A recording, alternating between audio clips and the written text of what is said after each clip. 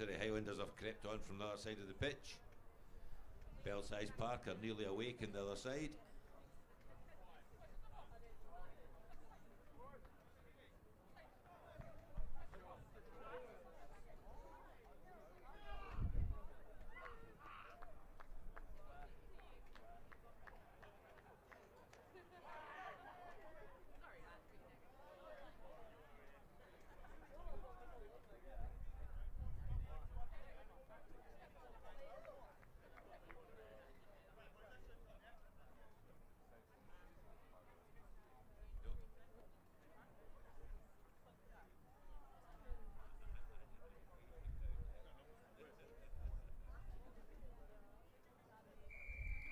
Surrey Highlanders to kick off.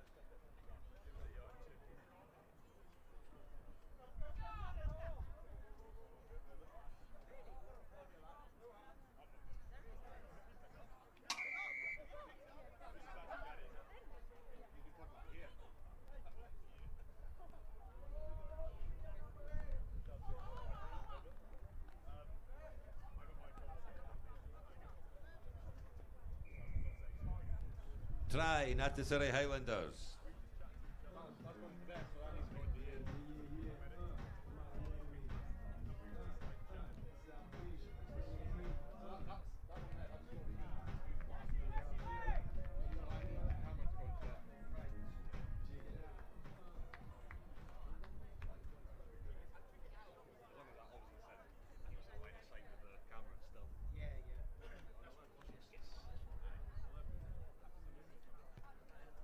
Conversion is nowhere near good. Surrey Highlanders 5, Belsize Park 0.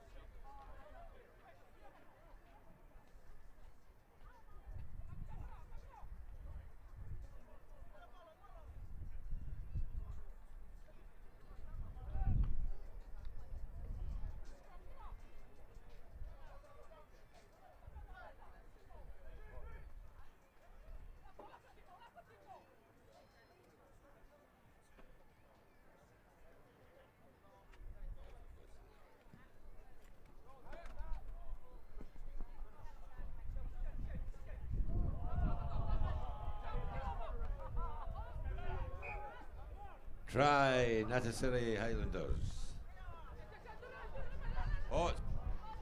no try in touch, my mistake.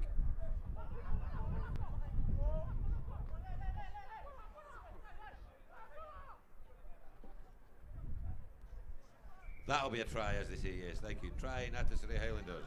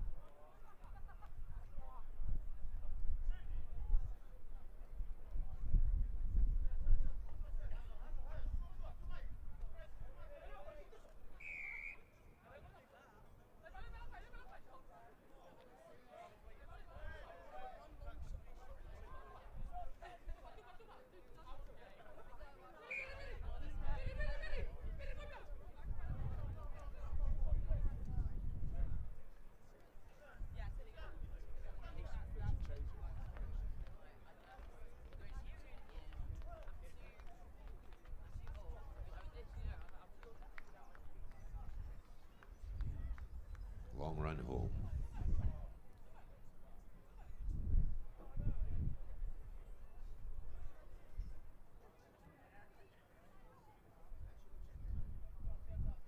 Try, Natasari Highlanders.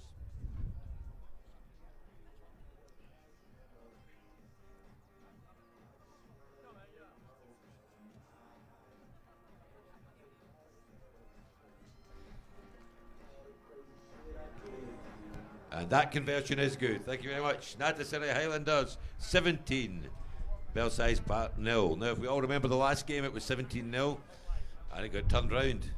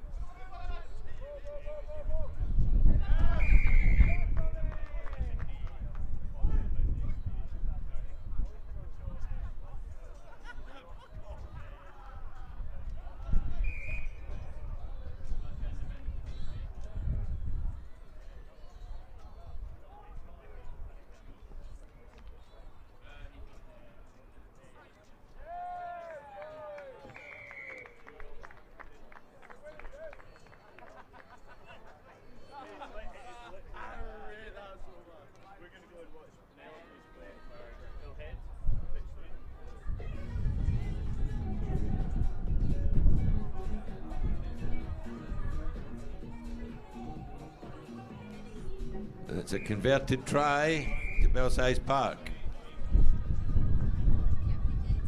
Natasari Highlanders 17, Belsize Park 7.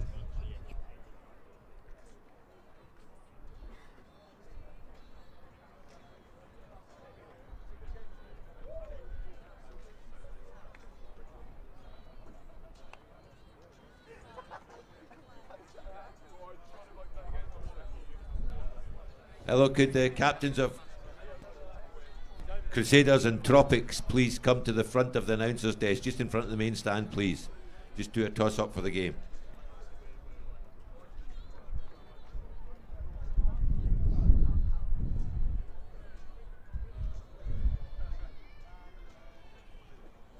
That's captains of Tropics and Crusaders to the front of the main stand, please.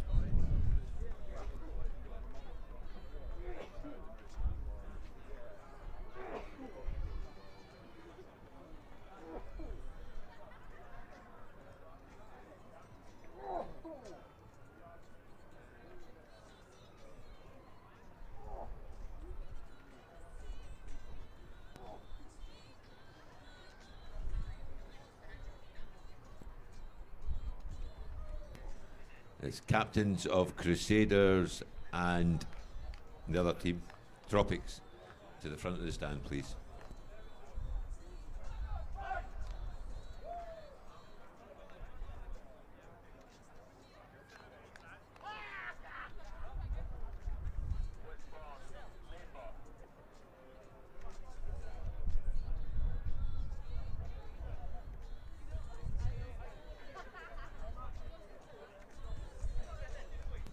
Belsize Park to kick off.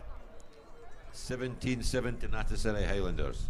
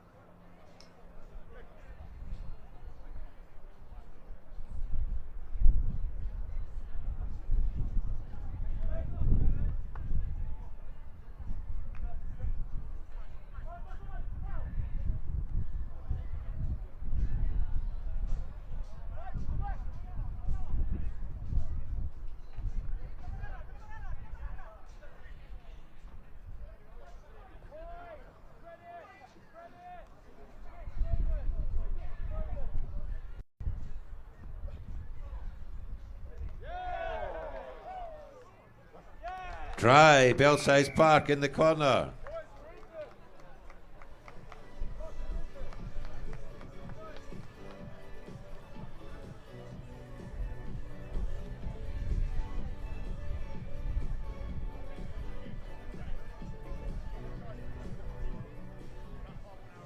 Natasiri Highlanders 17, Belsize Park 12.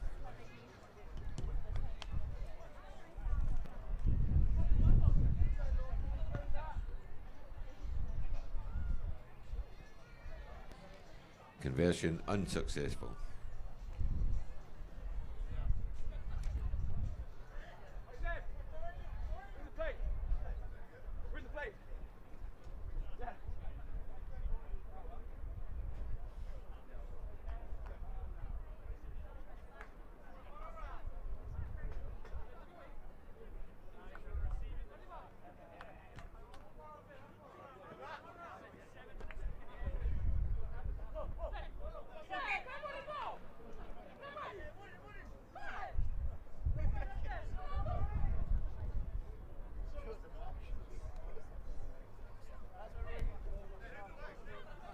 $17-12, all to play for here.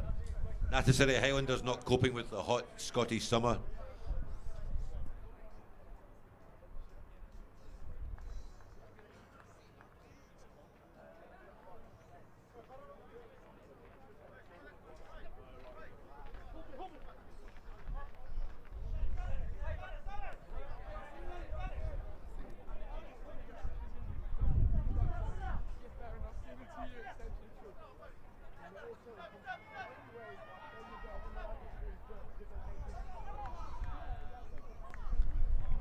Very quick try, Natasiri Highlanders, round the outside. Natasiri Highlanders 22, Belsize Park 12.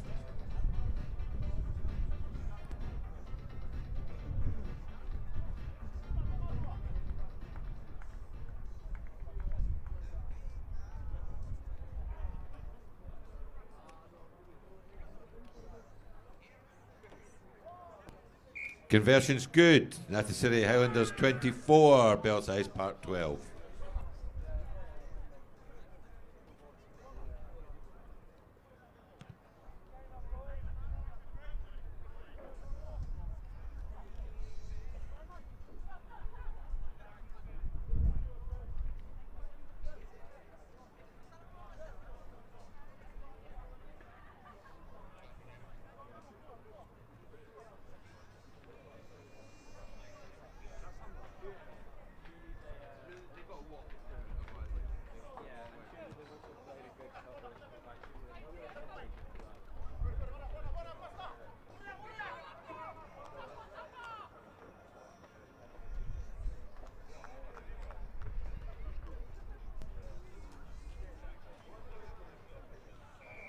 Yeah, bit of a interesting decision there. Try, Natasiri Highlanders 29, Belsize Park 12.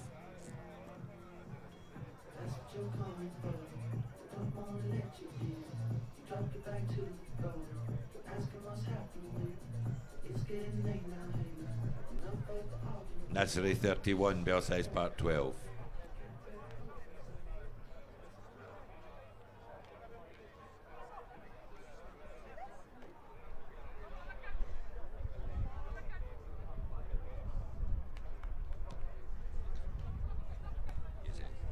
Next up on this pitch, Crusaders Rugby versus Tropic Sevens, Men's Open Plate Semi-Final 2. Crusaders Rugby versus Tropic Sevens, next up.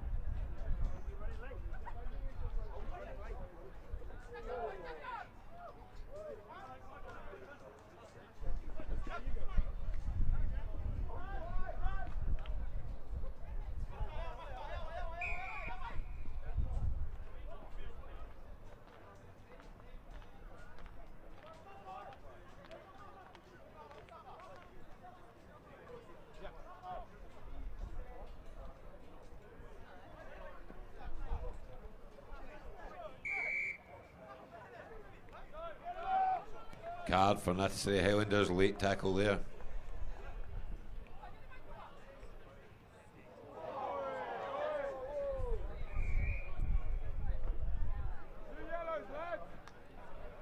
Penalty try there for Belsize Park and full time.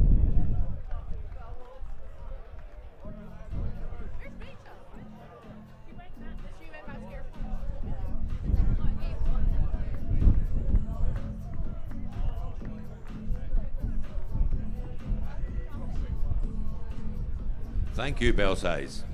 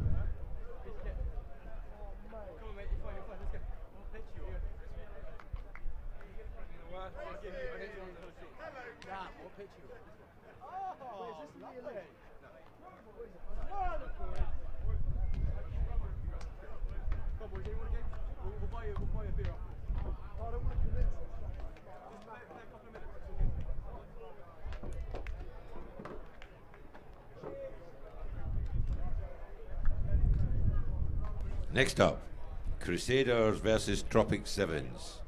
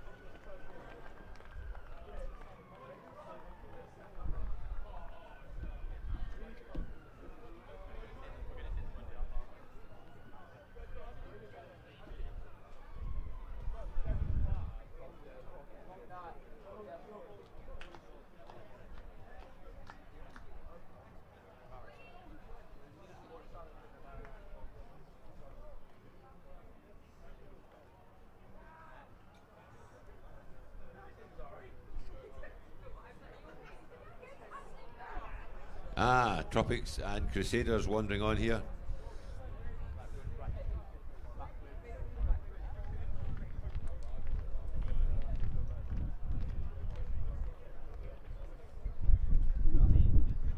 Go on, get that kit on, lads.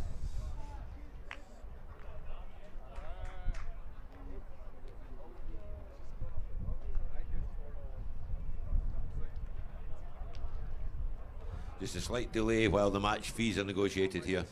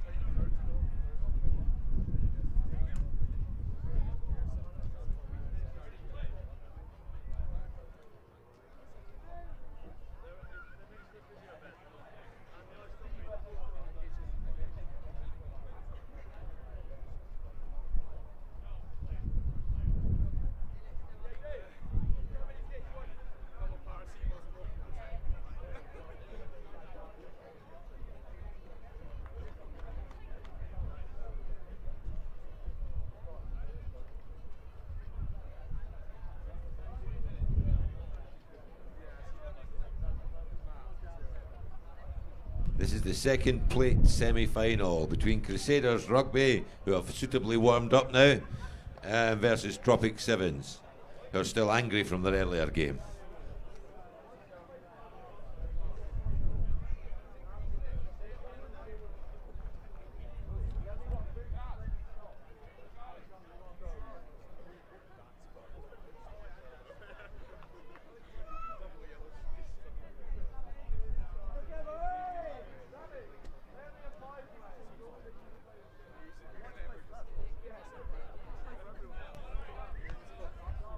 It's 1 second, ref tying his laces.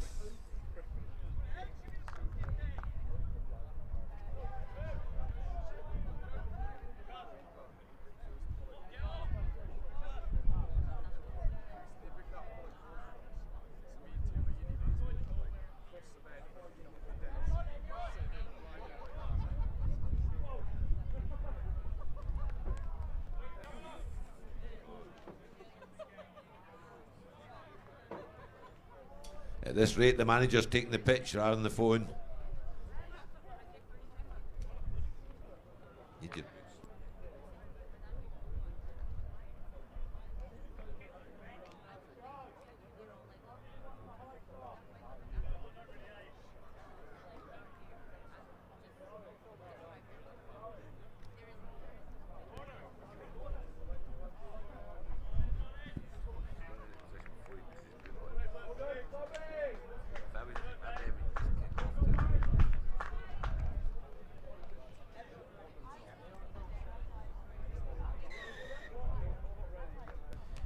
Finally, Tropic Sevens kick off. Second men's open plate semi-final.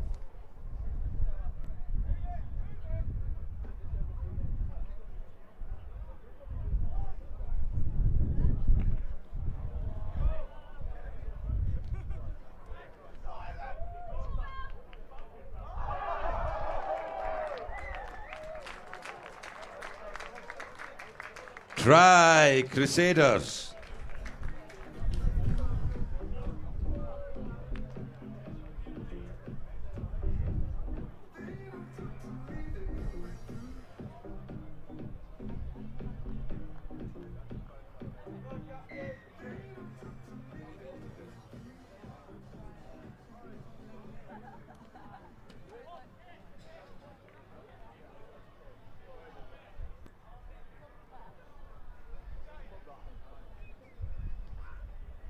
And the conversion is good. Crusaders 7, Tropic Sevens 0.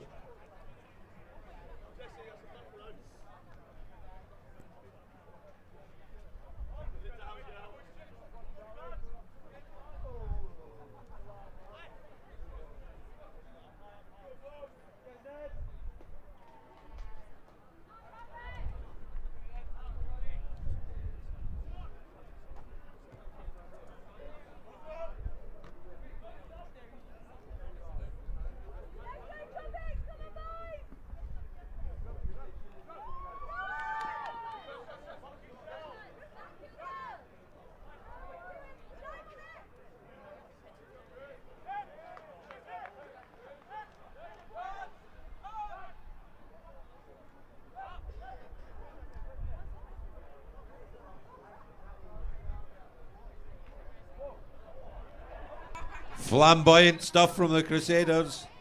Well, forwardly flamboyant.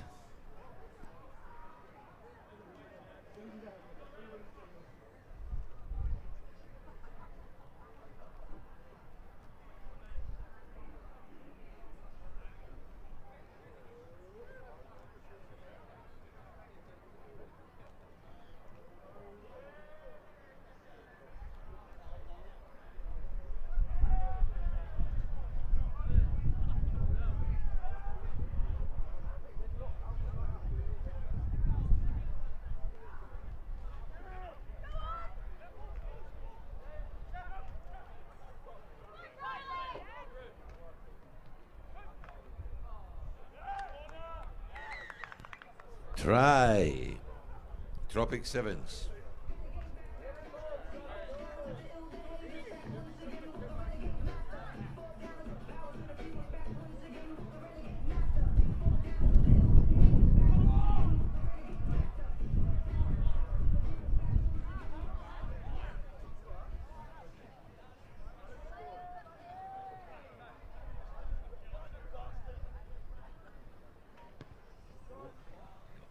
Conversion unsuccessful. Crusaders 7, Tropics 5.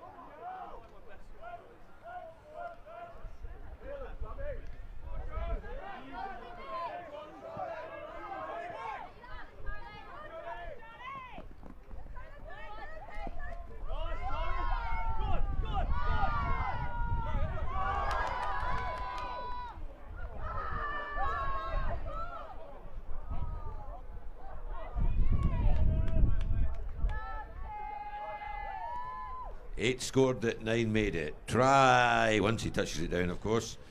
Tropic Sevens, and he drop it and embarrass me.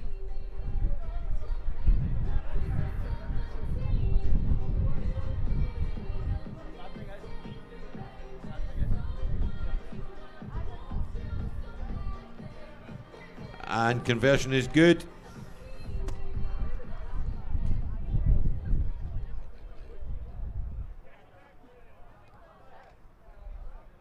Crusaders 7, Tropics 12.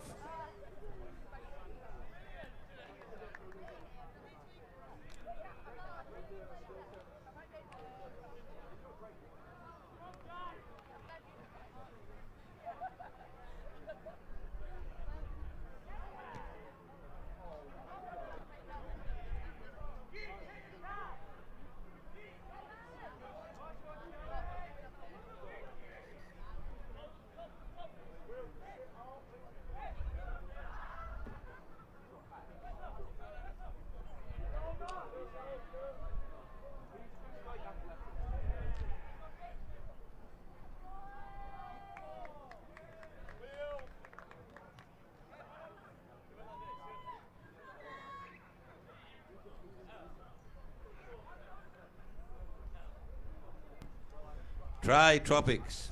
Conversion is... Referee, put your hand up if that was good. Yes, thank you very much. Yeah, thank you. Conversion is good.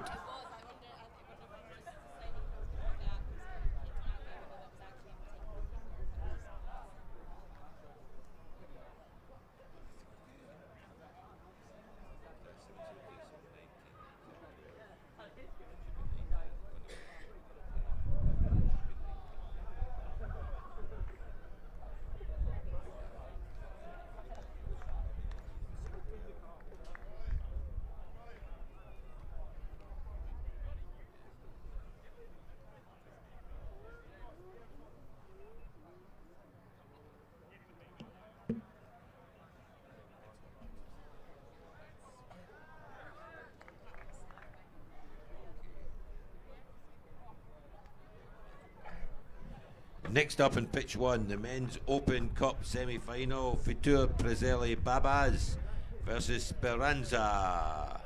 That's next up. Make sure your captains go to the referees, complete the formalities, be ready to go on the pitch at the end of this game. Take a couple of minutes to catch up after the Crusaders boys changing the sidelines.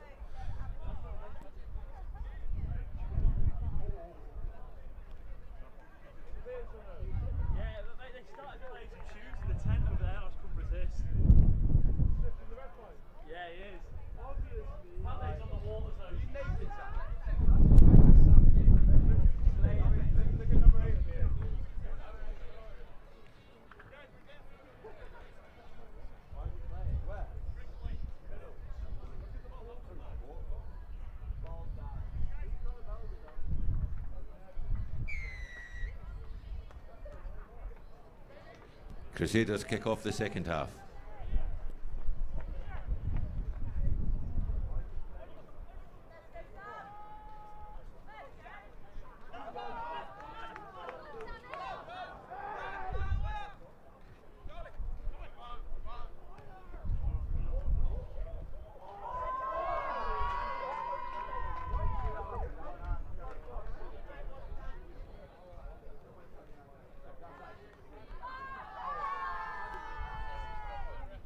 Try Tropic Sevens.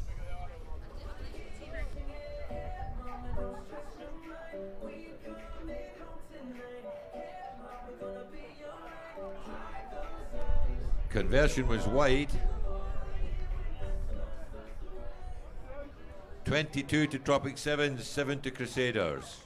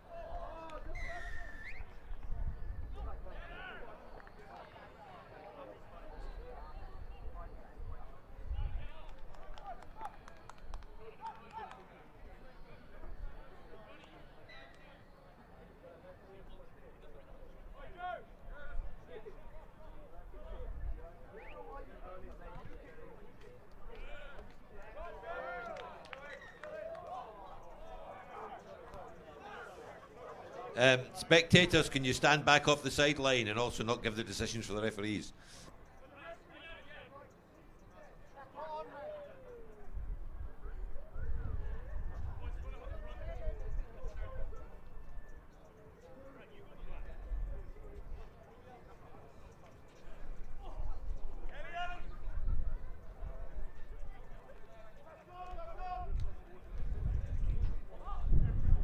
If you are spectating, folks, if there's a rope there, be behind it, not in front of it, please. Thank you.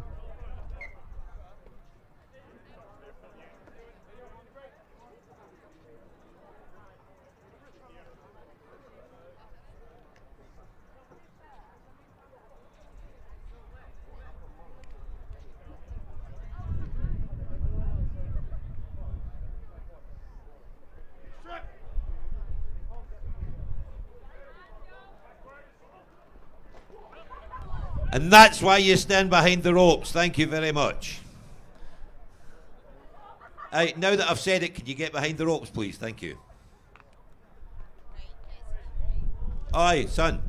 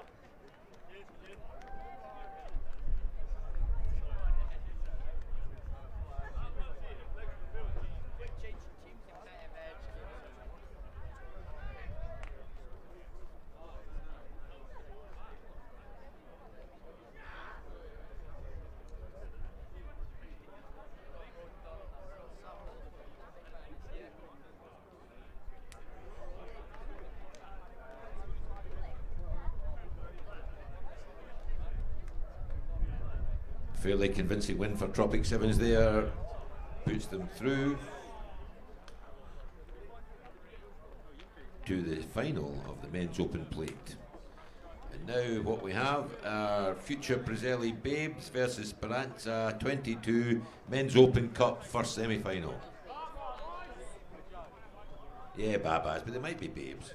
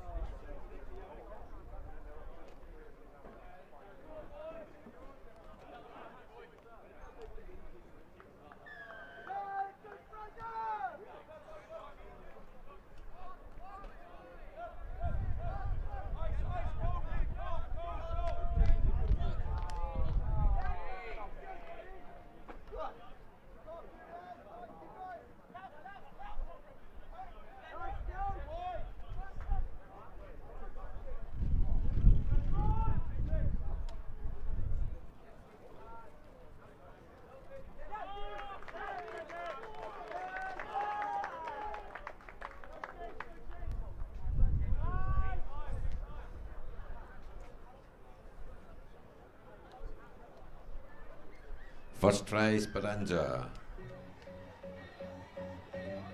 Conversion good. Speranza 22-7. Futura Prezeli Babas 0.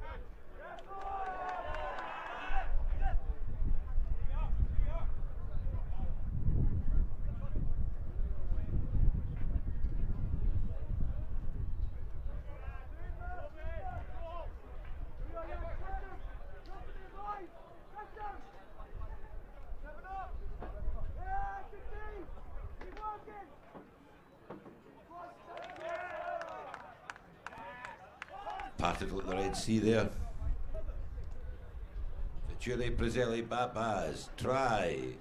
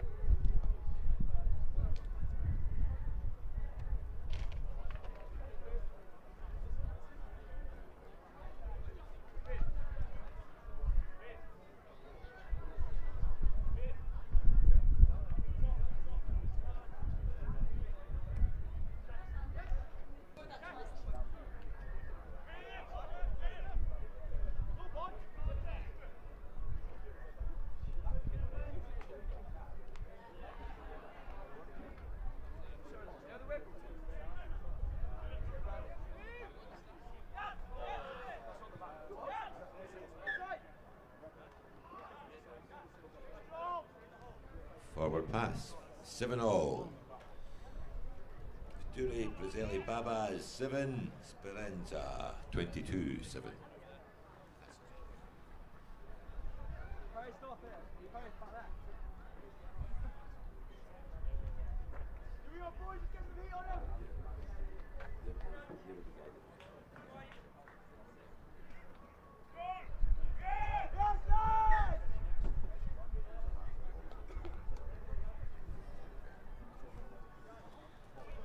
Next game in this pitch is the Men's Open second semi-final between Hearts and Balls against Spearheads. Hearts and Balls versus Spearheads, second semi-final of the Men's Open Cup.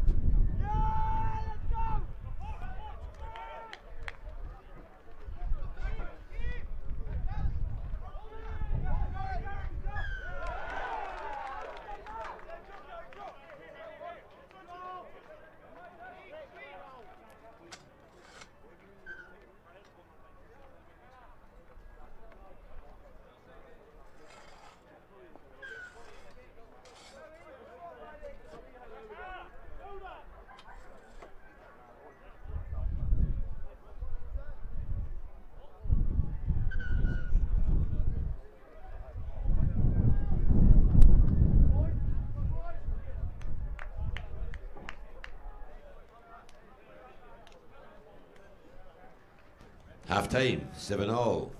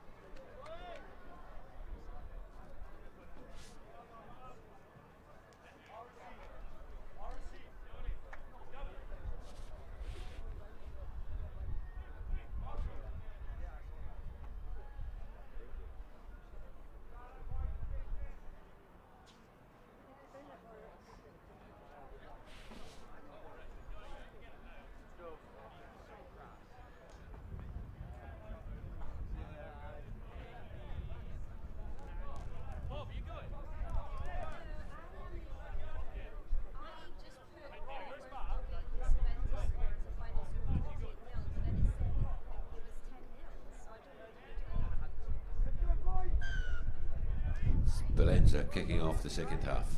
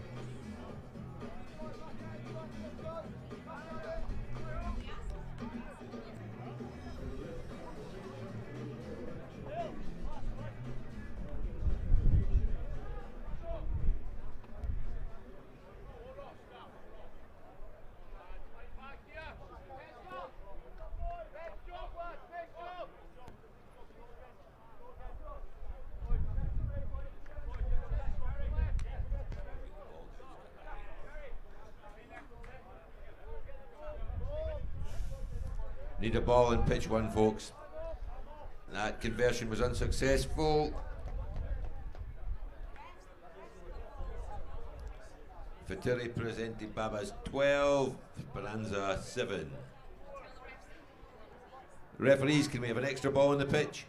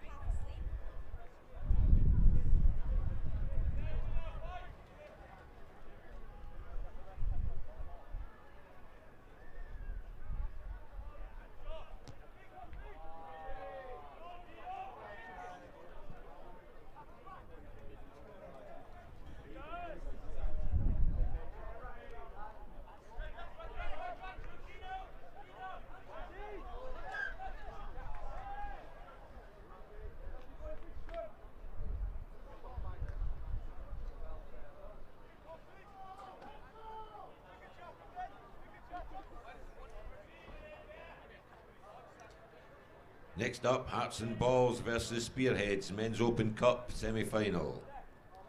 2.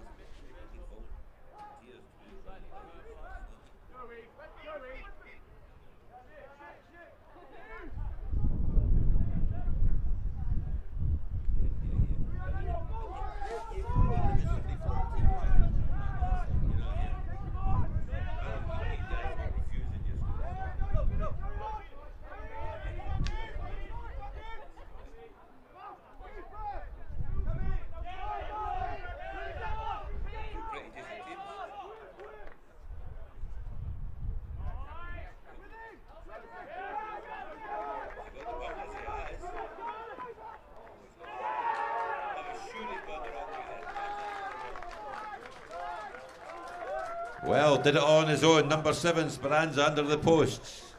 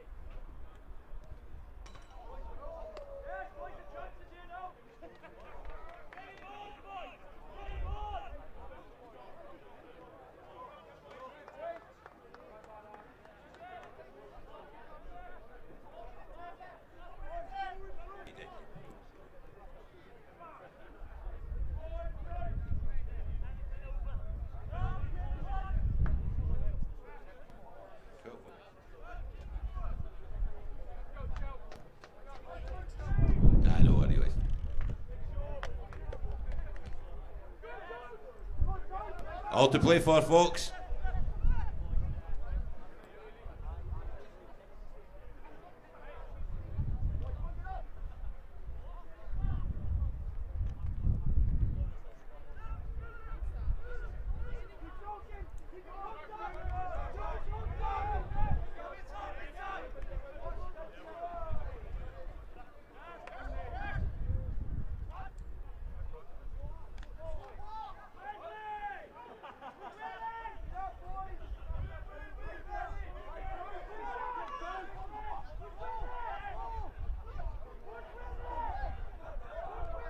Keep going, son.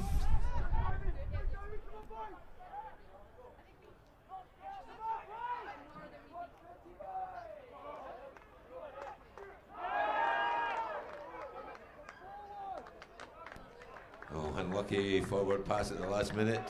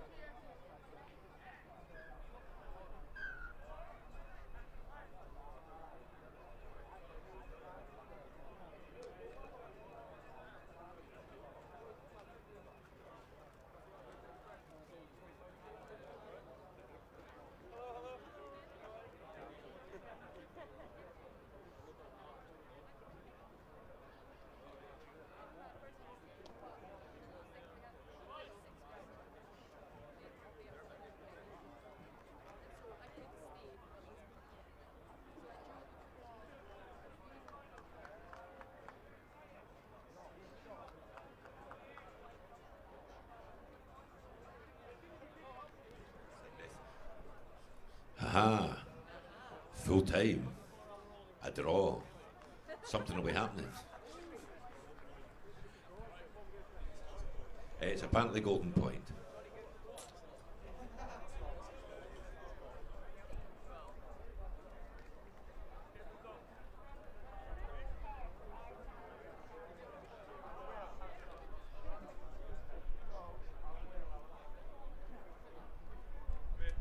Ref, is it Golden Point? Yes, thank you.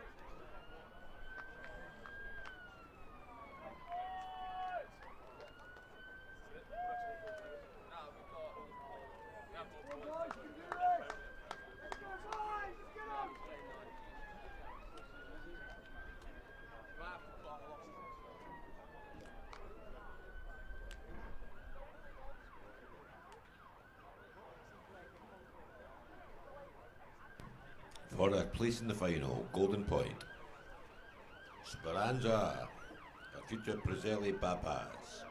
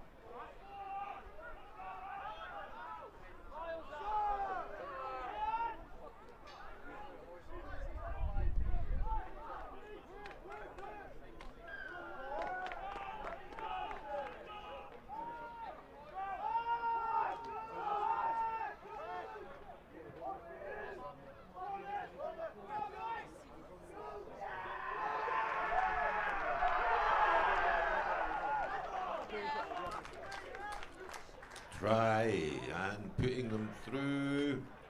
Yes, future Prezeli Babas. Great. Great game, unlucky Esperanza.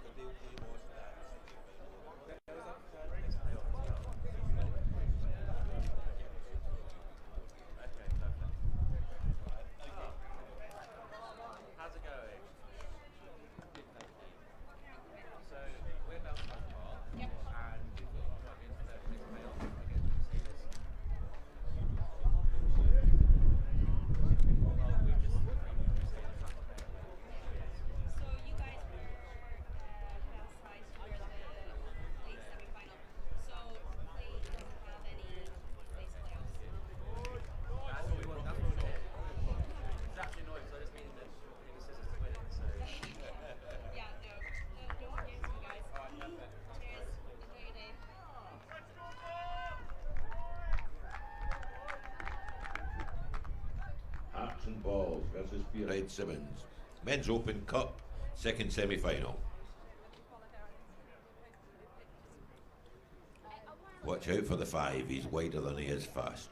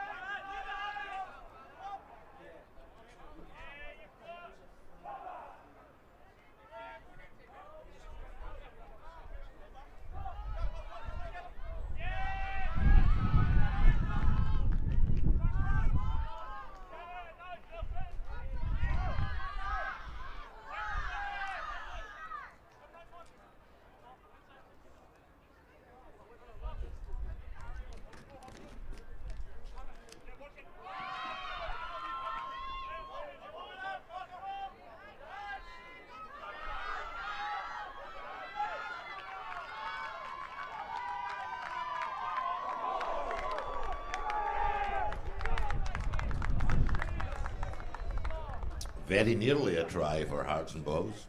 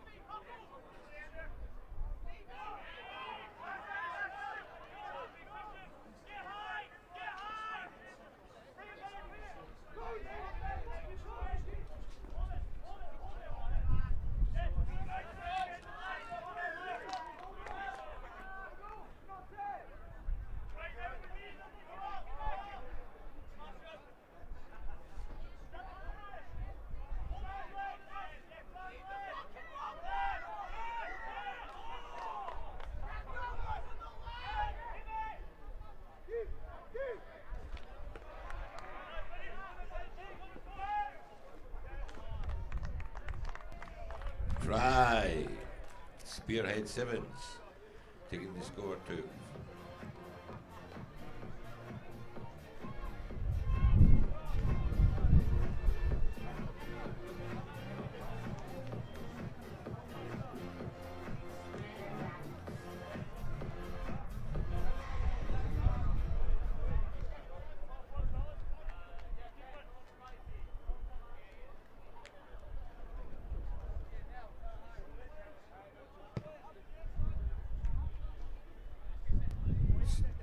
We have the score of 5-0 to Spearheads. Could the scorer could check the Hearts and Balls. We don't think was a try at the other end.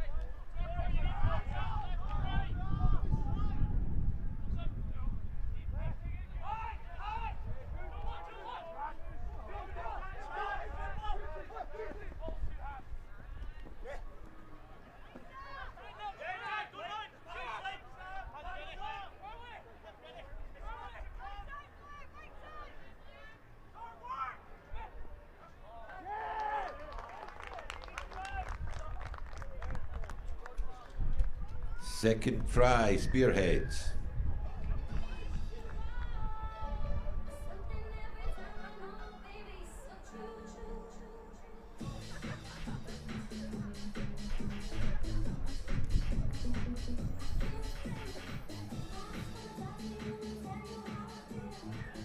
Conversion is good. Spearheads 12. Hearts and Balls, nil.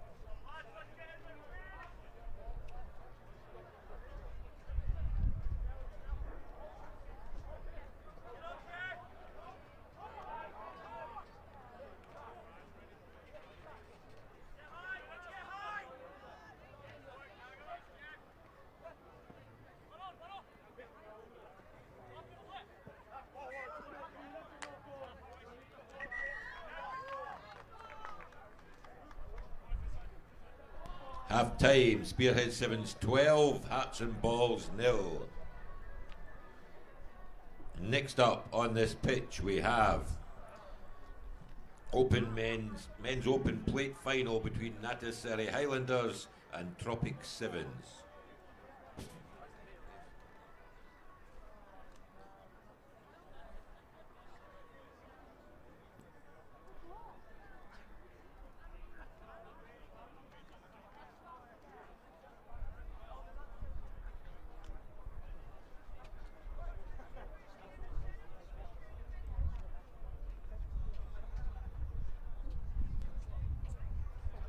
the Natsarai Highlanders captain and the Tropic Sevens captain.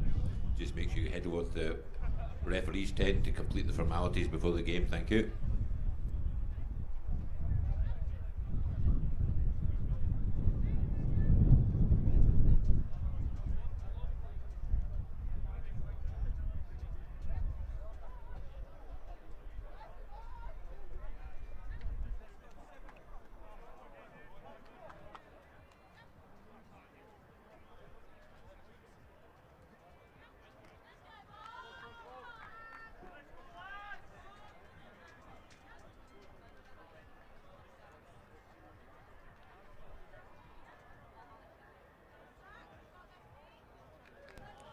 Spearheads to kick off the second half, 12-point lead for a place in the cup final of the men's open competition.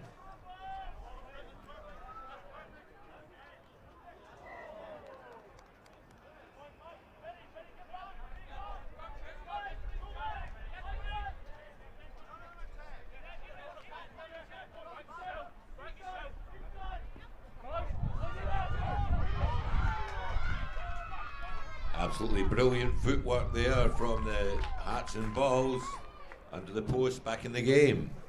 Hats and Balls 5, Spearhead Sevens 12. Conversion to come.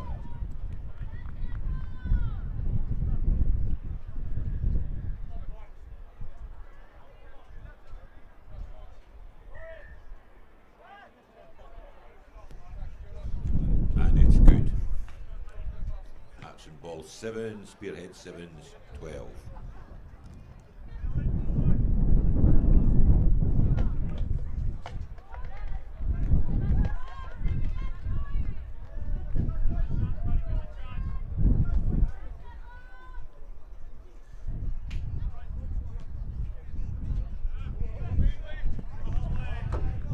Straight out.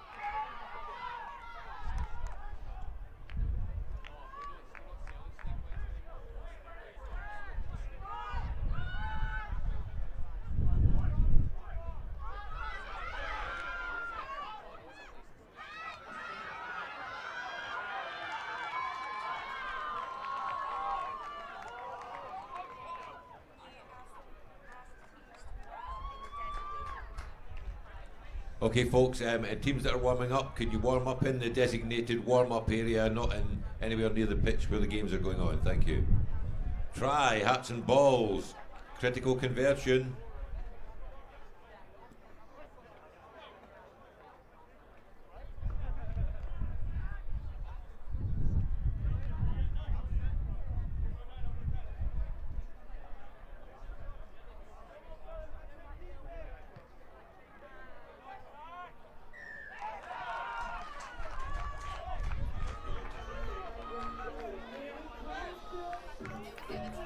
No, it's up, no, 40.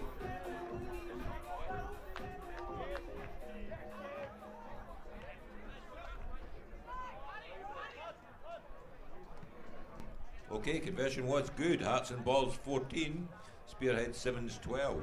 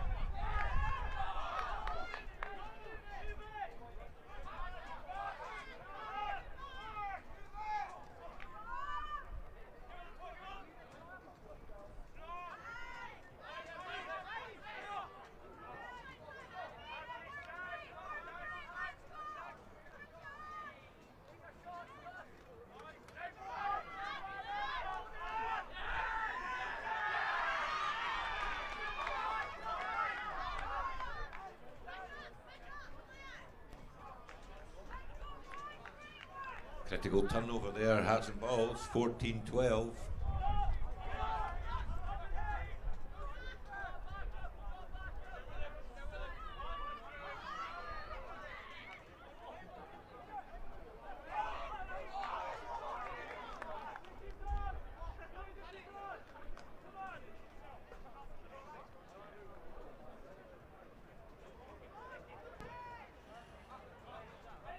Next up, we have the men's open plate final between Natas Surrey Highlanders and Tropic Sevens. Here we're on a knife edge. Hearts and Balls 14, Spearhead Sevens 12.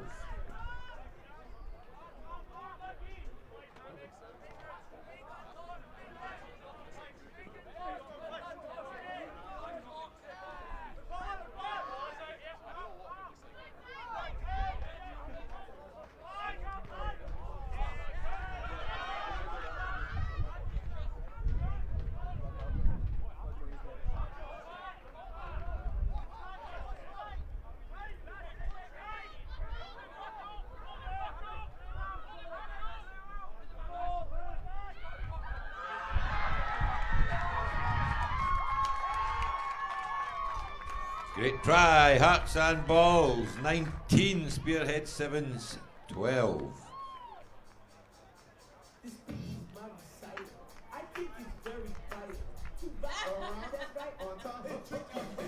I think you're lucky that was full time, son. Unlucky. Flamboyantly missed conversion. Great game, unlucky Spearhead Sevens.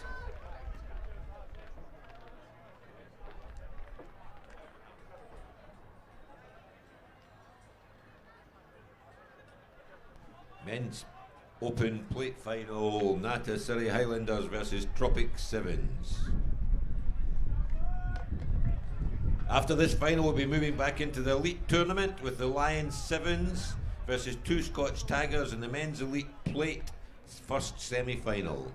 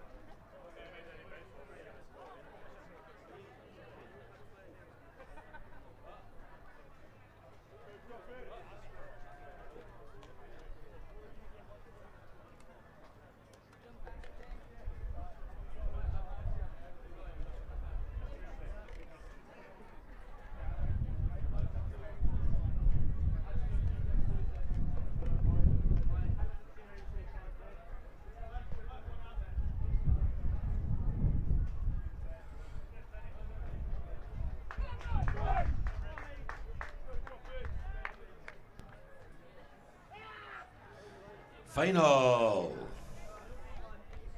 Natas Surrey Highlanders, Tropic Sevens, men's open plate final.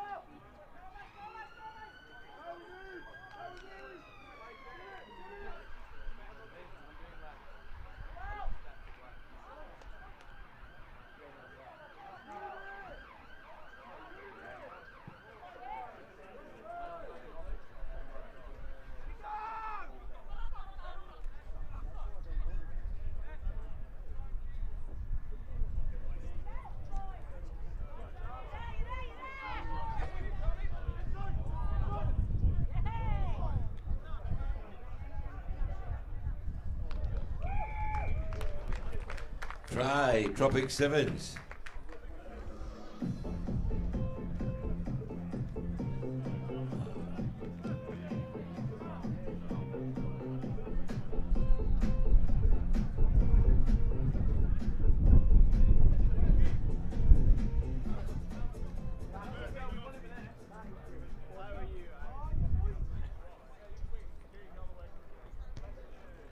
Conversion not good. Tropic Sevens 5, Natasari Highlanders 0.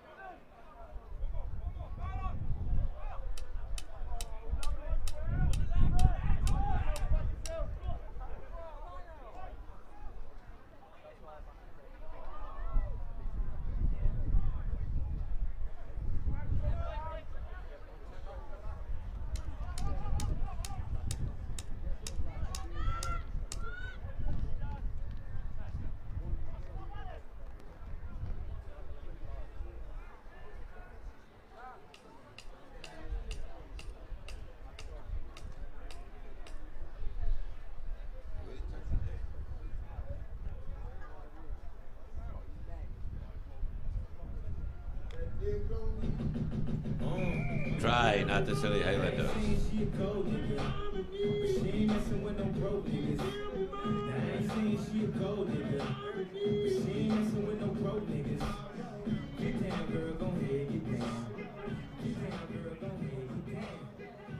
Conversion is good.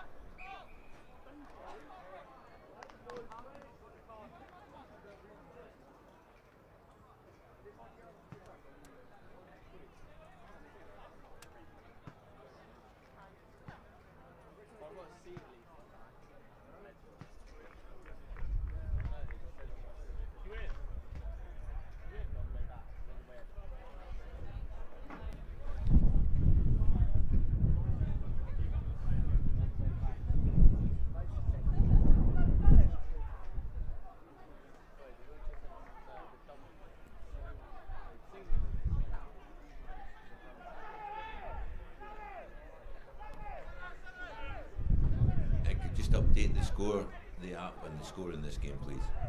I believe it's 7-5.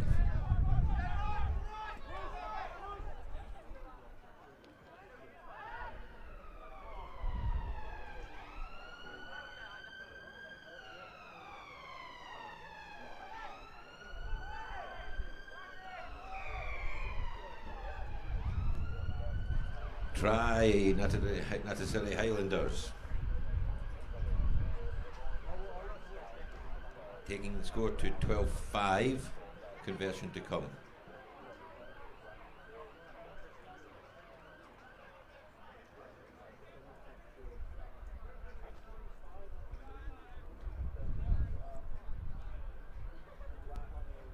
Conversion is good. 14-5. Natasiri Highlanders. Half time.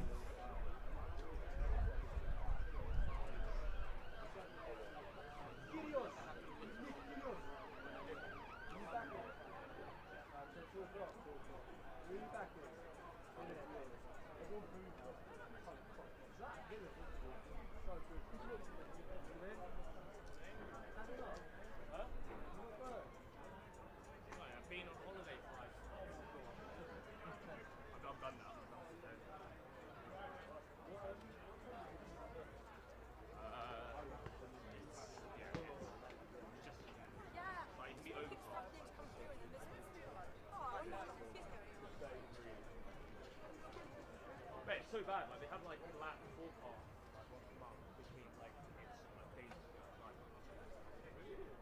back to China like if you exercise, you know, like Thailand indoor training center.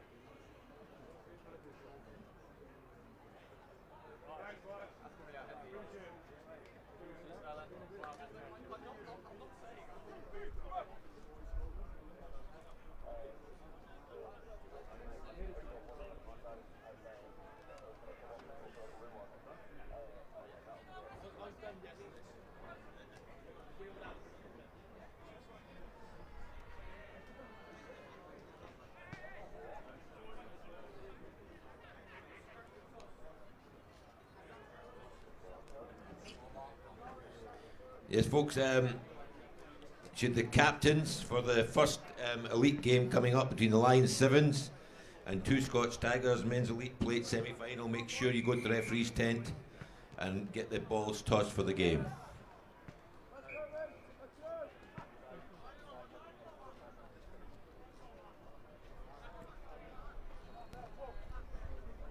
Sorry, I should have announced that earlier over at the referee's tent on the other side.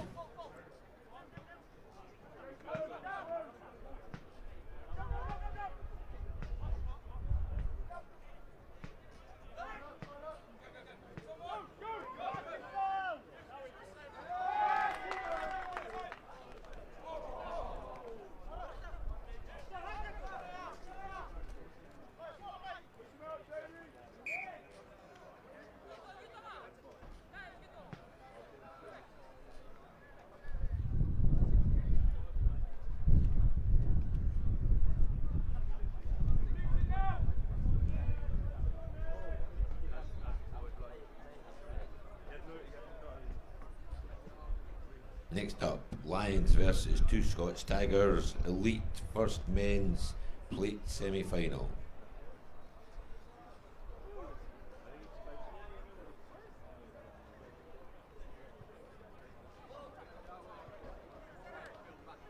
Spectators, could you just come off the edge of the pitch, please? Thank you.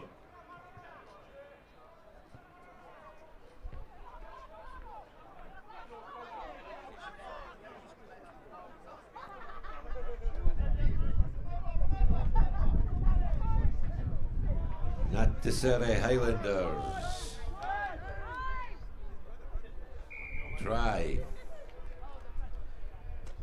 Taking the score to 19-5. Conversion to come.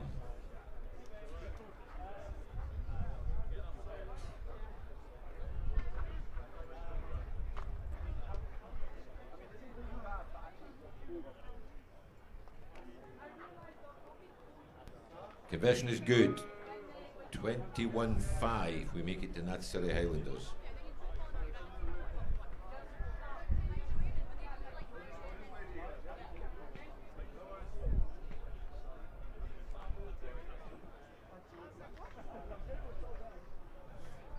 Maybe 21-0 according to the score, but we think it's 21-5.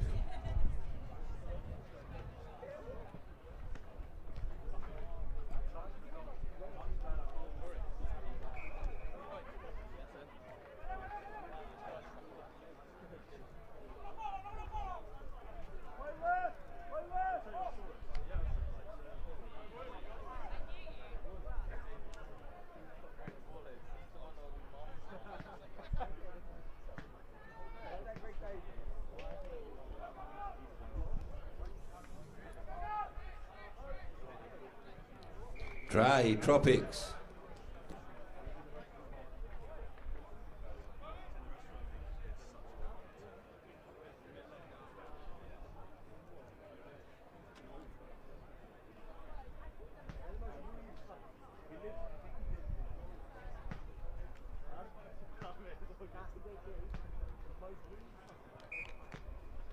Conversion's good.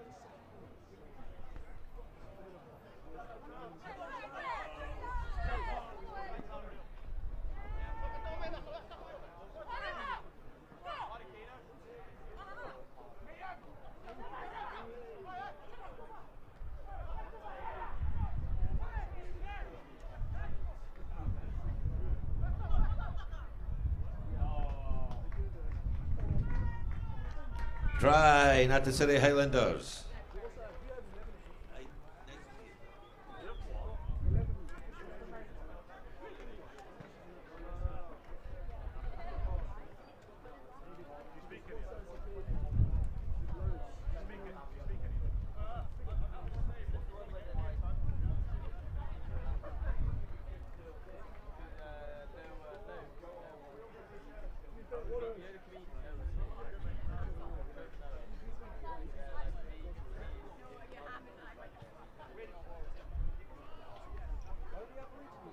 Conversion past.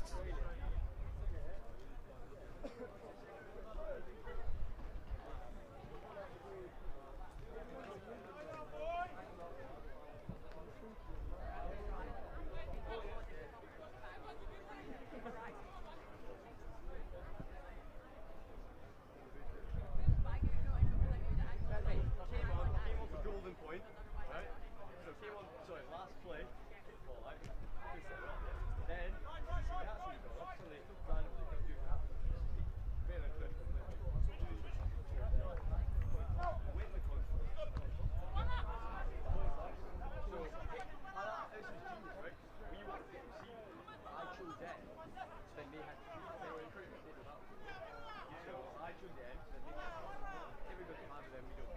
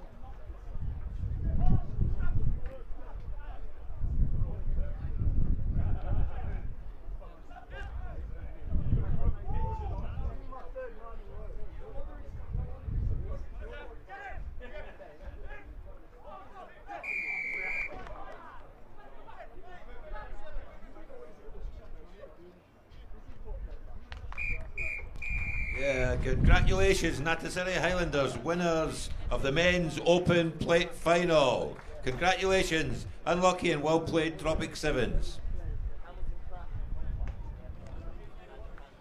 Next up, straight onto the pitch, Lions Sevens versus two Scotch Tigers in the Elite Men's Plate semi-final. Elite Men's Plate semi-final, Lions Sevens versus two Scotch Tigers. Congratulations once again to Natasiri Highlanders.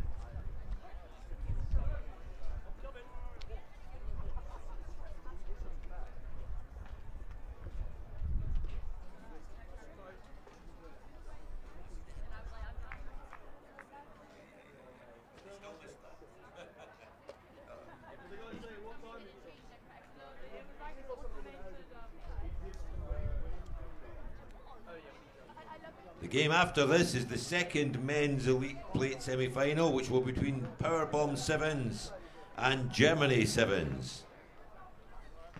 The Elite tournament was great yesterday. Everyone was beating everyone, apart from one team from New Zealand who might be a bit of a challenge for everyone today.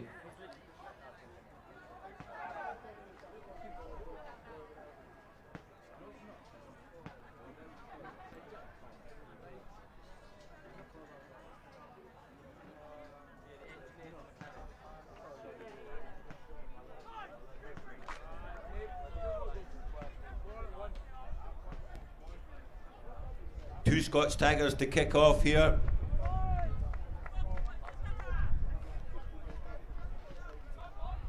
Spectators, just stay behind the rope if you can, please. Makes it easier for everyone. Thank you.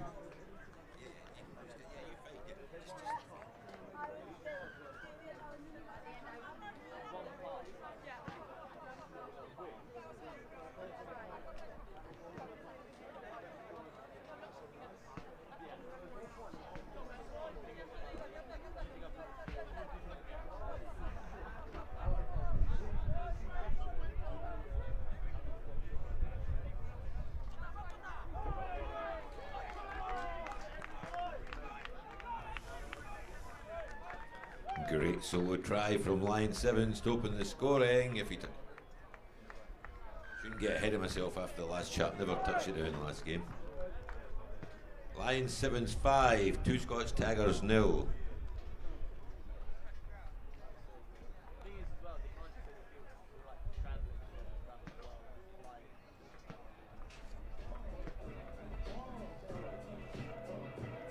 Conversion is good.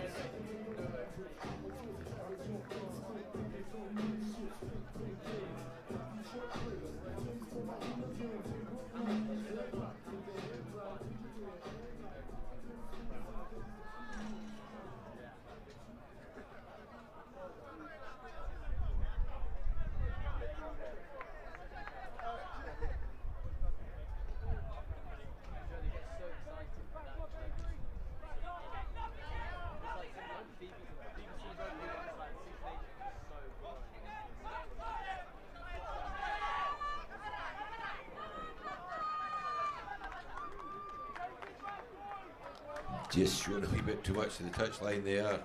Length of the park from Two Scots Tigers. Two Scots Tigers 5, line 7-7, conversion to come.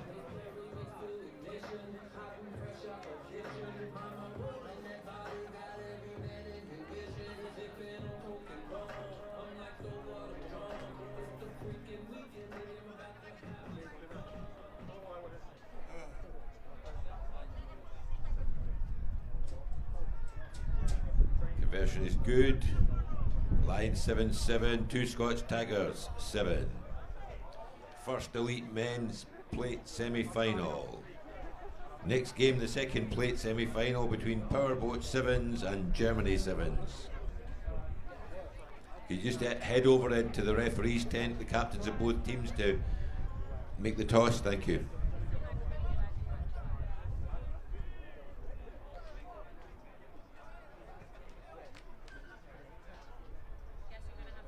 And we need a ball again, folks.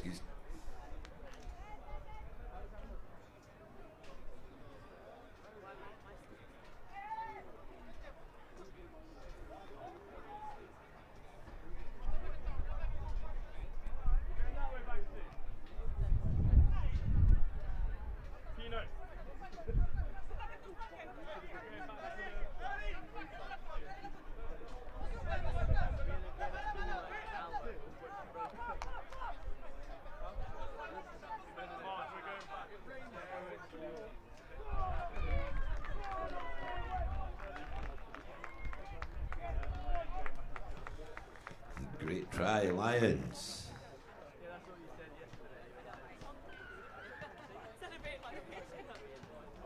Lions 12, Two Scots Tigers 7, conversion to come.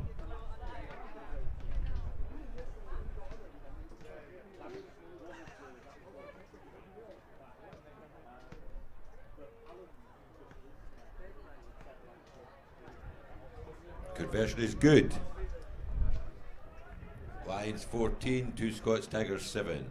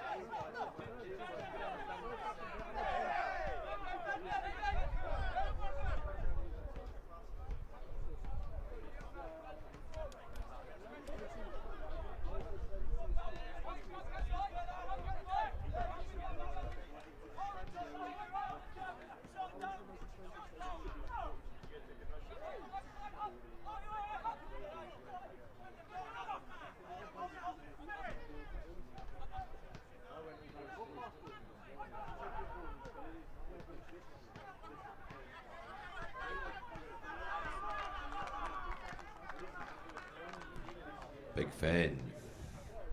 Big boy. Try. 2 Scots Tigers. Line 7 is 14, 2 Scots Tigers 12. Conversion to come.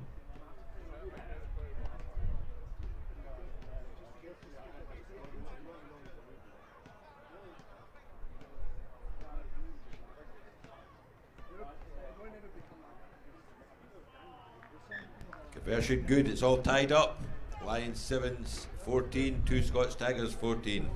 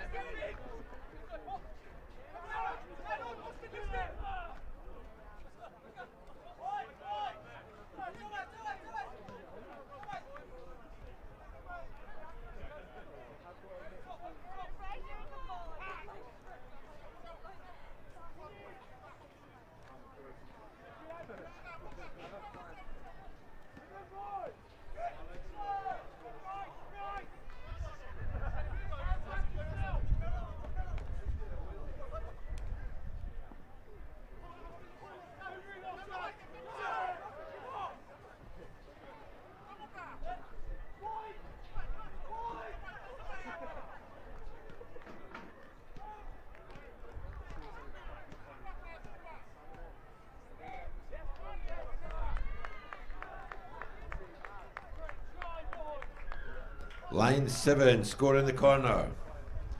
Taking it to line 7, 19, 2 Scots Tigers 14.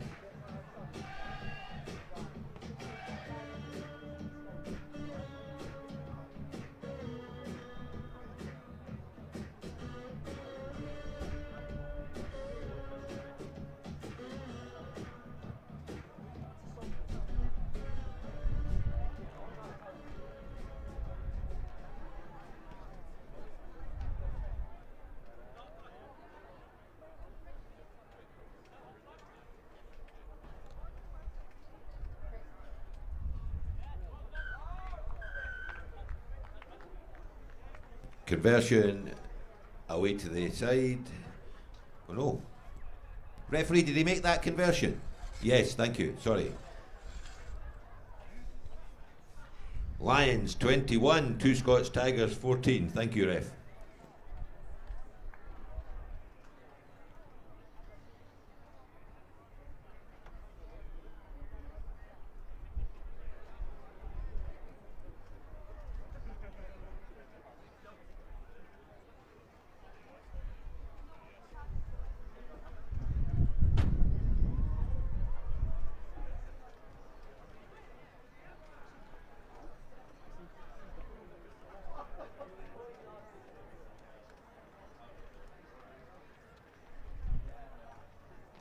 Next game up, as we said, I think Powerhouse Sevens versus Germany Sevens, the second elite plate semi-final.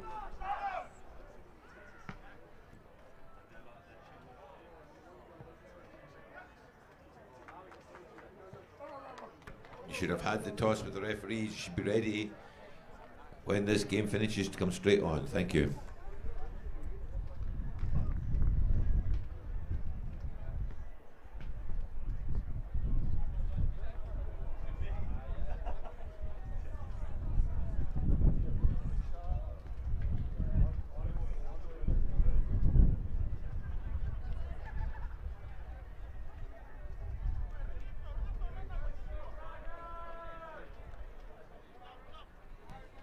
Lions to kick off the second half, all to play for here. Lions leading by a converted score in the first men's elite plate semi-final.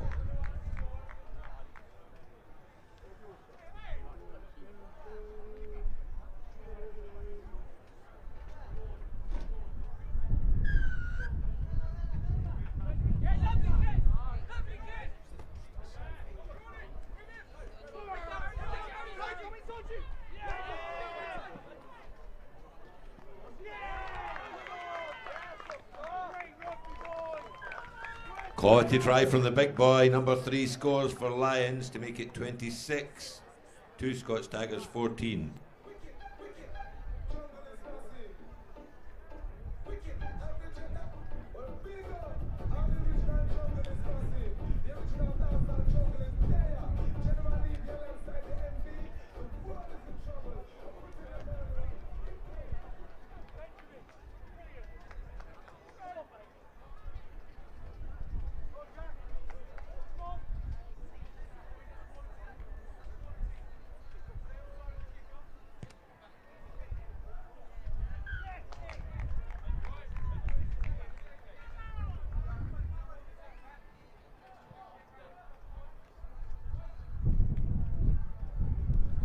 (28-14) to the Lions. 2 Scots Tigers need to score next.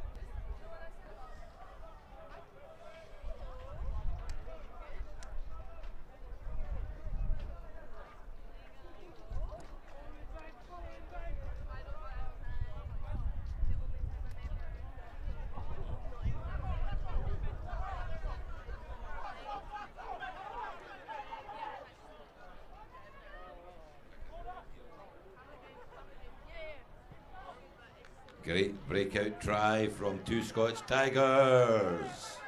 Under the post, 2 Scots Tigers 19, Lions 28. Conversion to come. Conversion is good. 2 Scots Tigers 21, Lions 28.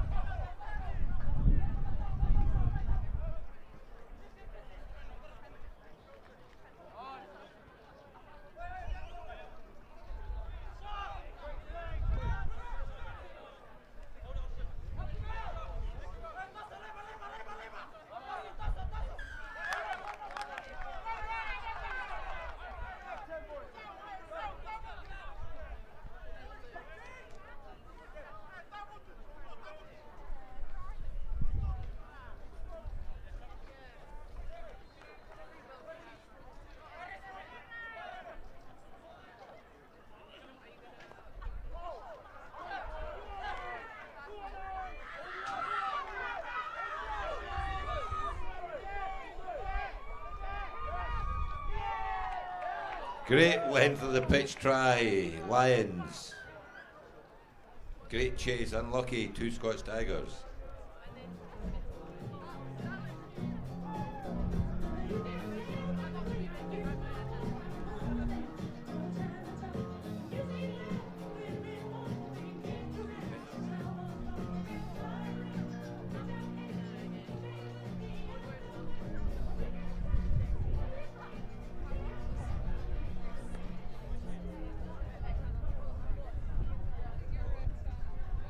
Ruth Lawler, we may have found your purse.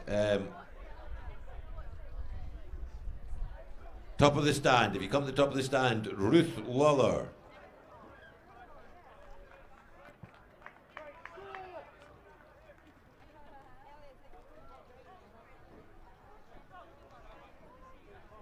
Lions 35, 2 Scots Tigers 21.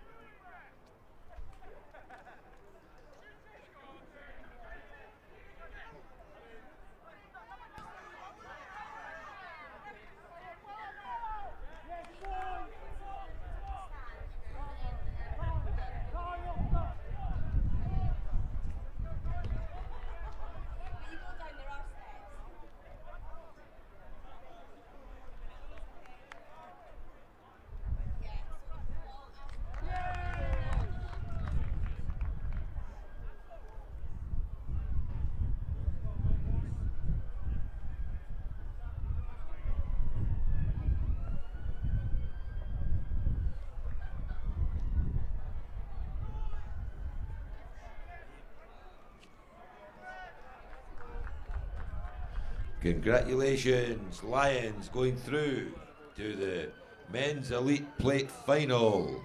Now we have the second Men's Elite Plate semi-final between Power Bomb Sevens and Germany Sevens.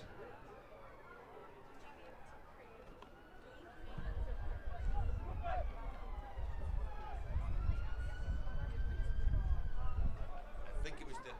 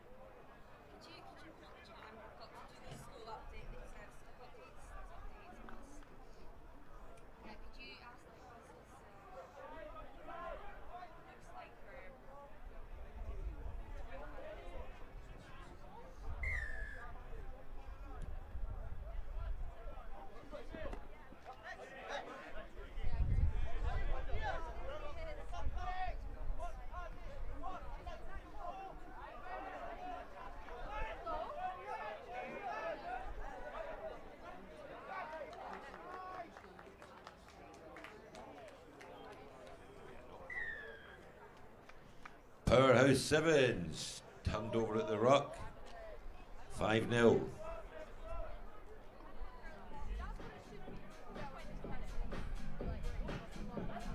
Conversion is good. Powerhouse 7-7. Germany 7-0.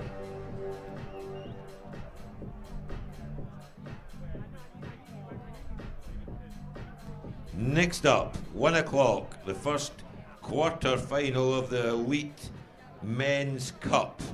Jamaica Sevens versus Akuma Agents. Could both of you just, both captains, make sure you go over and take the toss at the referee's tent? Thank you.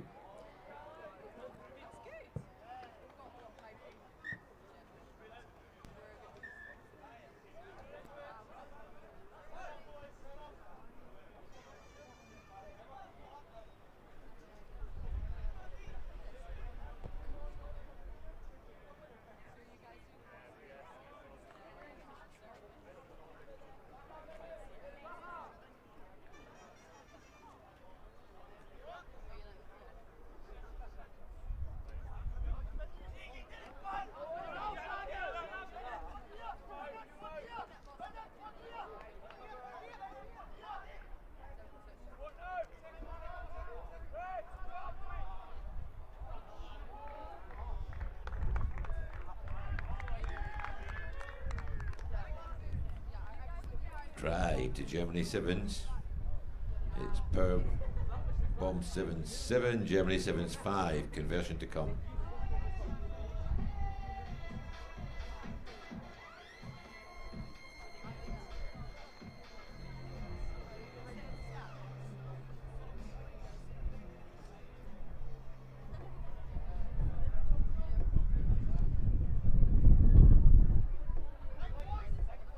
Conversion waved away. Power bomb 7-7, Germany 7's 5.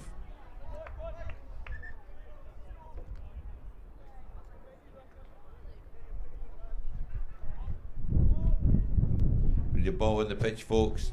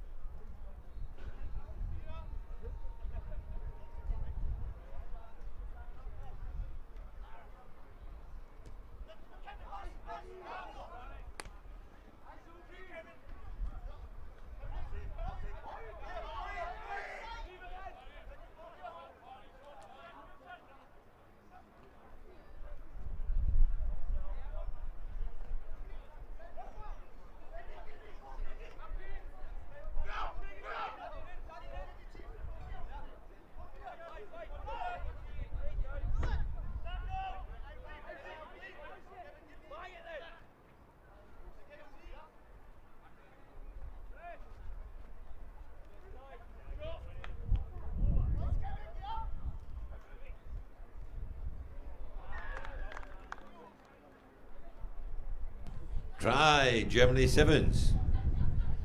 Power bomb 7-7, Germany 7's 10.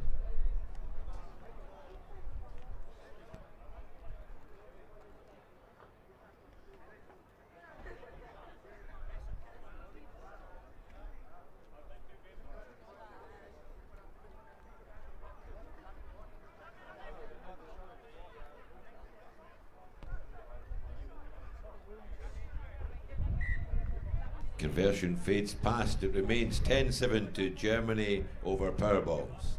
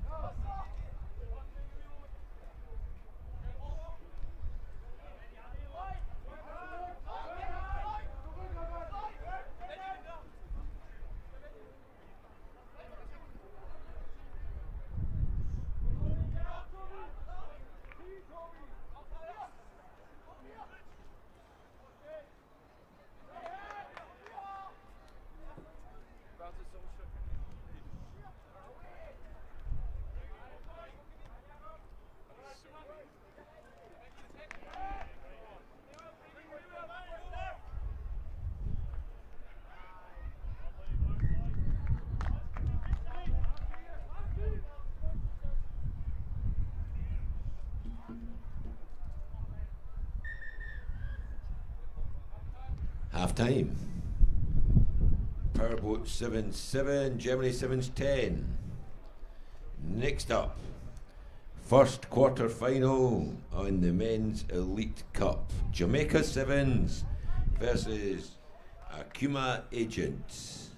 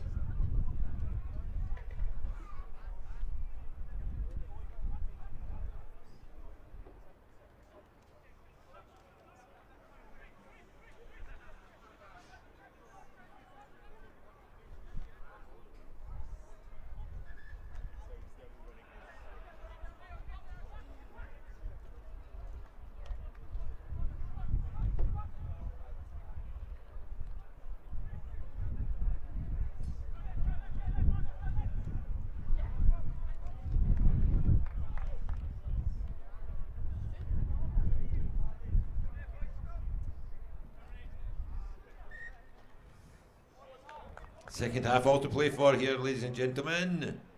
Powerbomb Sevens versus Germany Sevens. 3-point lead to Germany at half time. Germany to kick off.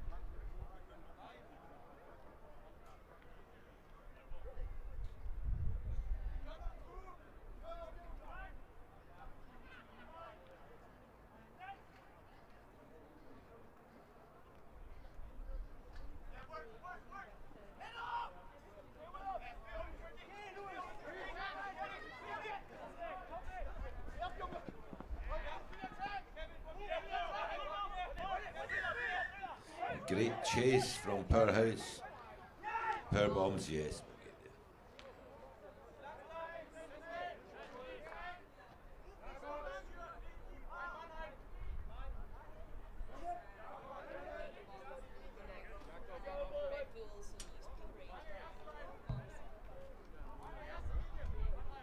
Still 10-7 Germany.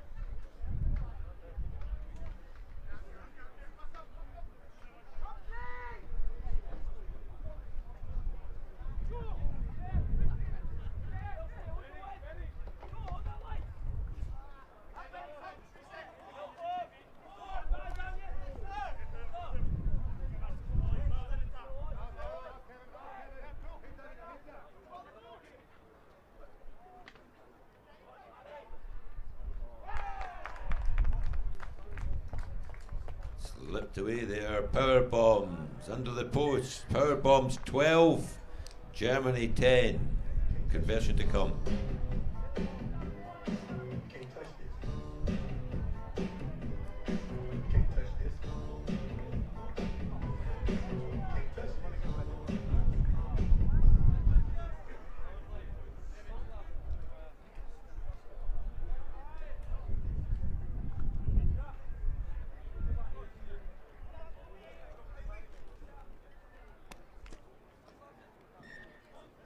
Conversion is good. Power bombs 14, Germany 7.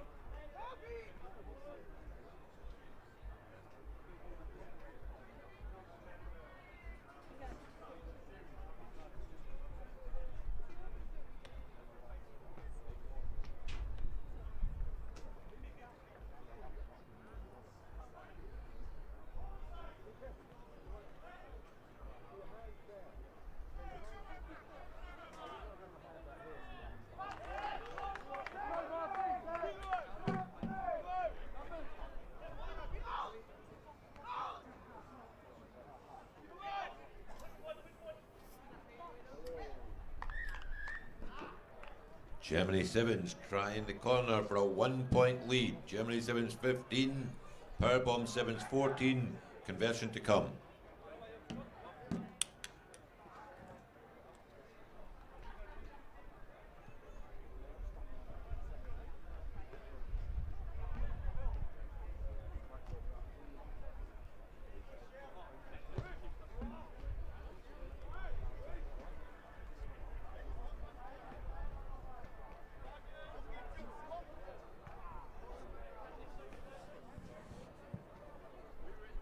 One-point game.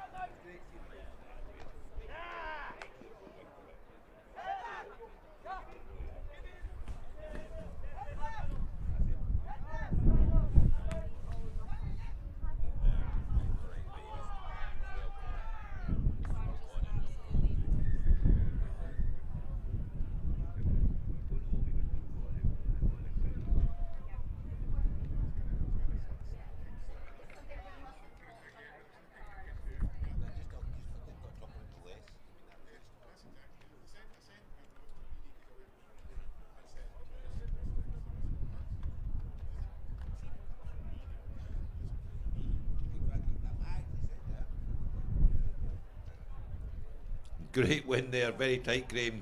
Great game from both teams. A win for Germany 7s by 1 point. Next up, we're back to the elite competition. It's the first men's Elite Cup quarter final. Jamaica Sevens versus Akuma Agents.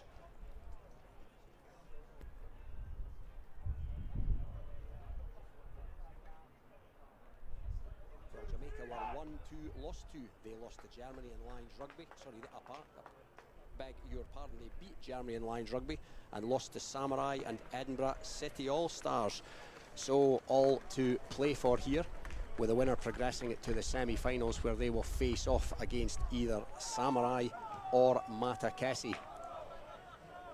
Alongside me for this tie is Stuart Cameron. Stuart, should be an entertaining encounter. It certainly should. I've been to all the Edinburgh City Sevens, of the fourth one at Peffermill here in the outskirts of Edinburgh, and the standard is definitely up on last year. So this is Jamaica kicking off. Jamaica to get us underway.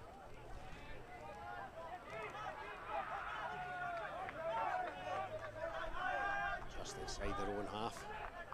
That's Conan Osborne, the captain, their most experienced player. Penalty to Jamaica.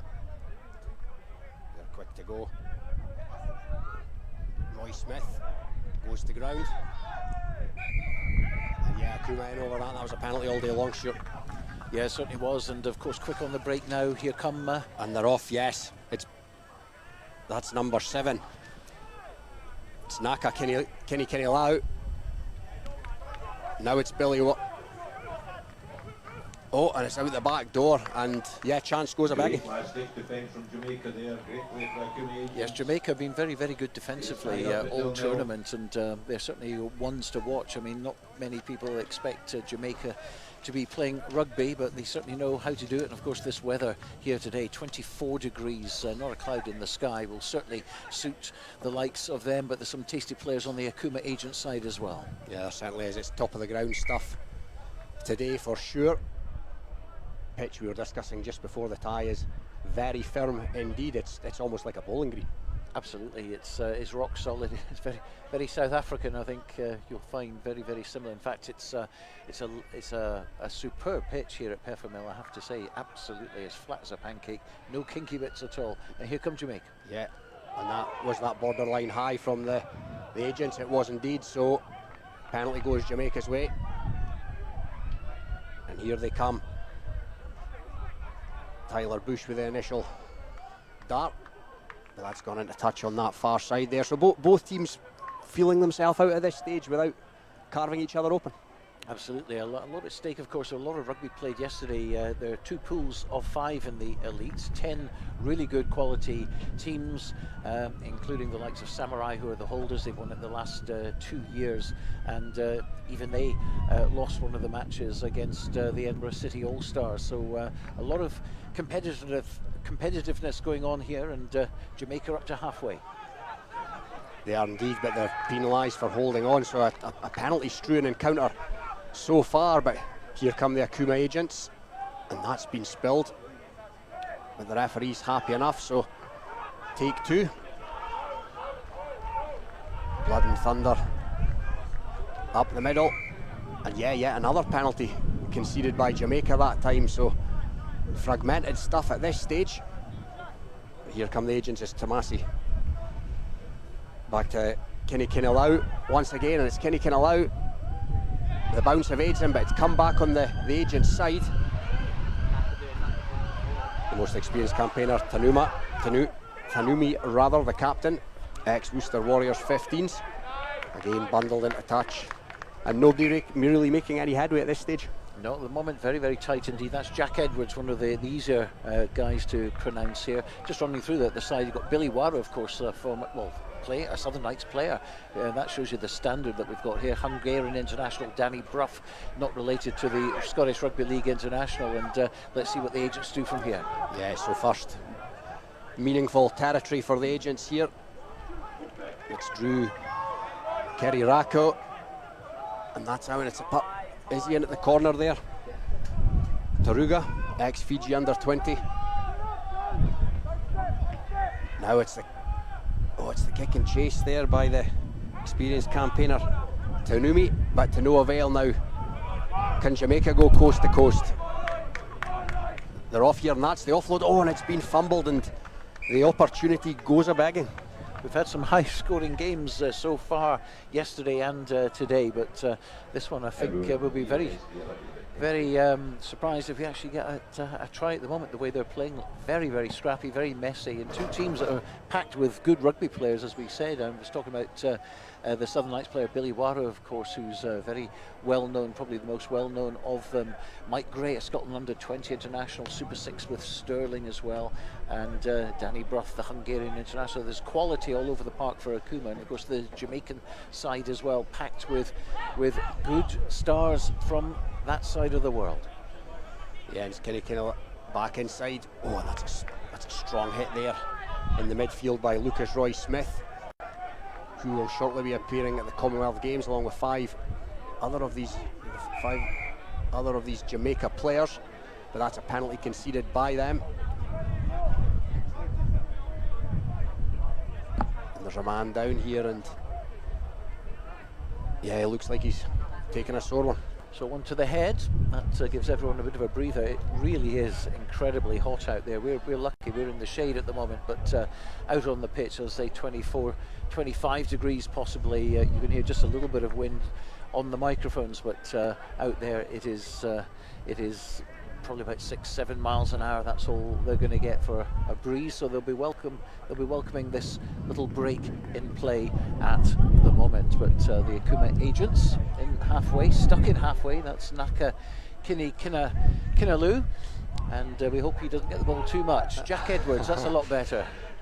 Yeah, and here, and almost hospital stuff there, but the agents player done well. It's basketball pass out here to Wara. The big man loves a big hit, but he's in attack mode on that occasion. Still in possession, the agents. Kinikinau again. He straightens and goes, looking for support. Decides to straighten. Better play this. We've not had a penalty for all of 15 seconds. There's another one, and a yellow card coming. Commentator's as well. curse, obviously, and yeah, that's the number of penalties so far. A card was always going to come at some point, you felt. Yep, always on the cards, as they say. And this man, everything's going through Tanu to Tunami at the moment. Out it goes to Davis. A lot easier to say. Yeah, Can he penetrate? He's back inside to that man. Here's Billy Wara. He's got all the power, Billy Wara, and he shows it there. Now Billy Wara's going to go under the post for the first try of this quarter-final, and yeah, the agents have probably just shaded it so far. Yeah, I think so. I mean, Jamaica have been very good defensively throughout the tournament, particularly yesterday as well, when they were chalking up the victories as well. And with 8 seconds left on the clock, that is the breakthrough for the agents, Akuma agents. 5 points to 0, conversion to come, and then that will be the interval, and they will all regroup and see if they can find some space out here, because as I say, defensively it's been very, very good. Conversion goes over, and that is half-time.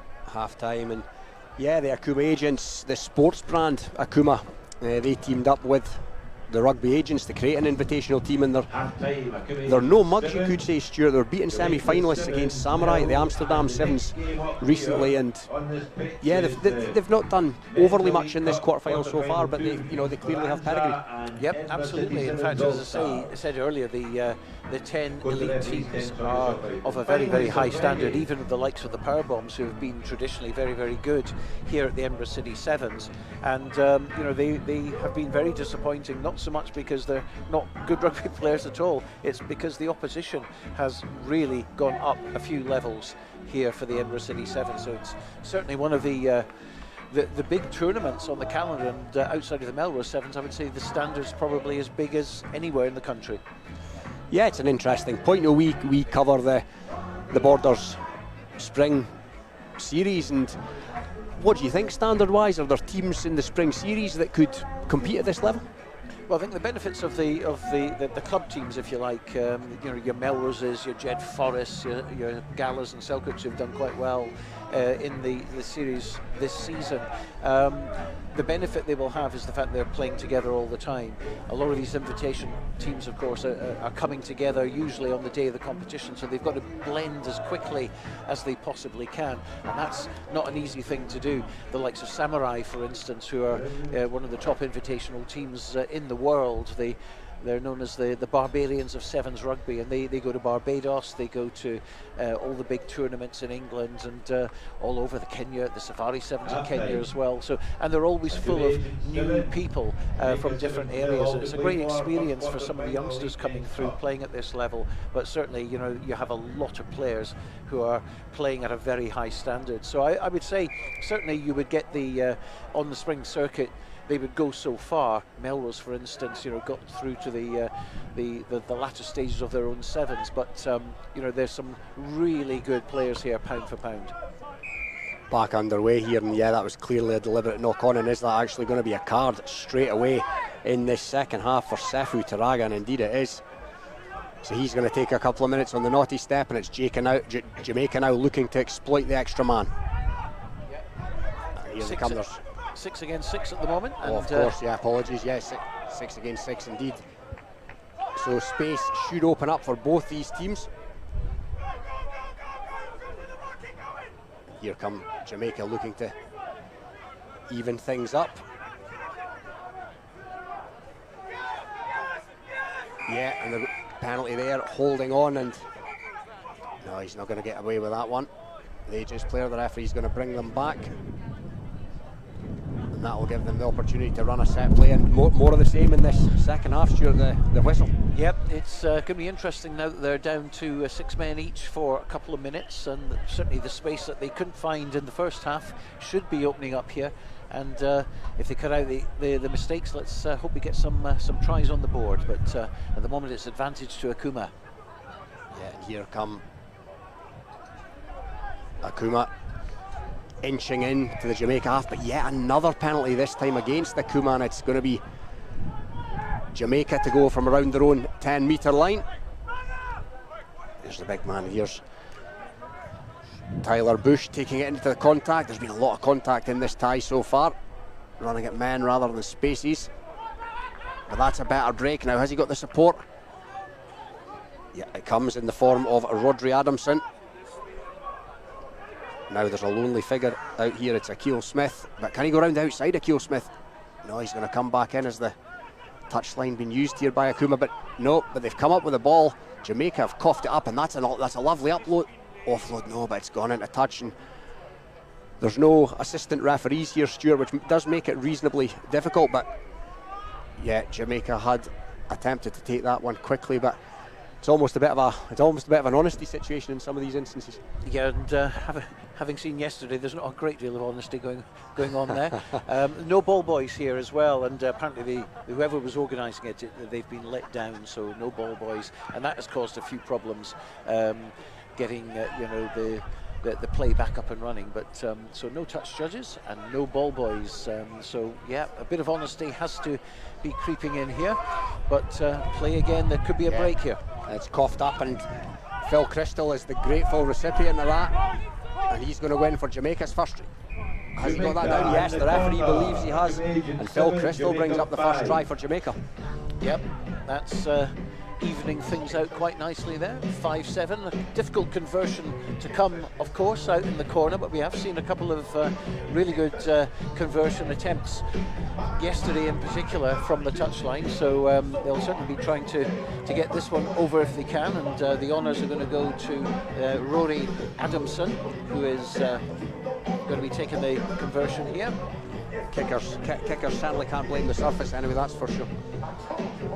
And not much wind to speak of either, so here we go, just to level it up.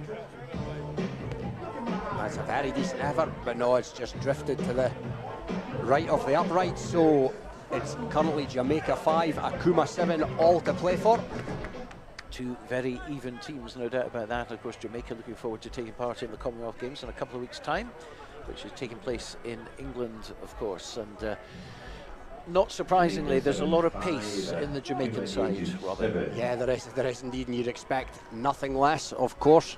They feature in the 2018 Commonwealth Games, as well as the 2018 Rugby World Cup. No takers for that kickoff, so it's back in the hands of Akuma. Looking to go from deep.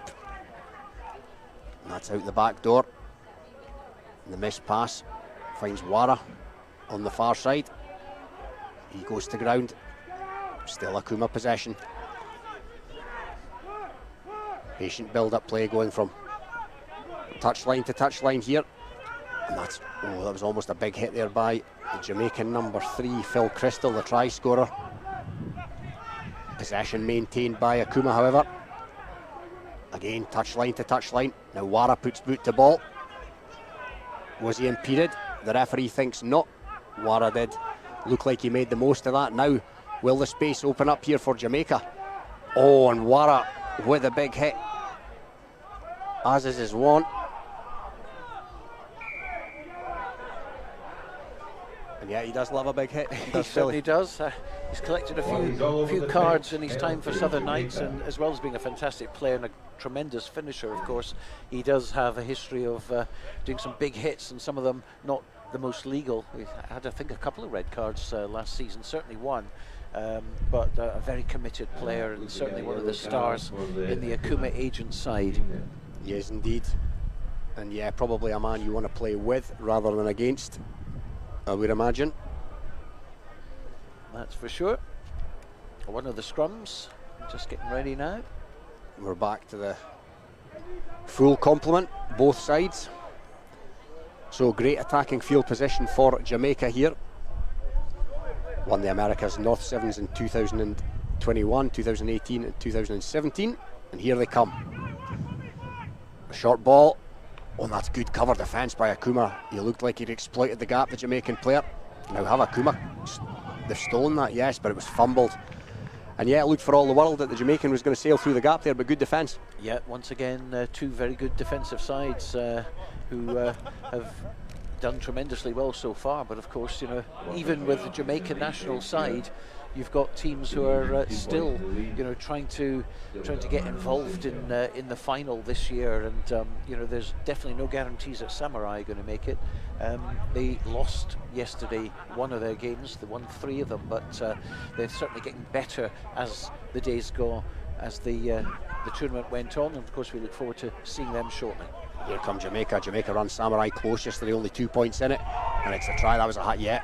Scragged at shoulder level, and that's going to be a penalty. There's no card. It wasn't dangerous enough to merit a card, says the referee. But here come Jamaica again, building pressure now. And they've had most of the territory in this second half. Choose to go direct. And here they come. They've got men over on this side here, this near side. Oh, and it's been intercepted. And it's going to be Akuma who are going to come up with the 5 points when it looks for all the world like Jamaica were going to score. And it's Danny Brough, Hungarian international. Danny Brough goes under the post, and that, Stuart, is against the run of play. Yeah, and that's what happens in Sevens rugby. You know, they look for all that we were going to see the ball out wide, and it was just a loose pass, which was gratefully accepted by Danny Brough. And that's the one that's going to win the tie. It's 14 points to 5, conversion to come, but it's all academic.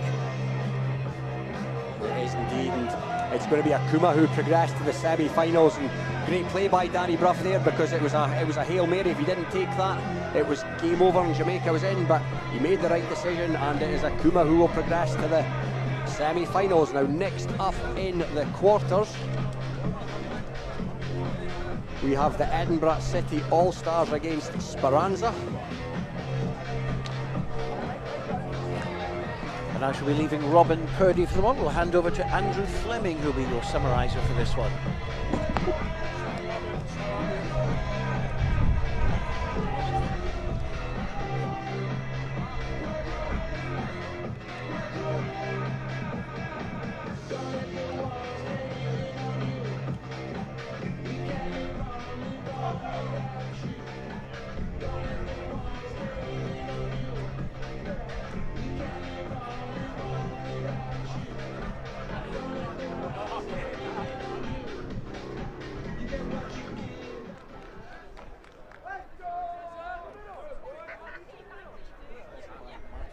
And the Akuma agents.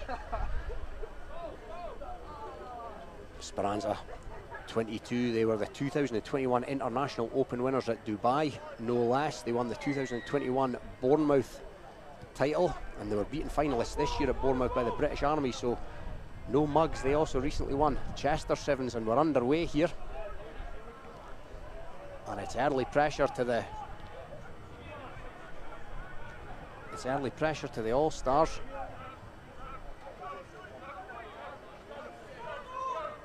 And here they go. That's a big hit. That's a big hit on Joe Jenkins, the Borough Bears player. The backroom team of Speranza screaming for the penalty and it coming their way. So Speranza looking to go from deep here. Deep in their own 22. Good defence by the All-Stars, but Speranza 22 in their 22, maintain possession. Going to be well supported here. They are a team in the Open Tournament as well, who are all down on the touchline, eagerly supporting their boys, who are still looking to go from deep here.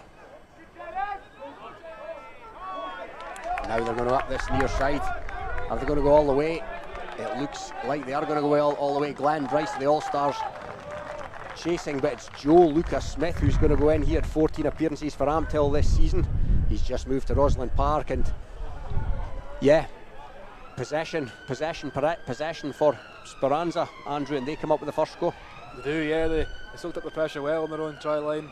Some good defensive play to keep the All-Stars at bay there, and that's all you need in sevens, just a quick break on the touchline. And yeah, as you mentioned, Joe Lucas Smith some great plays to get down. He's still not touched that ball down actually, but there we go. Oh, try yeah, scored, we're and Speranza in front. Yeah, the incident recently, I think it was between Argentina and England at the Toulouse Sevens, where they stood for a full 2 minutes as they both would progress to the latter stages in an incident that was well documented and went viral. But I'm pleased to say that was a much shorter dotting down of the ball by the Speranza player Joe Lucas Smith, and it's going to be Speranza, a team set up in memory of Marco Speranza, who sadly died aged 20 in 2013, and some of his teammates set up the side in his memory, and they're doing him proud this weekend so far. And it's them that's kicked off. And that's been beautifully plucked out there by Joshua Bragman. Oh, that's a big hit. That's Joe Jenkins. That's a big old hit by Joe Jenkins there. But beautifully plucked out there, Joshua Bragman. He's a standoff in the 15s, plays for Ampthill in the English second tier, and yeah, it's all Speranza so far. It has been, yeah, fantastic take on that touchline by, I think it was Cody McGovern there on the right and left hand sides, and yeah, unfortunately the pass didn't go to Pan there. He got the offload away, but the All-Stars looked to attack from deep. And here they come. That's the footwork there. Austin Emmons, he's quick. Toby Francis in possession, calling for a penalty for Speranza, but no, it's came back on the side, and that's Jamie Mata, the recognisable figure, Spanish Sevens international. Oh, what a offload that was. That was a lovely offload, and first meaningful possession. No, that's a penalty against Speranza when they were calling for one themselves. And Jamie Mata, of course, played at the Melrose Sevens for Samurai, who were beaten in the final by the British Army. He's a Spanish Sevens international with many tournaments in the World Sevens under his belt. Experienced campaigner. Here's Glenn Bryce, speaking of World Sevens. Actually, no, we're in Glenn Bryce in possession now.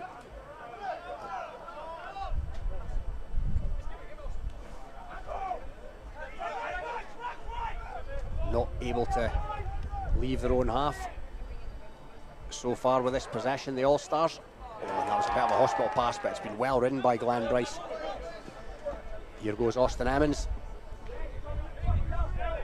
Back in the hands of George Paul, he finds Mata. Now it's Bryce. Played in the 2016 and 17 Twickenham World Sevens final, which Scotland won on both occasions. Their only 2 victories to date. He's done well to mop that up. Glenn Bryce, recently of the LA Giltinis, the MLS. Free drink, a 3-course meal, and nice toilet. Touchline to touchline. That's Joe Jenkins, Super 6 player with Borough Bears now. Down this near side, it's still in the possession of the All-Stars. And they've got men over here, should they decide to use them. It's Mata, will he need the support? He chooses to take the support. Glenn Bryce, has he got the power? Is he over on that far side? No, he's been held up and it's going to come back still, however. Yeah, if you on the want All-Star to pay side, that and that's got to ground. It's tied up by Mata. But it is a 3-course meal, probably second courses if you want. Joe Jenkins. Now Joe Jenkins is quick. He's an ex-Wales Sevens international, and he's put it out. Glenn Bryce again going for the power, and again good defence. But the All-Stars were in, and that was coming, Andrew. Speranza 7, Edinburgh City 7 All-Stars 5. Conversion to come. Was that I think that was Jamie Mata. Jamie Mata, yeah. There was a lot of good work in there, 2 or 3 different occasions by Glenn Bryce, and Mata was involved heavily as well, Joe Jenkins, and yeah, again, possession. You know, They're very patient, the yeah. All-Stars to get the first try in the game, and first try on the board in this game, but they say they kept possession, they didn't panic, and quite willing to go side to side. We've seen some teams this afternoon just go for that direct approach, but yeah, they've gone for that expansive game, and it's paid off from there in the corner. It looks like Jamie Mata's got the score. Yeah, I think it was Jamie Mata, and Edinburgh City Sevens All-Stars, coached by Langham legend Gary Brannan and Craig Jackson. That's a good effort of a conversion, Got it as well. and he's got that from far on that touchline. So that brings us all even at 7-all, with 30 or so seconds of this half left to play. It's going to be the All-Stars to restart. Craig Jackson, recent captain of the Southern Knights in Super 6, before a particularly nasty knee injury from which he's not played since, and that's a big hit from Glenn Bryce. But it's Speranza 22 who've come up with the possession here. It's the footwork to bring him back inside, but still in and around their own 22 is the referee. Has that been stolen by the All-Stars? Yes, it has now. Can they go in for a second try of this first half just before the interval? Glenn falls on that far side. Here they come.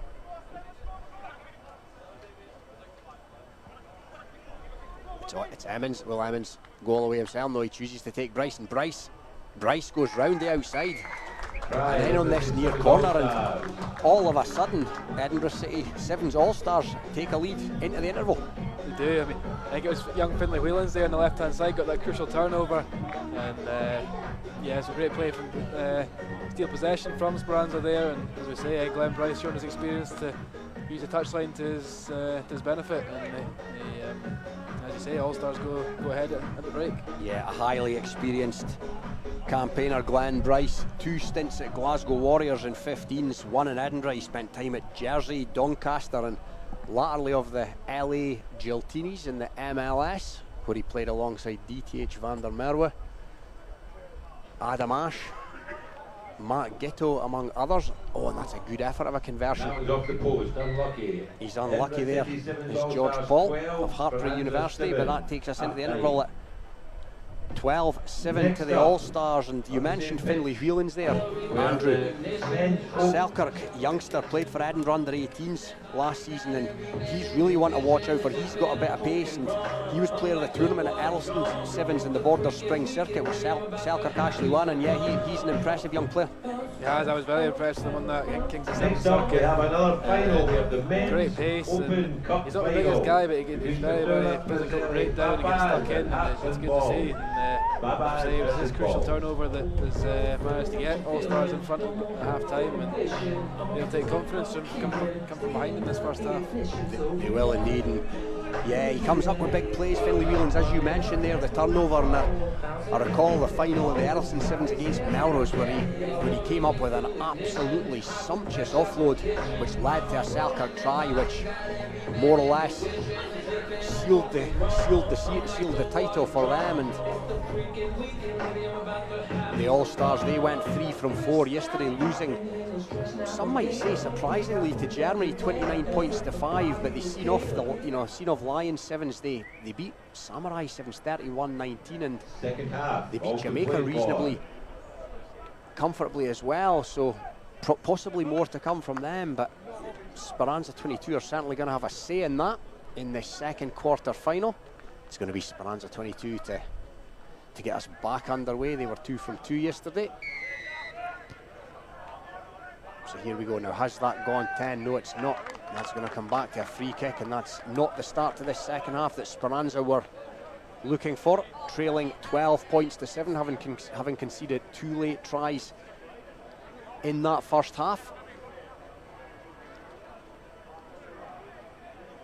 Here go the All-Stars, first possession of the second half. Glorious day here at Peppermill in Edinburgh.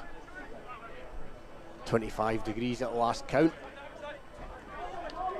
Now, here goes the youngster Whelans. We talked about him. That's a lovely offload inside to Glenn Falls, the Boroughmuir Bear back three player, and all of a sudden, the All-Stars, from being down in this tie, now have a commanding lead.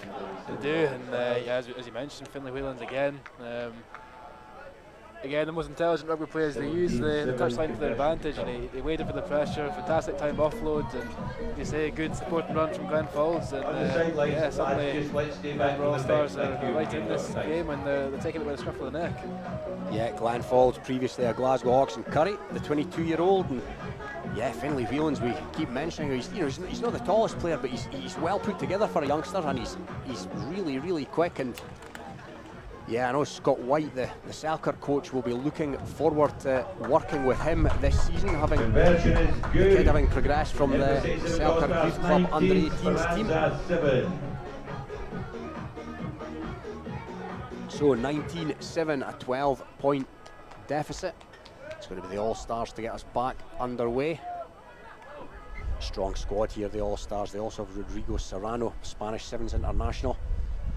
In fact, he played when Spain were runners-up at the Lisbon Sevens in the latest leg of the Rugby Europe Sevens series only last weekend. So he'll be fit and firing. George Paul gets us back on the way. It's a glorious kickoff. Now, was that knocked forward? Yes, it was. Not much in it, but it's the correct decision. And we're back for Speranza's first meaningful possession of this second half. They'll be looking to bring the likes of Cam Roberts into play, Callum Mackenzie, Callum Ramp, back three player for Boroughmuir Bears.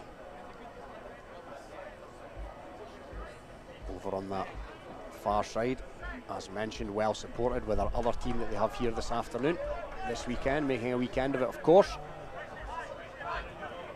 Here they come, but he's wrapped up by Jamie Mata. Speranza still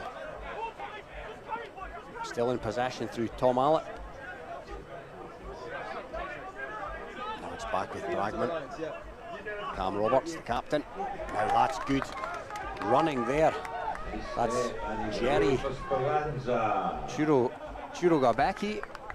He goes in under sticks. He's a fullback in 15, ex-Hull Ionians and Fiji under 20s. He's currently with Leeds Tykes, and he showed his pace there, Andrew. He did, yeah, great turn of pace to outrun that All-Stars defence.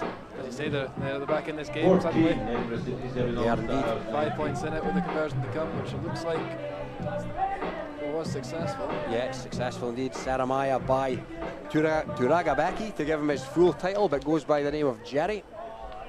And he certainly showed a clean pair of heels. Next up, we have a final feature Brazilian Baba looking to continue to bring him into play with pace of that nature. But we're back underway, and it's taken cleanly by the All-Stars. Glenn Bryce with a catch.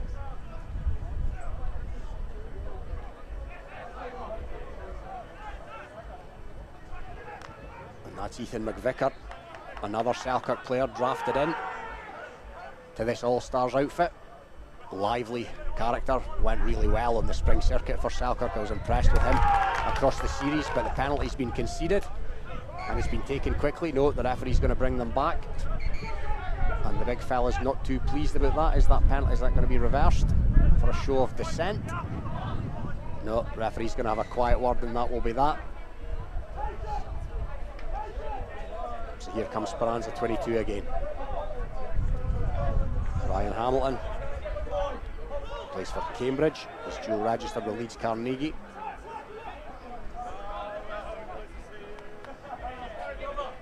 Still in possession, not going too far with it as it stands. That's good defence by the All-Stars, but it's going to come back on the Speranza side.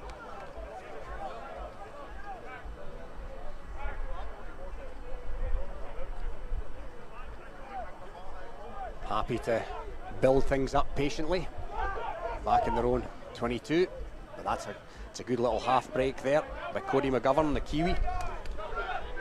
Currently with Ayrshire Bulls and the Super 6 ex-Boroughmuir Bears.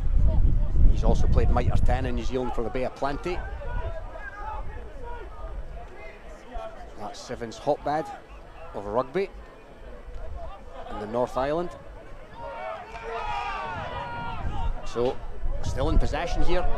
Speranza in their space indeed, and it's been exploited, Andrew. Great awareness there by Cam Roberts, we mentioned, looking to bring him into play, and that's exactly what they did there. 19-all, conversion to come. Yeah, great spatial awareness, as we say, and from Cam Roberts, the captain.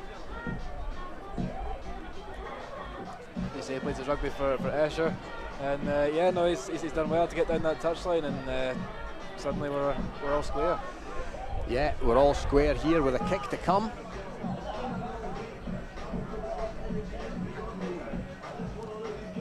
And he's made a decent fist of it. Now what's the referee? The referee, his hand goes in the air. What a glorious conversion effort that was. And that takes us to Edinburgh City Sevens All-Stars 19, Speranza 21. Conversions crucial, Andrew? They are crucial. As we say, we've seen a good few conversions in that first half from George Paul. But now it looks like Speranza on the verge of causing an upset here with the home side. Has that gone 10? It's a beautiful kick-off if it has, and it has, and it's been knocked forward by the All-Stars, so it's Speranza back in possession here. Again, that's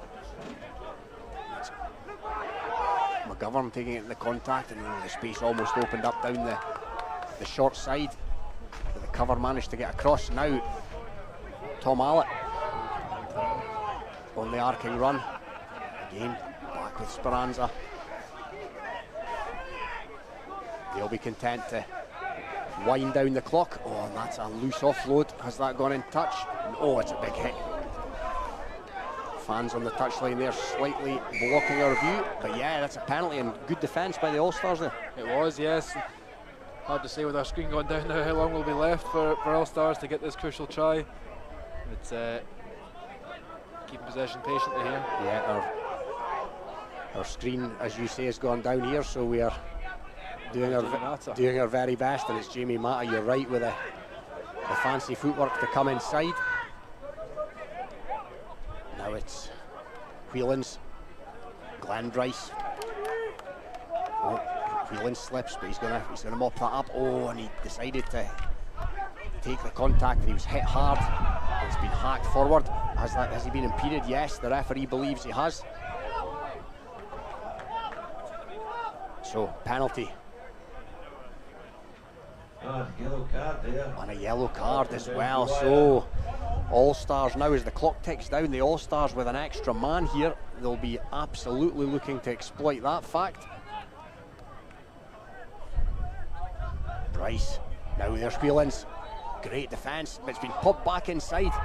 Again, good defence by the six-man All-Stars. Now, has that been knocked forward? The six-man Speranza outfit, I beg your pardon, it's been hacked out, having been knocked on. And the referee brings this quarter-final to a close. A fine victory by Speranza 22 by 21 points to 19 over the Edinburgh City Sevens All-Stars, and a great tie of Sevens rugby. It was a great tie. You thought there when the Speranza vice-captain Charles Morgan was sent to the bin at the end, he thought the writing was on the wall and All-Stars would go on to win that tie, but it's not to be. And, yeah, a great result for Speranza. Yeah, Speranza, as we alluded to, they're well supported here with their other team, and yeah, they're going to get more to shout about in the semi-finals. So it's Speranza who will progress to the semi-finals. The semi-finals will be made up of Speranza, Akuma Agents, Samurai, and the Matakesi team from New Zealand who went unbeaten yesterday. So plenty of high quality rugby to come in the Men's Elite Cup. Now, however, we have the final of the Men's Open Cup between Futeri Prezeli Babas and the Hearts and Balls charity team.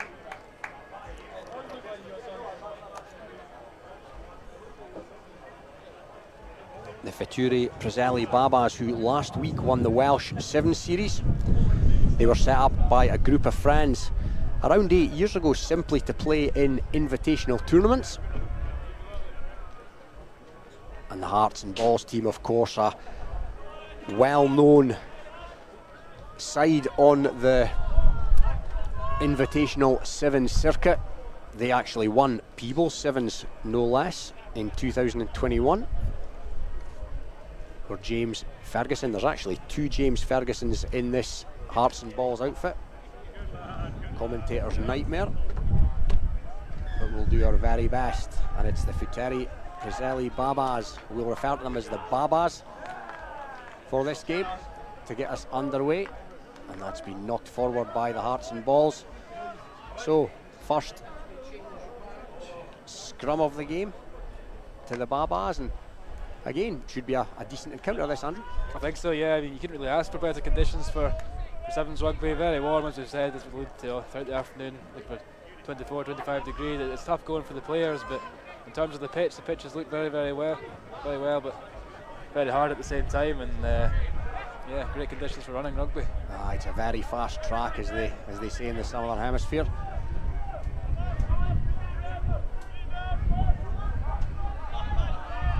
And it's the Babas just on the halfway line. This predominantly Welsh outfit. White numbers on partially white jerseys. Never makes things easy from a commentary perspective.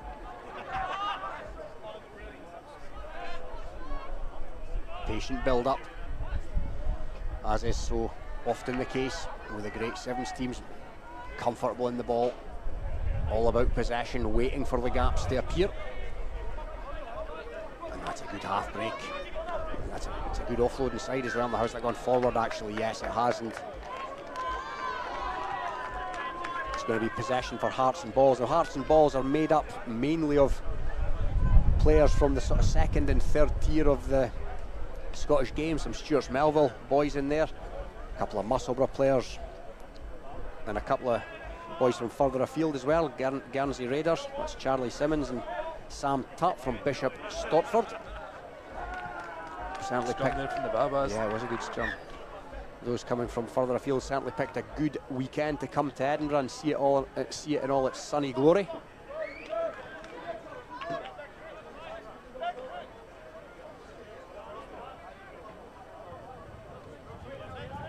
So, scrum is going to be fed by the Hearts and Balls team.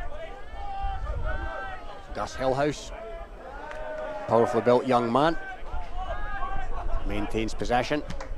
That's one of the 2 James Fergusons, the Musselburgh James Ferguson, but it's been coughed up by the Hearts and Balls. Oh, and that's a basketball style offload by the Babas, but it's now back in possession of the Hearts and Balls, and Boots been put to ball here. Now it's a foot race, the kind of foot race you love to see in sevens. Is he going to get the bounce of the ball? He is indeed. Great awareness by Hearts and Balls there, and they go in for the first try. Yeah, Kyle Adams with the score there. Musselburgh player. Kick from inside his own half that set up perfectly, and yeah, they take the lead with a opportunist try, but very well worked all the same. Yeah, there is no harm in putting boot to ball when there's space like that. There was no sweeper from the Babas, and why not?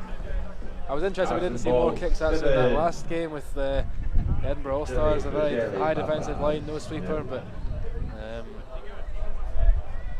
yeah, as you say, Hearts and Balls, the first score of the match, and they look to build on that. Yeah, they've got a couple of canny operators in the ranks. One of the James Fergusons, he of Musselburgh, player of the tournament at Peebles Sevens last season, the tournament that Hearts and Balls won. And they've made a good start to this quarter-final. I beg your pardon, it's the final, of course, of the Men's Open. Again, a more than decent standard of sevens rugby, this tournament. This culminated in these 2 teams battling out in the final.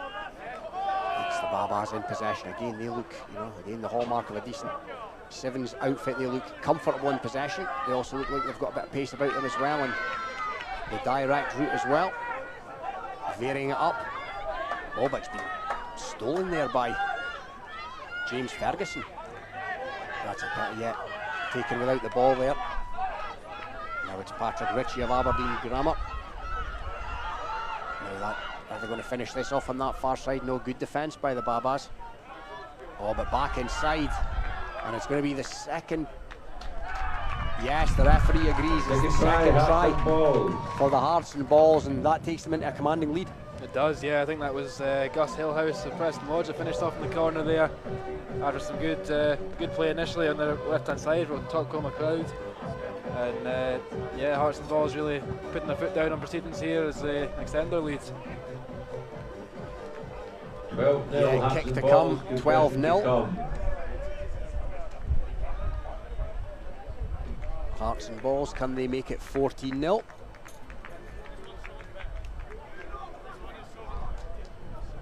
It's a decent effort. Let's keep an eye on the referee's arm. No, it is not raised to the sky, so it remains 12-0. 12-0, Hearts and Balls. And they've been good value for this lead so far. They have been, yeah. No, they've committed well at the breakdown and taken opportunities when they come their way. And they say we're still without a screen. It's hard to know how long's left in this first half, but yeah, certainly advantage Hearts and Balls at this stage.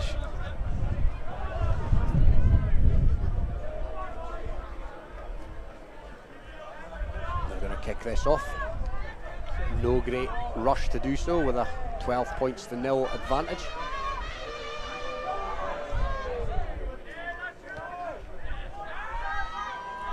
Warm conditions out there, and it's going to undoubtedly, it can't not take its toll on the players. And that's been spilled forward by the Hearts and Balls there, so it's back in the hands of the Babas. Not been able to do too much with the possession they've had so far, and they've spilled it now, and it's just all turned a little bit scrappy. It has, as you say, we've not really seen much of the Babas with ball in hand, and when they have had that chance, they've just cut up possession fairly easily, it must be said, quite cheaply. So yeah, here we have Hearts and Balls with a chance to launch another attacking platform from a scrum. Yeah, and with half time approaching, Andrew, if Hearts and Balls can score here, you feel it's possibly a long way back for this predominantly Welsh outfit, but that's gone forward surely. Yes, it has, and that's a shame there for Hearts and Balls, because Dorco MacLeod of Heriots looked like he had open prairie in front of him, but it's been pulled back. And conversely, I mentioned there that Hearts and Balls could be out of sight. Babas, if they can do something here, of course they'll be right back in this. They'll be desperate to get a try before half time and really make a game of it. Here we go with possession for the first real time we've seen.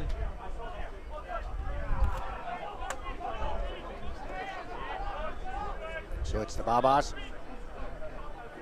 Plenty of possession in this first half without being able to do too much with it. And it's, oh no, the referee's pinged the Hearts and Balls on that occasion. Their discipline's been really impressive in the first half so far, but they've coughed up a penalty there. That's a loose pass. Is it going to remain in field on that far side? Yes, it is. Oh, it's great footwork indeed. Now he's got a man inside him. Oh, and it's been spilled, and how crucial could that be, Andrew?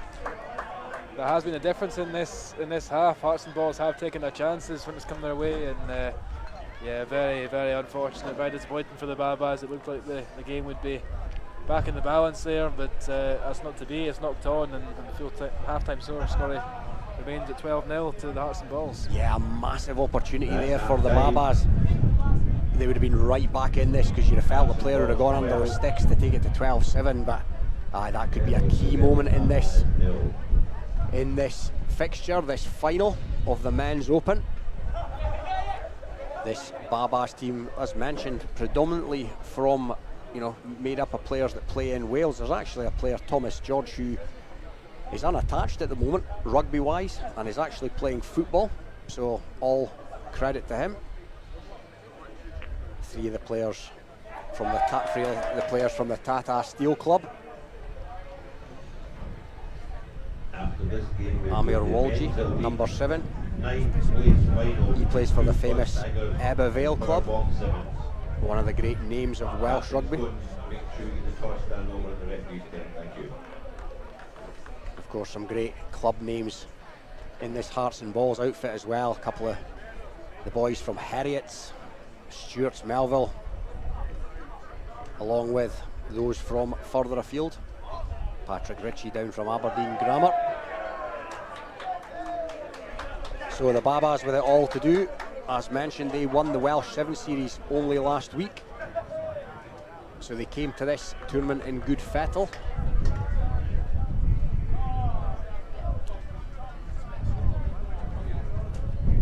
But they are up against it with a blown chance right before half time. Second half. As men's Ben Open Barrett. Cup Final. Ben Barnett, I beg your pardon, enters the fray, he of Old Elizabethans. Ball 12, Gilly Babas. No. So here come the Babas, and it's been spilled again, and it's gone forward now. It's going to be brought back from a scrum. The Hearts and Balls couldn't capitalise, and have the Babas been caught in the headlights here a little? It almost seems that way, yeah. It's hard to know what to put it down to. I mean, they played some good rugby to get to this stage, obviously to get to this Open final, but yeah, I don't know what's gone wrong in this. Is a few handling errors and coughing up possession rather cheaply, and you've got the feel, as you mentioned before, a score here for Hearts and Balls, a third try, you would think it would be game over. Yeah, it's the oldest cliche in the book, but the next try is absolutely crucial.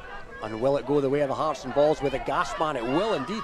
And that is serious gas there from young Torco McLeod of Heriots, and all credit to the youngster. From Hearts and Balls there. Fantastic pace, yeah, no, great turn of pace, as you say, from Torco McLeod of Heriots. Now to go to 17-0, you've got to feel it's a long, long way back here for the Babas. A fairly straightforward kick to come as well from James Ferguson, which is successful. That's Just to successful, score to yeah. 19-0, and yeah, you've got to feel that's game over now.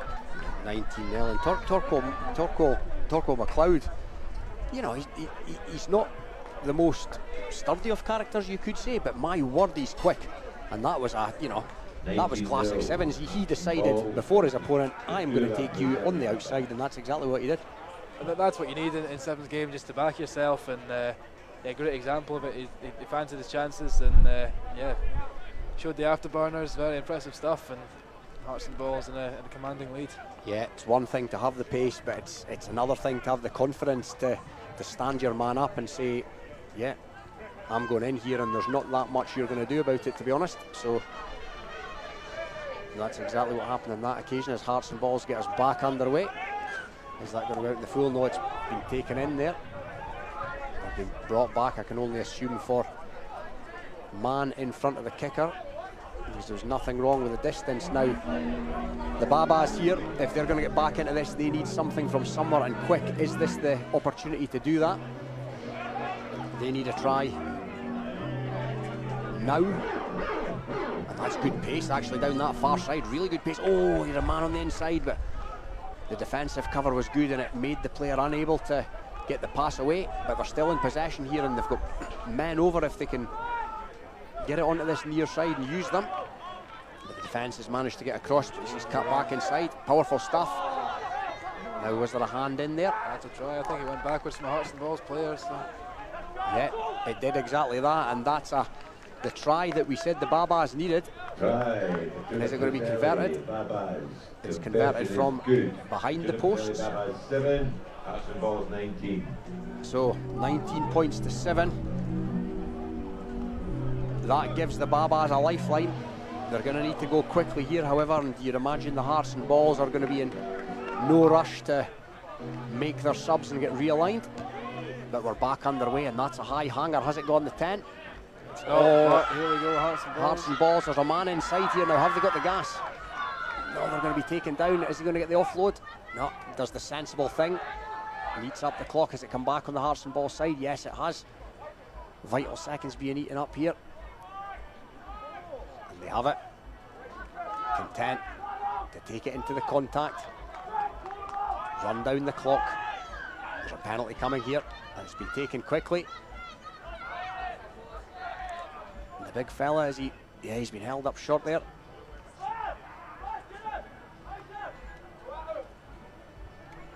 And they're going back. No advantage. So Hearts and Balls, will they run this? Will they put this in the corner potentially to run down the clock. No, they're going to have a run. And he's over. And the referee awards the try, and that is game over. Andrew, you have to feel. I think so, yeah. Patrick Ritchie there of Aberdeen Grammar, who backed himself from 10 metres out, and yeah, his power took him over the line, and that will be Hearts and Balls who will be crowned the Men's Open Cup finalists, Cup winners.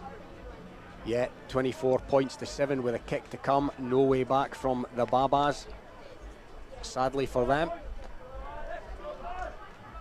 They've represented themselves well, however, no doubt about that. And having made the long journey up here, they will no doubt enjoy the rest of their weekend here in Edinburgh. And there's still time left to play out. The kick was not successful, so it remains 24-7 to the Hearts and Balls team.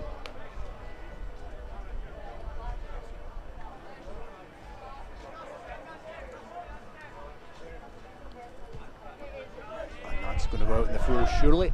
It is indeed. So cheap possession coughed up by Hearts and Balls. You feel that it's not going to impact too negatively on the outcome of this final for them. But can the Babas grab more consolation? That's been spilled there, and it's into the hands of the paceman. The paceman is Torco McLeod, that we spoke about earlier, and nobody's going to lay a hand on him.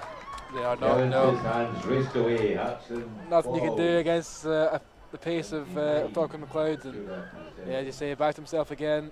Rather opportunist the way it fell into his hands there on the halfway line, but he just saw a huge open space in front of him, and he's made the most of that. And the kick is successful.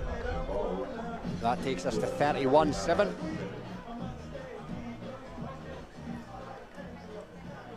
Time left for the kick-off to come. We're still without the clock here in the commentary box. But Hearts and Balls are going to get us back underway. 31-7 to the good in this final. Great kick-off. It's a great kick-off indeed, and it's going to come back on their side. Referee decides to intervene, literally, and awards a scrum to Hearts and Balls.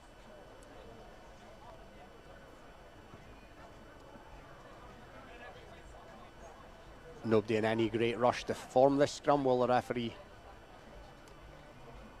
decide that enough is enough?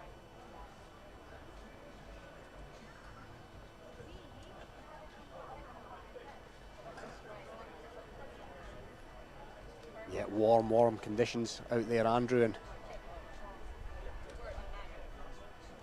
it looks like some of these players are feeling the effects. They're bound to, yeah. I mean, Sevens is a very tiring game at the best of times, but to play it in 25-degree heat is, energy tapping to say the least. Powerbomb Sevens. Yeah, and that looks like Amir Walji of Abbeville who's departing the scene, which is sad to see.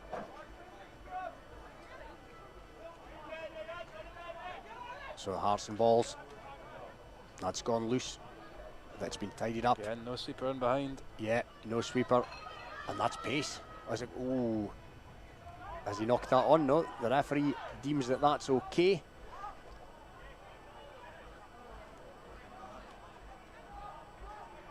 And here it comes, direct Route 1 stuff.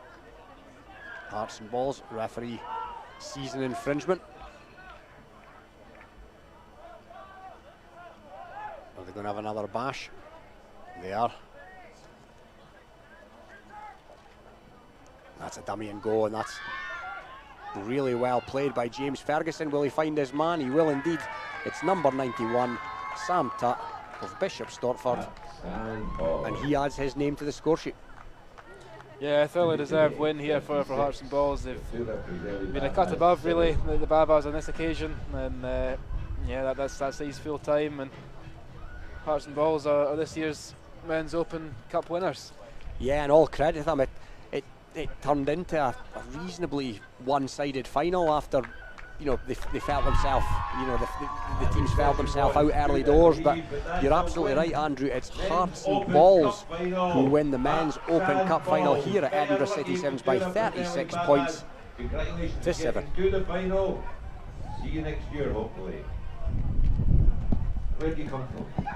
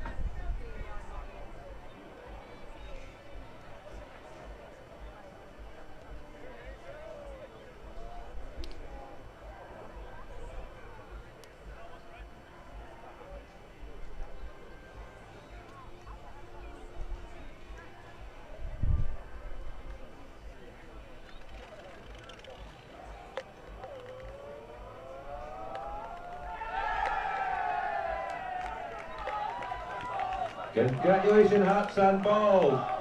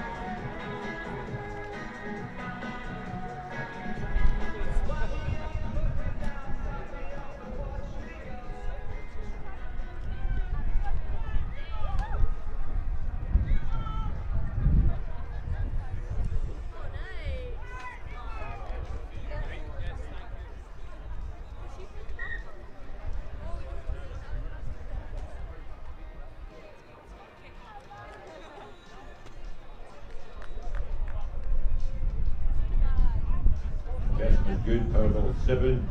2 Scots Tigers nil.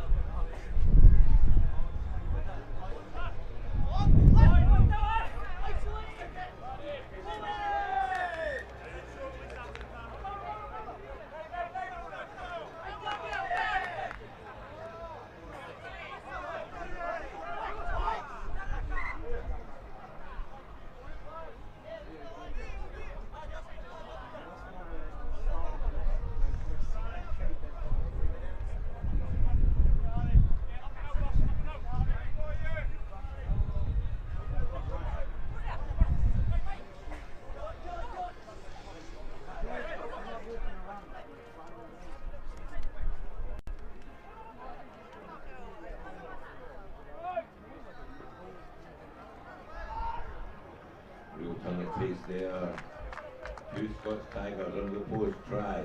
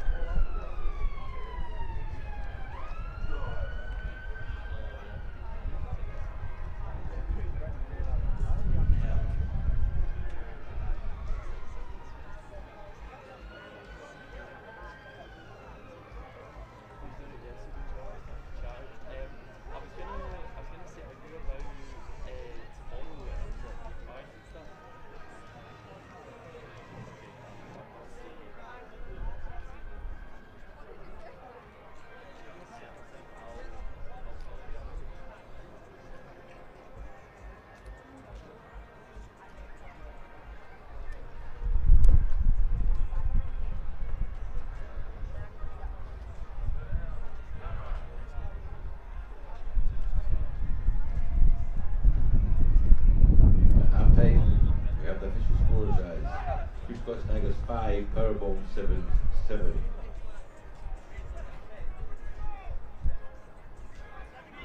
That's what I thought. I was just trying to prompt the scorer. I was trying to get your attention. Referee, top class result. Thank you. 7-all. Referee's on top of his game.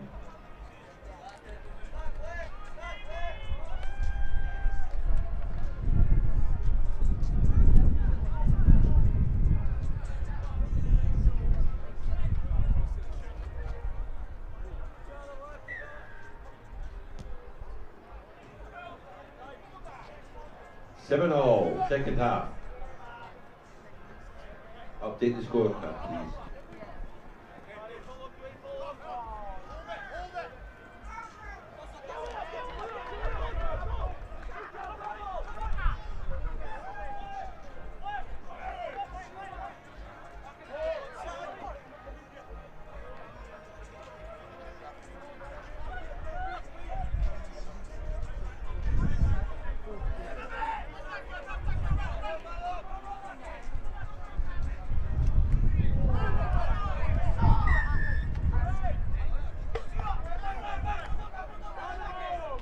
Next up on this pitch, Elite Men's 7th place final.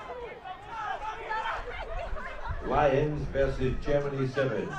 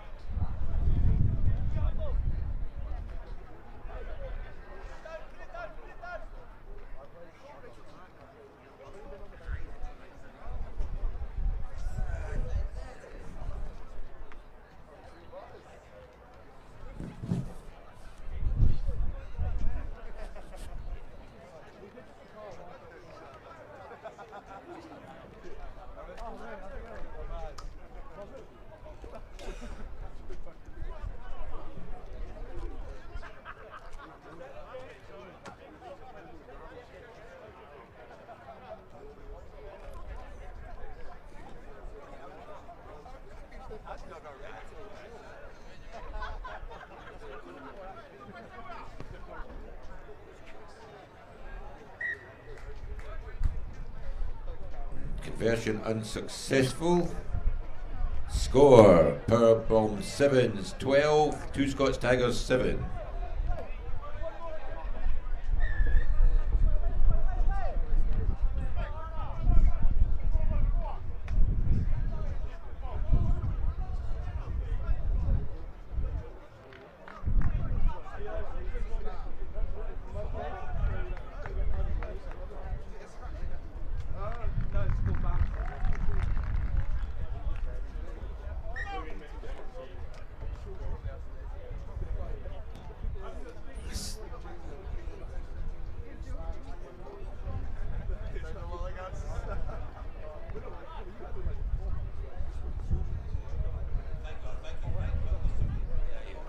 The game, the score is actually Two Scots Tigers 7, Power Bomb Sevens 14 after a great conversion. We've got a brains trust up here, we're spotting these things now.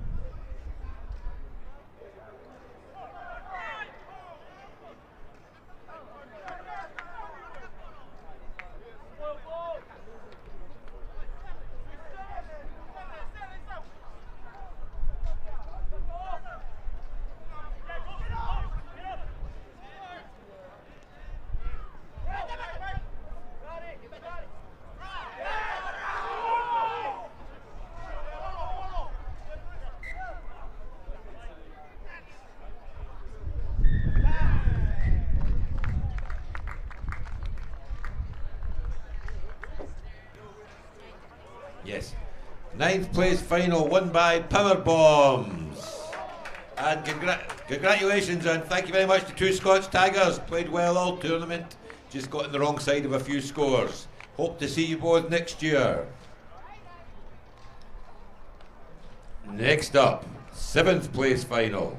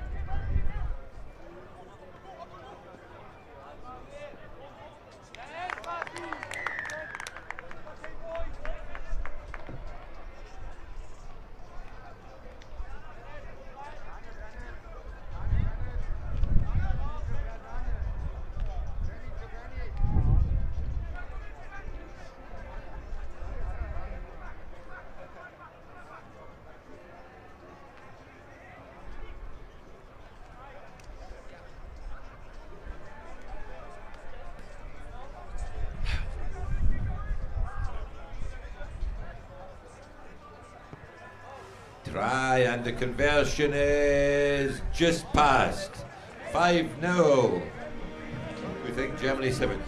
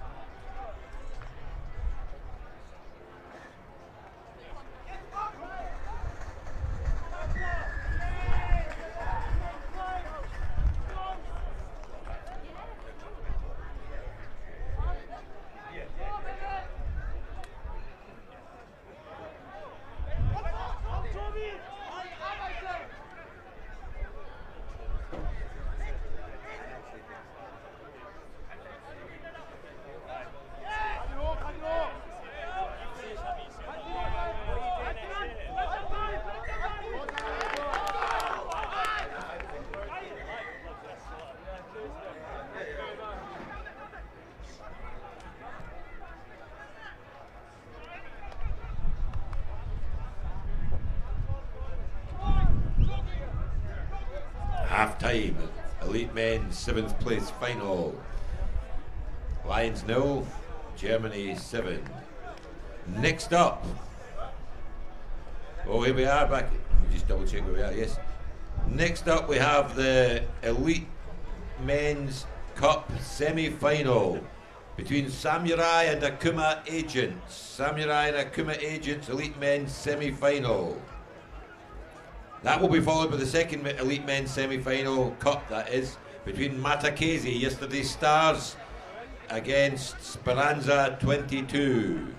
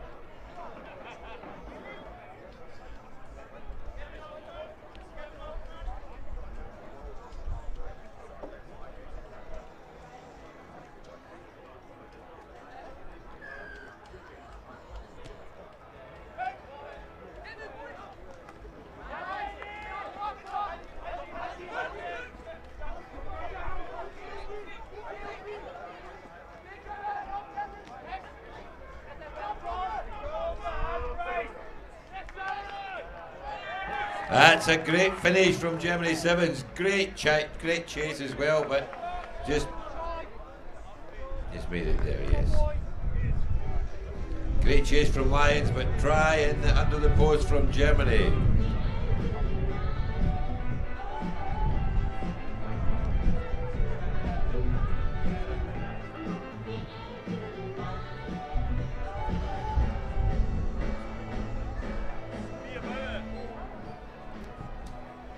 Lions 7-0, Germany 7-12 in the second half.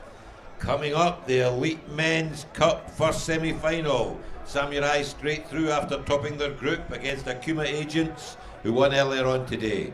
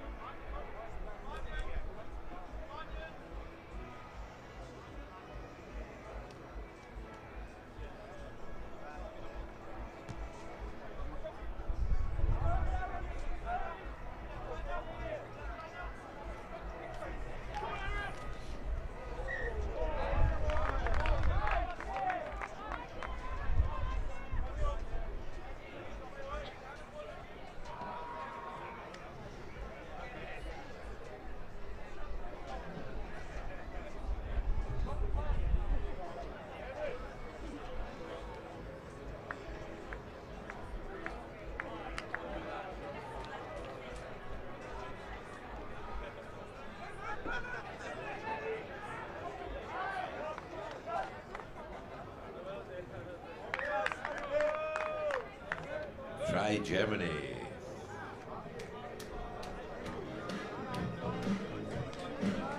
$17-0 Germany over Lions Sevens.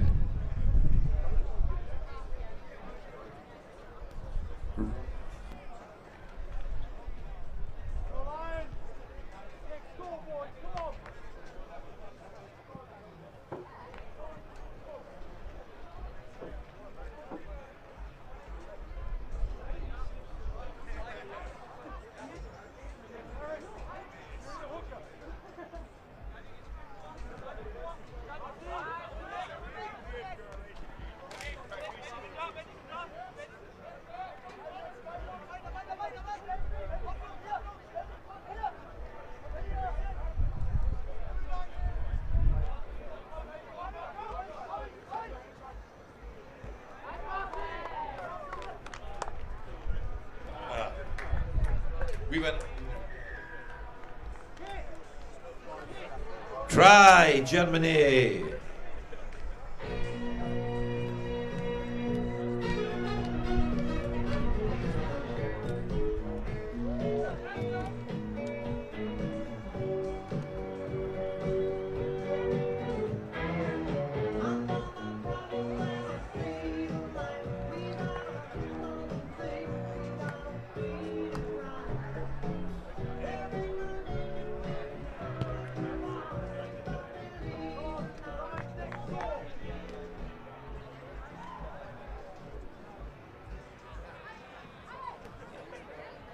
That is 22-0 Germany. Elite Men's 7th place final. We're at the Elite Cup semi-final stage. Next game, Samurai straight through top of their group, playing Akuma Agents, who qualified earlier on today.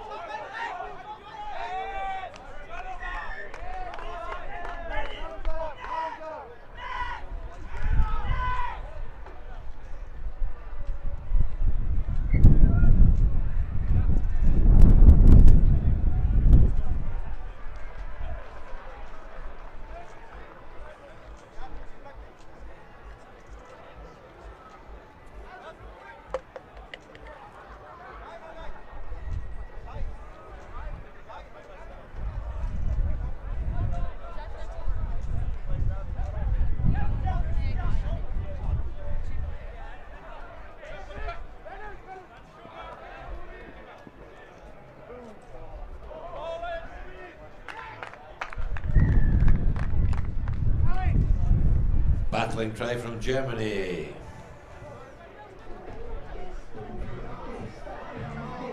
Germany 27, Lions 0.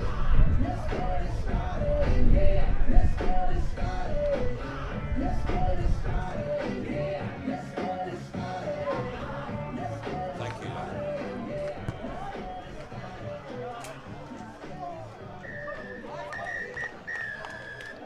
Game over. Well played, Lions. Better played, Germany. Congratulations, winning the 7th place final.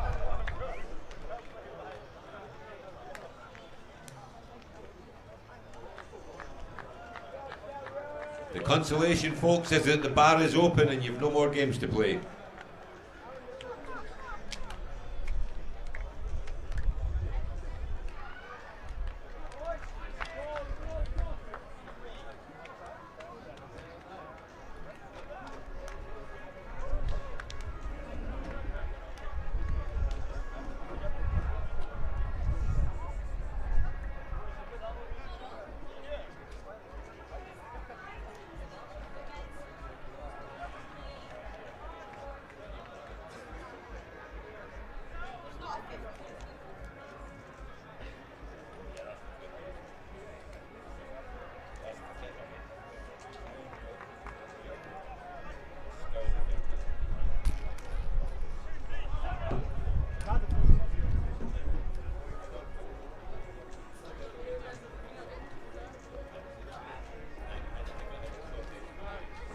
The Elite Men's Cup here at Edinburgh City Sevens.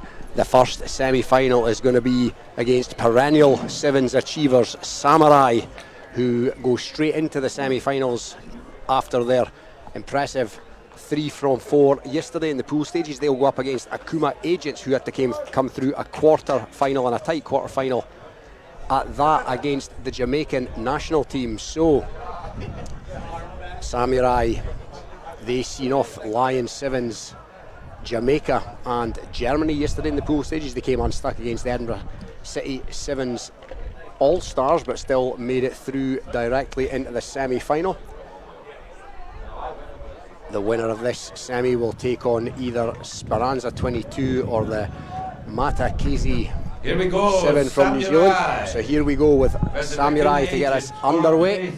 In the final of the Men's Elite Cup.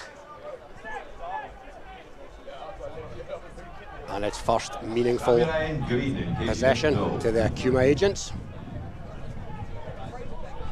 Over on that far side, absolutely glorious conditions for Sevens rugby here at Peffer Mill, Edinburgh.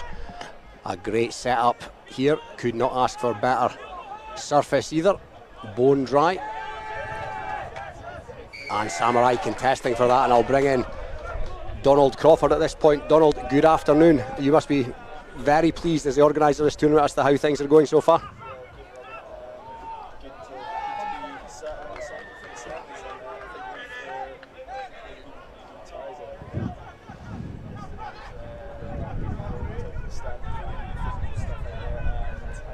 and we've been shooting some good quarterfinals already today.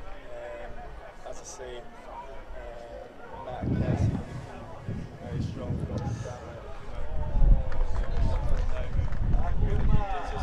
Yeah, and it's Akuma. It's the Akuma Agents team who are in for the first try. The semi-final, you'd probably have to say that Samurai come into this as slight favourites, but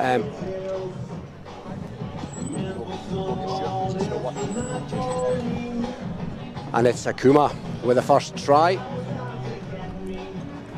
of this semi. Thank you, Music Man. Kick to come. Will the extra tie potentially that they have played today, will they actually help them a bit more cohesion perhaps with the extra team? These invitational teams obviously don't play together all that often.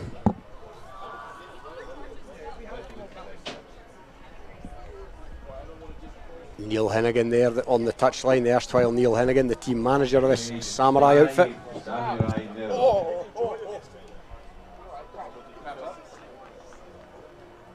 So it's Tamasi Tanumi to get us back underway. Ex-Worcester Warriors 15s player. He's made a hash of the kick-off, and it's going to It's going to come back for a free kick to Samurai. And here they go with their first possession of this semi-final. But that's a spilled pass now. Is that going to go out in touch? Oh, that's a big old hit. Now, was that high? Yeah, it was a big hit there. But the referee has allowed that, and it's going to be a line out. And this time I will bring Donald Crawford, organiser of this fine tournament, joining me here in the commentary box. And Donald, as I said before, you must be delighted with the way things are going. Yeah, I mean, we've definitely got the weather for it, so no complaints there. The sunscreen's definitely needed today, but yeah, rugby-wise, we've been treated to a great day and a half so far. Both pools were really tight yesterday, so Samurai obviously getting through to the semi-finals on points difference. They fell to the Edinburgh City Sevens All-Stars yesterday, but yeah, it was a really tight pool, so yeah, we've got some good matchups today anyway. We certainly have had so far, and this promises to be one as well. It's a scrum feed to this great Invitational Sevens outfit, Samurai, long established. And they put a boot to ball, and it's a foot race, an old school foot race, and it's been hacked on. Was there infringement there? Now it's been hacked back inadvertently by the Agents player. Now what's he going to be able to do here? He's going to call it for all the world behind his own goal. And yet first meaningful attack, Donald, from Samurai. Yeah, I think it was an interesting option. I think that's Rory Stewart-Cox out in the wing. He's got a bit of gas about him, so yeah, the kick was obviously on. Akuma, very physical side, so came up with a fair bit of line speed there. So they've obviously done their homework, Samurai, and it's worked for them on that occasion. Indeed, and you mentioned Rory Stewart-Cox there. He played fullback in the Scottish Schools final 2019 when Merchiston beat St Aloysius. He actually scored in the final. And here come the Samurai. That's good defence, however, by the Agents. But still Samurai in possession. They're nothing, the Agents, if not physical, that's for sure. But that's a decent carry. Samurai on that now. Yeah, the referee's going to bring it back for a penalty, and the pressure's starting to mount here on the Agents, but they will relish that. They like the big hits, none more so than Billy Wara. I think that's definitely something which we've noticed over the past 2 days. The defence is just up a level from what we've seen in the past. So that it's really difficult to get over that line. We saw that in the Speranza Edinburgh City Sevens All-Stars game. You really need to work hard for your try, so it does take a lot out of you. Oh, indeed, and we've seen that in the other quarter-final as well between Akuma and Jamaica. There was no quarter given in that game, that's for sure, and the penalty on this occasion has gone to Akuma, and now it's a chance for them to attack. Turaga, ex-Fijian under-20s international. Now it's Billy Wara of the Southern Knights. He's a big old lump of a boy, is Billy Wara, and he likes to put it to good use. Patient build-up play, as you'd expect from any decent Sevens outfit. Now they've got a bit of space to exploit down that far side, but it's good cover defence. And yeah, I really like the look of Samurai. They seem to have that balance across the whole seven. Anyway, you've got Ian Wilson ball winner, and he's going to work hard all game. That's Struan, I think, away. Struan Hutchison has gone through a gap like the parting of the Red Sea. The Akuma Agents were not expecting that, neither were we, but Struan Hutchison goes under the sticks for the first try for Samurai in this semi-final. And Donald, he is a player you know well. Yeah, I think we saw it Mel, his support lines are great, so he's very clever with, he can spot a gap and kind of glide through it. He's got a bit of turn-off speed, so yeah, he can, if there is a gap then he spots it, then any team's going to be in trouble, but yeah, his link-up play is excellent. Yeah, Struan Hutchison, Melrose player, of course, ex-Southern Knights, and he has many a Borders Sevens Circuit medal in his collection. He's had some summer, he's been out to Amsterdam, one out there, he's been down to London for the Super 7 series, so he's got Edinburgh to tick off the list now. That'd be a good summer for Struan. Yeah, and it's completely understandable as to why invitational teams would want him in the ranks. And that's a great kick-off. Oh, but it was initially palmed back by the Samurai player into the grateful arms of the Agent, but he knocked on, and the referee brings at half time.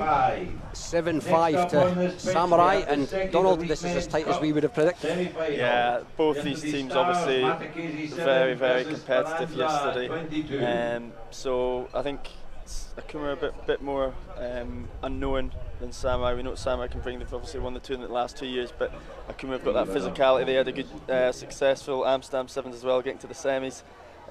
But yeah, Samurai just showing what they can do with that try by Struan, and then straight back and lands a restart on the money, and Ian Wilson gets up and wins it.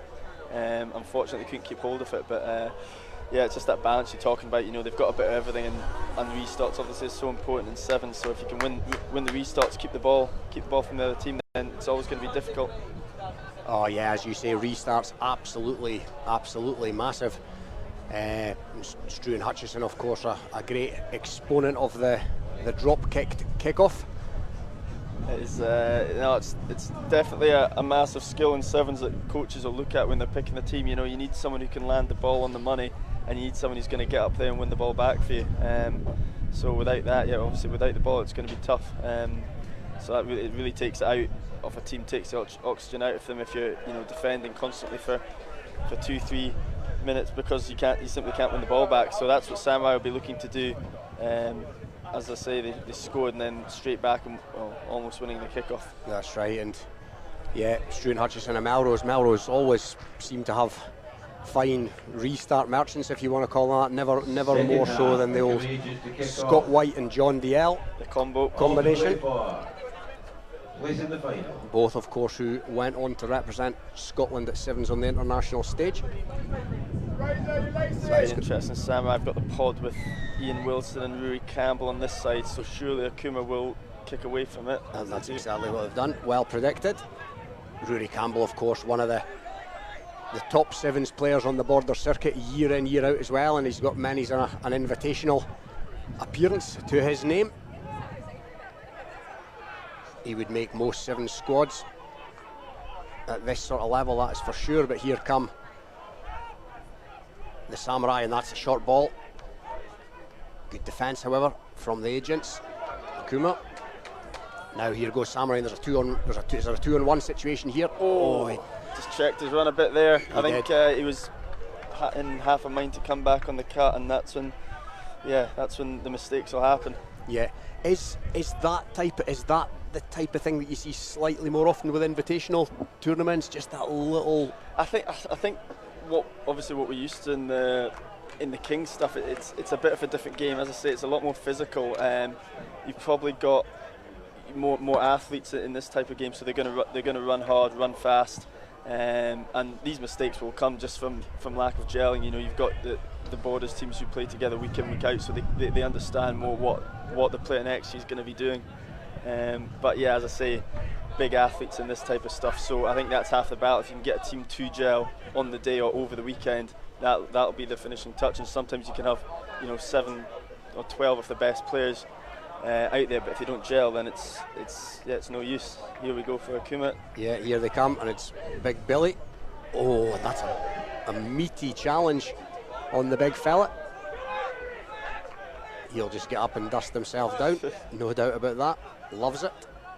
Right, here come Akuma now. That's a turn of pace from Kenny Lau.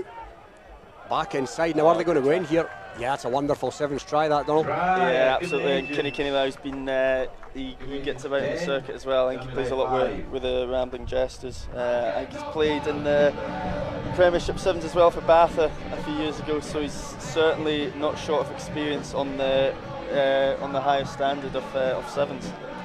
Yeah, and that's another aspect of this sort of invitational tournament. You know, that there could be players that possibly spectators may deem to be unknown quantities almost, but then you hear Kenny Lau's effectively turned out for Bath in sevens. So I think it always helps, especially with these two-day tournaments, if you've got that bit of nous, bit of experience as well, to when you do get in these tighter games in the business end of the tournament. You kind of look to these experienced players to make that difference.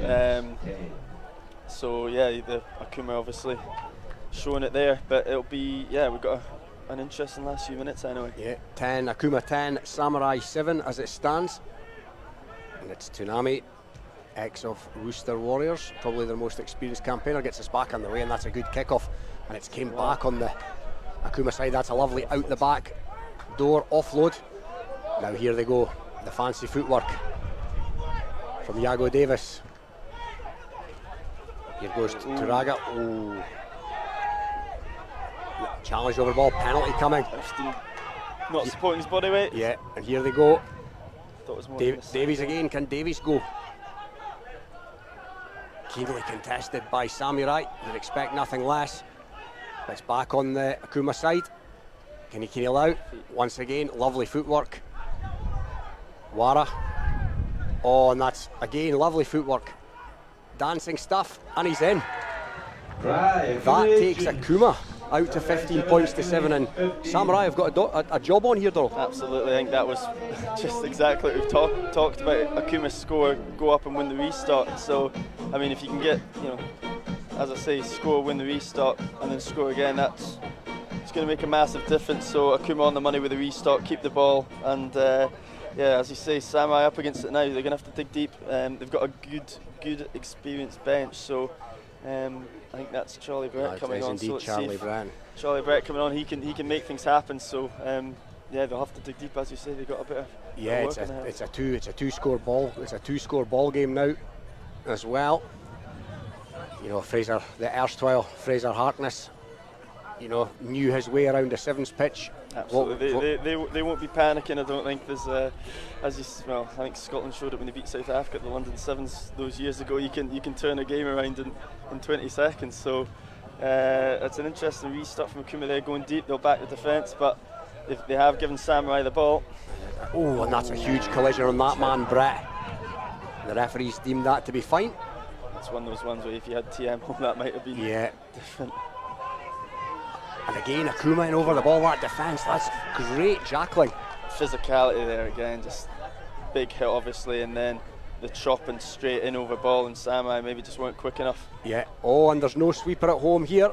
It's Kenny Lau. Struan Hutchison's marshalled that, and it's gone out on the over the dead ball line, so we're going to come back. But yeah, Charlie Brett there was keen to introduce himself into proceedings, and what way to be introduced. Yeah, that's one way to go about it. No soft shoulder found on that occasion. Absolutely. Yeah, you feel Samurai need to go the length here if they're going to get through to the final. Yeah, they need to go from here. Got options either side. Obviously, Roy Stuart Cox, what he can do. Be interesting to see where they go. It's gone loose. We're in retreat. It's that man Brett. Decides to straighten. Shows his bone strength on that occasion with a handoff. Now it's out. Stuart Cox. Inside ball, but again good defence by the Akuma agents. But they've got numbers on this near side, Samurai. And he's done well to regather that. He's going to be in trouble. Yeah, there's a card coming here.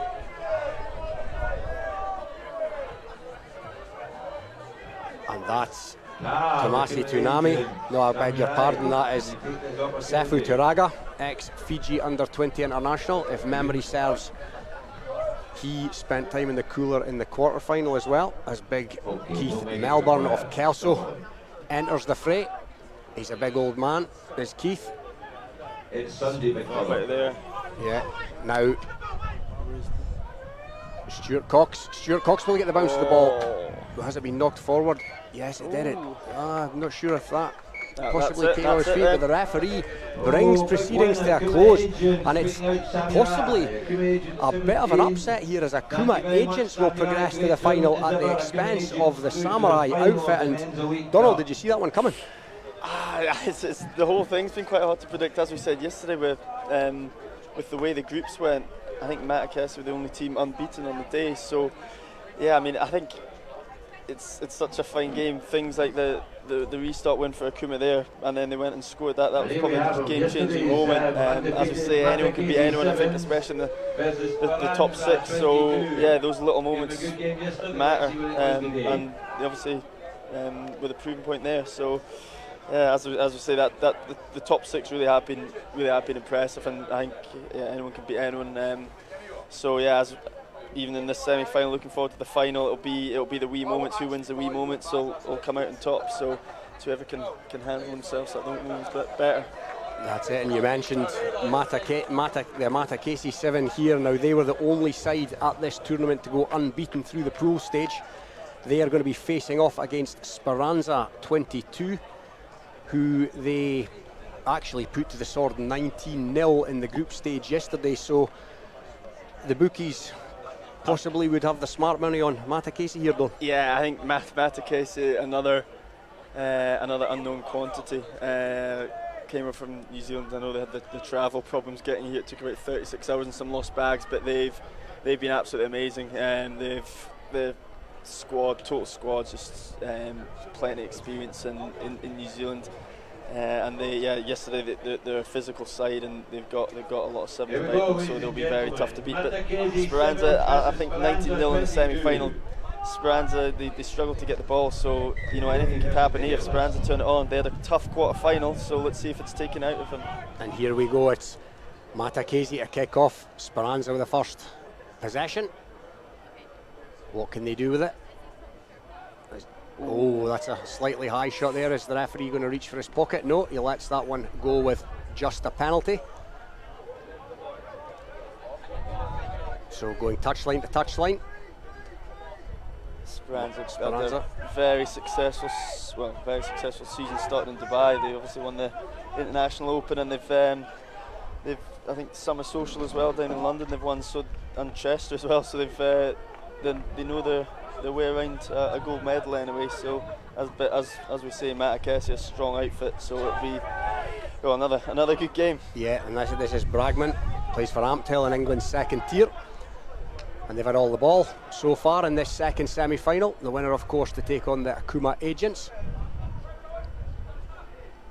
Back inside, again, solid defence. The referee's deemed that to go backwards, but it's been snaffled by Matakesi. I think that just shows Speranza had the ball for the whole first minute and a half, and they've not really gotten past their own 10-metre line, so that's the defence from Matakesi. That's it, no panic was shown, and they're Speranza 22 have now coughed up the penalty just outside their own 22. First possession of note for Matakesi. Let's see what they can do. Direct route first of all. Back towards this near side. It's the footwork. The dummy and go, but he's been caught in the middle of the park there. But no panic whatsoever, quite content. Now they've put boot to ball, varying it up. Now is that going to make the touchline? No, it's been marshalled by Bragman. And it's going to be a 22 dropout. And it's been taken quickly. And Matakesi going to have to go from their own half. And there's a bit of footwork and a bit of straightening up. Now has he got the gas? It's a good tap tackle. Now it's back in the hands. Bragman.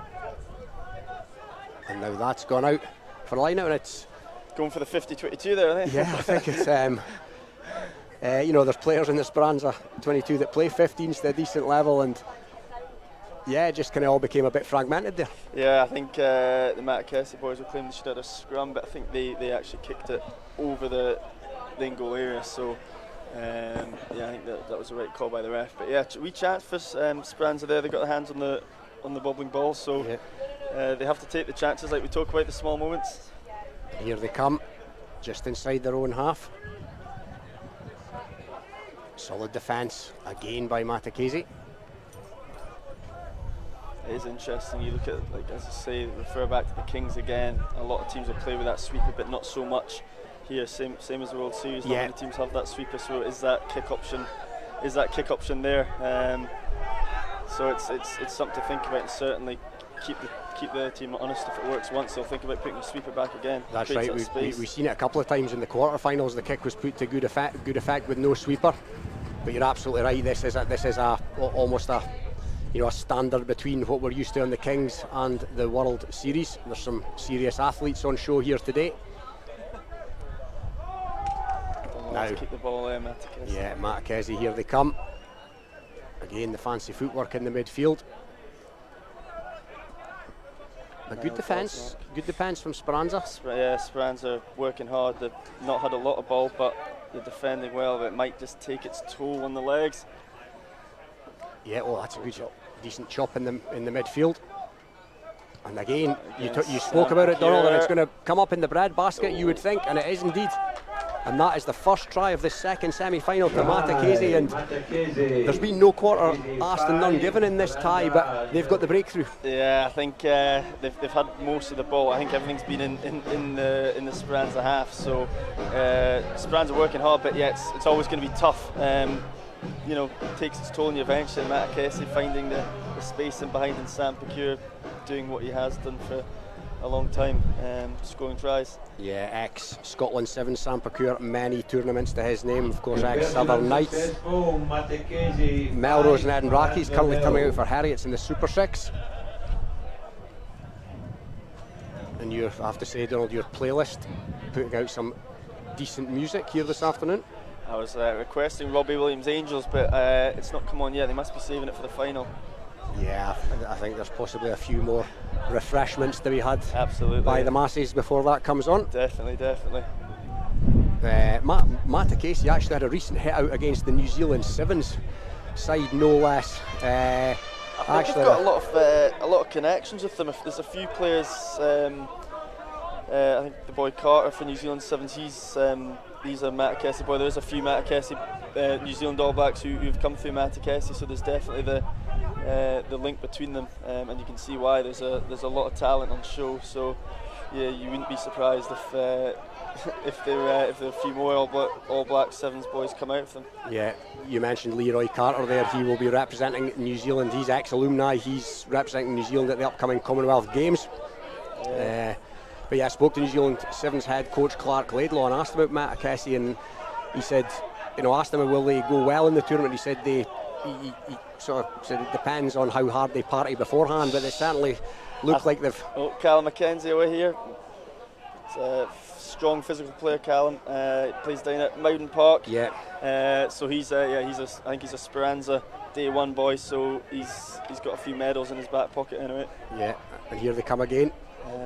But yeah, I think Matakese, they've got the balance between the beers and the training correct. So they had a hit at Edinburgh Accies. A couple of boys used to play there, and then I think they had a few beers early in the week. But it's it looks like they've got the balance right anyway. Yeah, they're certainly showing no ill effects if they have partaken in some social activity this week since arriving. But yeah, it's great to see them over on these shores competing. I think they're heading down to London Nines next week, so they've got a good couple of weeks of rugby in them. Anyway, that's a penalty, and is that going to be a card as well? No, the referee's not going to go to his pocket. But yeah, and they'll obviously be seeing Edinburgh in all its sunshine glory. Absolutely, absolutely brilliant weather. So I hope they don't think it's like this all the time. Oh yeah, you take nothing for granted organising an event in Scotland in July, but they're certainly... I think it's the first time in 4 years we've had 2 sunny days, so we'll absolutely take it. Yeah, as will all the teams involved, I'm sure. So, Matakese towards the end of this first half. Obviously a couple of Scots in the ranks, experienced Scots at that, and Pecure, the aforementioned, and Niall Godsmark, again a man of many's a tournament on the World Series. And here they come, will they put boot to ball? No, he tries to straighten and sees a soft shoulder, gets the offload. Oh, and it's a juggling act. All the skills on show there. I'm not sure it was intentional, but it's come to no avail because it's a penalty to Speranza 22. Now, can they get on the board? Try here would be big. Yeah, can they get on the board before half time to put a cat among the Matakese pigeons? Stepping and going. Matakese defence. Yeah. Really good. Oh, that's forward, surely. Yeah, right in front of us. That was the correct decision, and there's not much in this second semi-final as we go into half-time. Yeah, I think Matakese's defence is it's unreal, isn't it? I mean, Speranza really aren't getting anywhere. You just hope, well, for Speranza's sake, you hope that they'll find something, but they're having to work hard out there. And Matakese are really putting the pressure on the defence, and they're not really not really giving anything away. Yeah, they've looked very comfortable in defence so far, as you say. They recently won the Shannon Sevens New Zealand, which was back to back. They won it last year as well, and they also recently won the Mount Manganui Sevens in the Bay of Plenty there, which is a bit of a hotbed of sevens in the North Island in New Zealand, and that sort of qualifies them as no mugs, as you would say. So, absolutely. And looking at the team, they've got a lot of provincial players. So, I mean, you're never going to go far wrong with a team full of provincial players, anyway. That's right. Alex Thrapp's played Southland Stags Mitre 10. Jackson Aosi's played Manawatu Mitre 10, as has Atu Henare. So yeah, they've got guys, rugby players. That's what you have to be at that level in New Zealand. They've got rugby players. Absolutely. I think it always helps in New Zealand. You've got Super Rugby boys or provincial players aren't playing, they'll go turn out for the club on the weekend. So I think obviously maybe that's something we can do more in Scotland, just get rugby in the boys who aren't playing. Obviously it works very well in New Zealand, so out in Australia as well, you've got the Shoot Shield, you can have 2-3 super rugby boys playing for each team on a Saturday. So yeah, I mean, definitely these boys have got a lot of experience, and they've got the close links with the provincial sides as well, so it always helps when you're trying to turn out a sevens team. Indeed, you mentioned Shoot Shield there, Brad Armstrong of Matakese. He's Southland Stags Mitre 10 in New Zealand, but he's also Southern Districts Aussie Shoot Shield, which is a better than reasonable level of rugby as well. Absolutely. So as the extended squad members and backroom staffs depart the scene, it's going to be Speranza 22 to get us back underway. The winners, of course, will face off against Akuma Agents in the final. Now that's a good kick-off, except it's gone out on the full. So not the start that Speranza would have wanted, Donald. No, I think Speranza, they, as we say, they need to look to score next. Obviously that's the goal. But if Matakese score again, then the game's starting to get away from Speranza. So yeah, it'll be interesting to see what they do here. Yeah, that's it. If a team gets, at this level, if a team gets 2 or 3 scores in front, it's immensely difficult because defences, as we've alluded to, defences are just too good. Yeah, absolutely. I mean, Matakese, we haven't conceded many tries all weekend, so if they get 2 ahead, you'd fancy them to go ahead. And two ahead, they may well go here because they're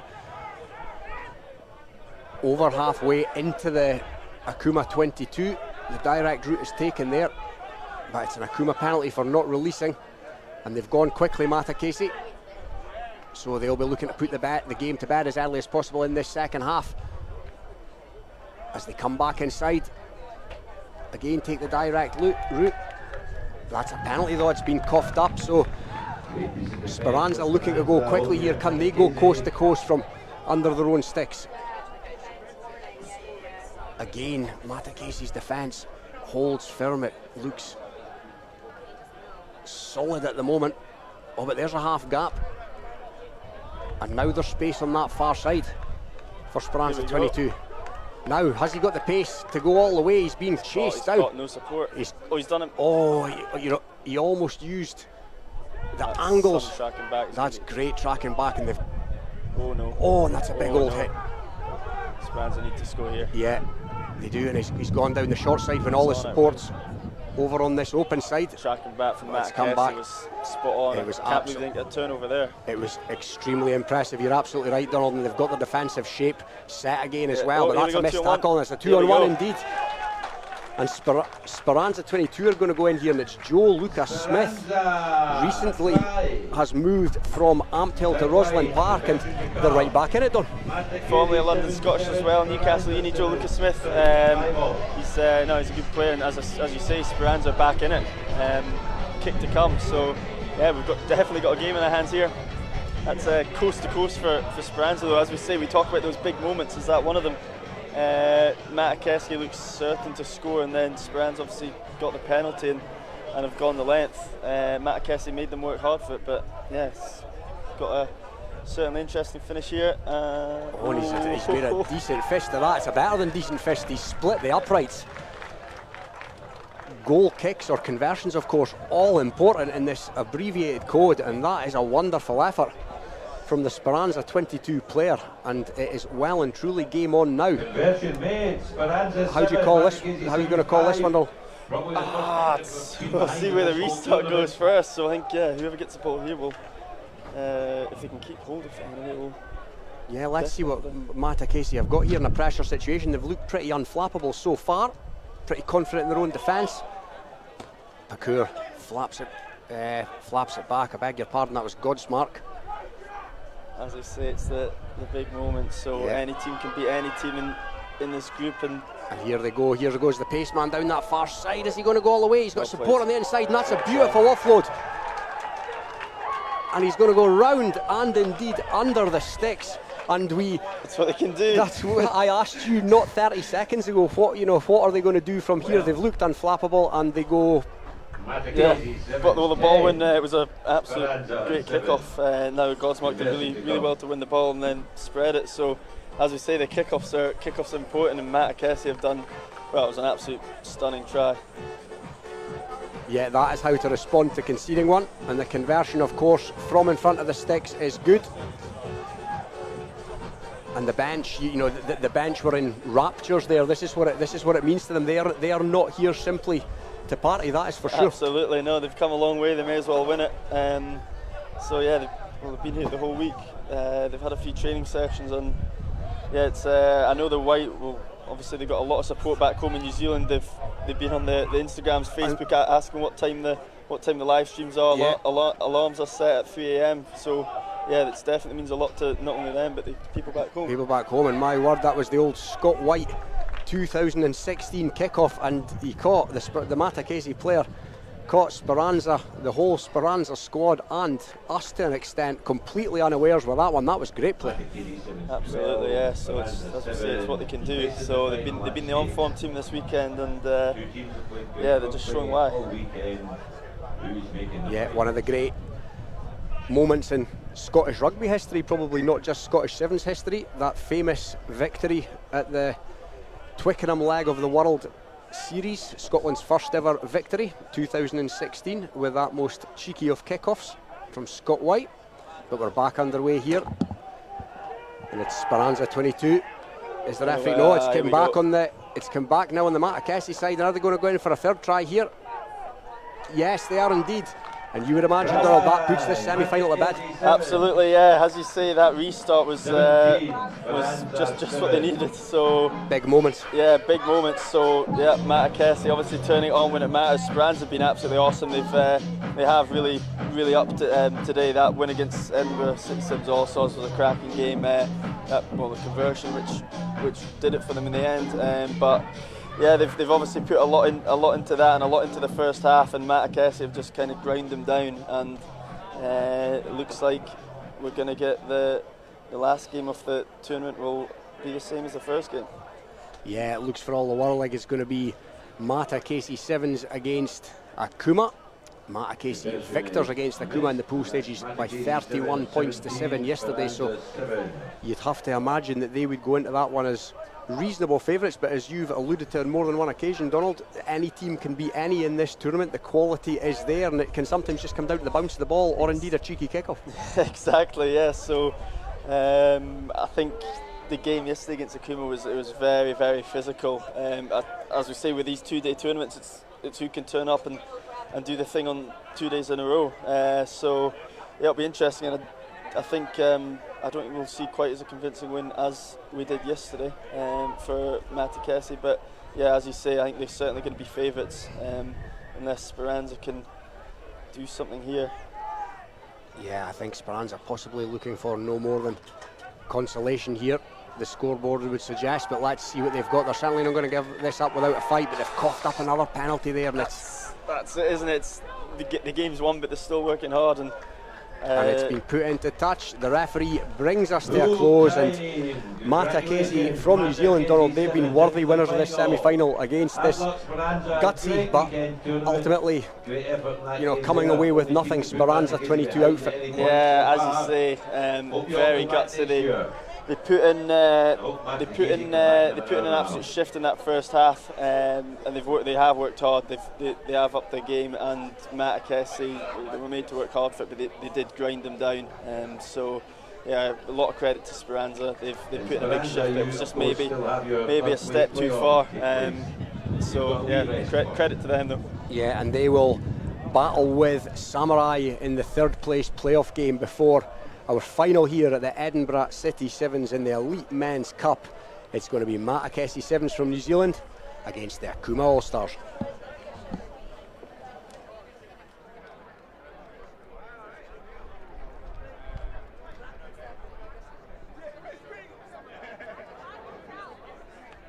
If Hillhead ladies hear this, could you make your way to pitch 3, please? Hillhead ladies. I used to live in Hillhead. Didn't know there were ladies in Hillhead. Hillhead ladies, make your way to pitch 3.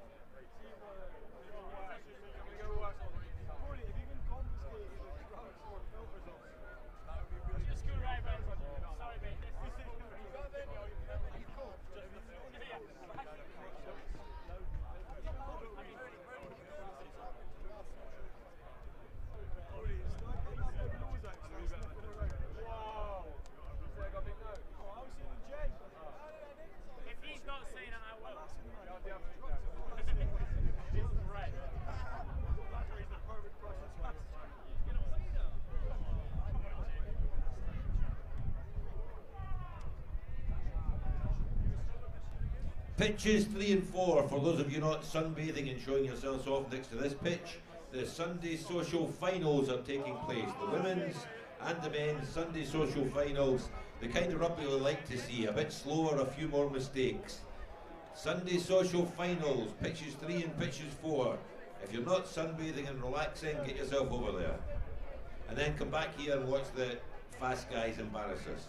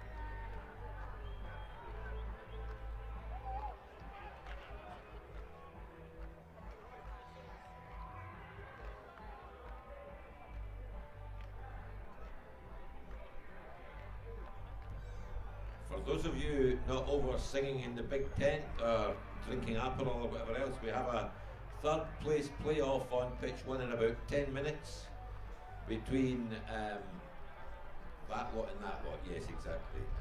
Samurai and Speranza. Samurai and Speranza. Third place playoff, designed to keep you out the bar a wee bit later. And after that, we'll have the grand final.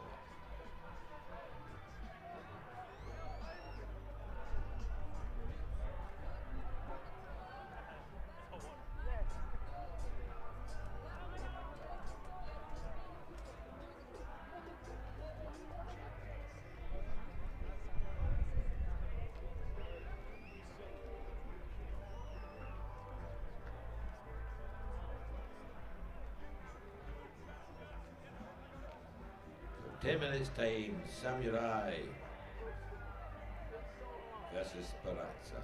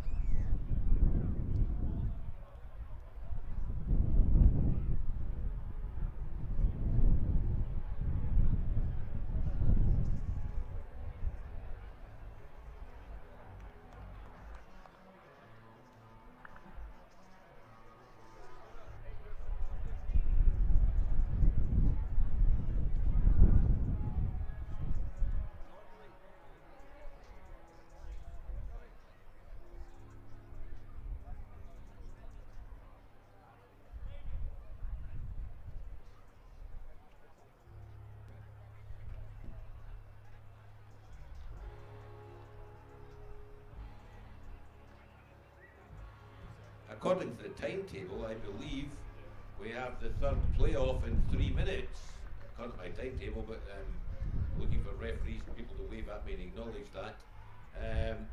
Between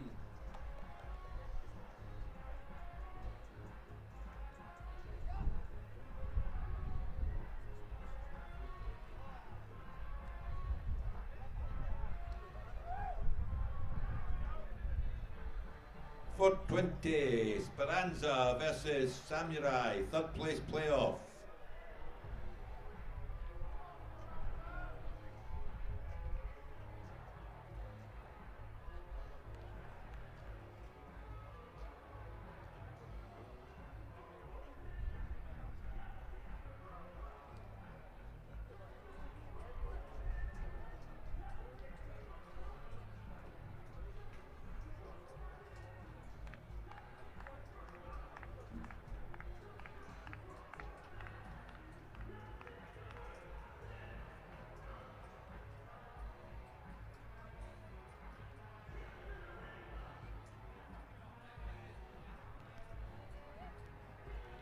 Looking good, one team, other team overthinking about it, referee still in the shade.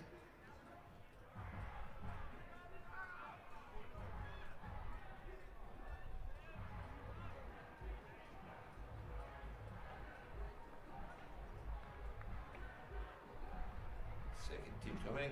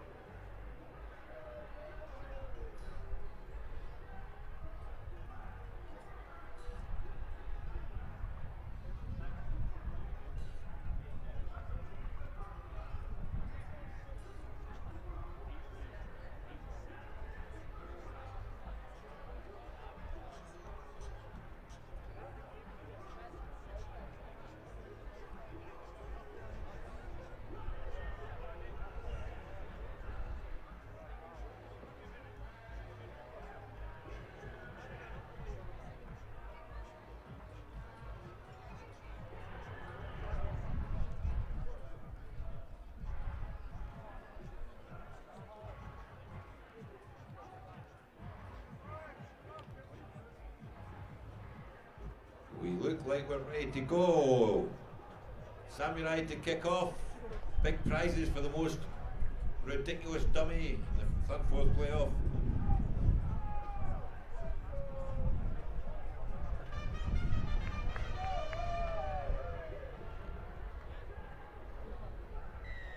Samurai kick off.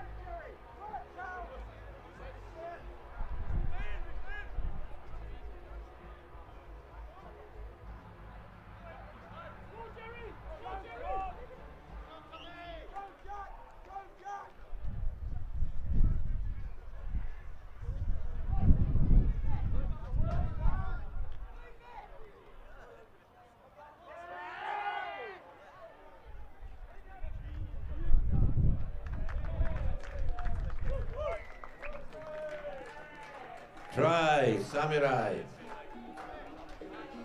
Samurai 5, Speranza 0. Conversion to come.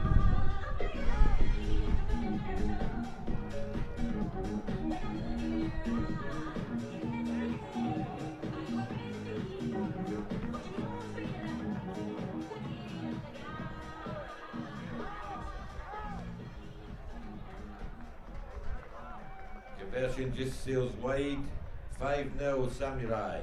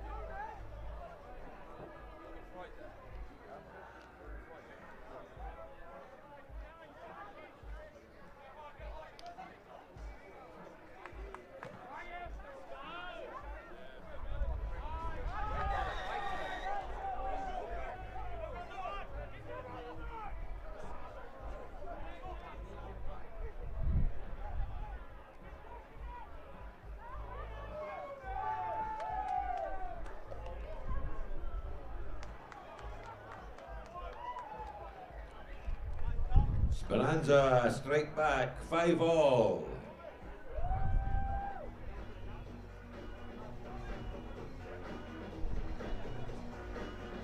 Yeah, it was all about the space there. He didn't look for the contact. He backed himself on the outside, and he was only too content to race in from far out. And so we're all square then. that takes, 5-all with that the takes us conversion all to come. square indeed with the conversion to come, and it's a tricky conversion at that, right into the, or as we're looking at it, into the glare of the sun. And he's made a decent effort, but alas, no joy, and it remains 5-all. Samurai and Speranza. After this, the elite men's final, Akuma Agent versus Matakese RFC. So kick-off to come from Speranza 22. Rory Campbell for Samurai, the highly experienced figure of Rory Campbell on this near side. Will they look to drop it on him? He's attacking it. Keith Melbourne leaves it for Rory Campbell, who takes it cleanly. Charlie Brett. Into the glare of the sun, here comes Samurai. That's a decent offload. Brett, again, it's another long pass, and Melbourne's put boot to ball, and it's drifted out. So Samurai looked highly composed earlier on in the tie, but that's kind of their first error there. It was a long looping pass from Charlie Brett, but Hugh, the breeze has just picked back up again in time for this tie. I think that's right, yes. As you said, we've had a glorious afternoon weather-wise, couldn't be better, and a good crowd in here at Peffermill watching the elite rugby. As Samurai tried to go for another and it's been fumbled. 5 points. Yeah, they're going to come back for a scrum, but yeah, that's an opportunity gone for Samurai. 5 points all, third place playoff. 5 points apiece. City 7, 2022. Almost 30 seconds remaining in this evenly matched first half. So scrum feed, Speranza 22, this invitational side set up in the memory of Marco Speranza. Sadly died in 2013, aged 20. Some teammates set this up in his memory, and they've certainly battled proudly for him this weekend. as we mentioned before, recent winners. Dubai Sevens 2021, they won the International Open tournament. One similar in Bournemouth last year, and they were beaten finalists in Bournemouth this year by the British Army. And however, here comes Samurai, and again that looks like Rory Campbell. He's in for his second. Samurai. That gives Samurai the advantage going into half-time, Hugh. It does, and I mean they are a really strong team, and it was such a surprise that they didn't make their way to the final. Of course, they lost in the final. The Melrose Sevens to the British Army. We watched them in that at the Green Yards back in April. To finish third is not certainly nothing. Certainly nothing wrong with that, but they would have wanted to keep their names on this trophy in 2022. That's right, they won the last two playings of this. There was no playing obviously in 2020, but they won this last year and they won it in 2019. And you're absolutely right. They very much were coming to this tournament looking to bring up the hat trick, but they came up against an Akuma Agents team who had a game under their belt today. And I was speaking to Neil Hinnigan, the team manager of Samurai, after that game, and he thought that potentially worked against Samurai. They came in a bit cold.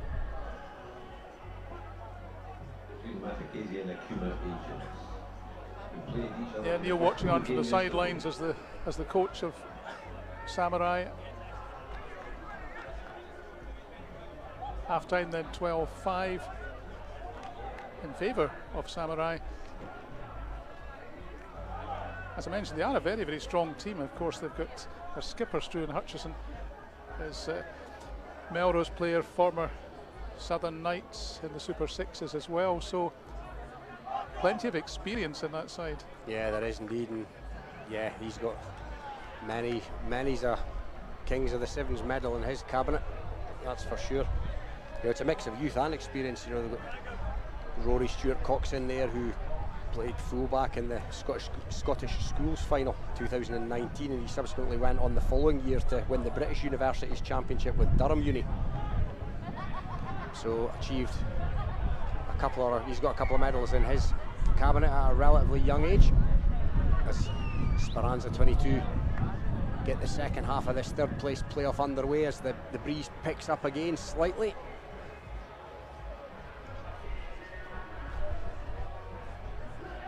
The first. There's been a knock on there by Samurai. It's going to be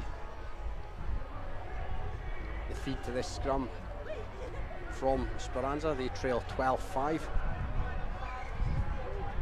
at the moment.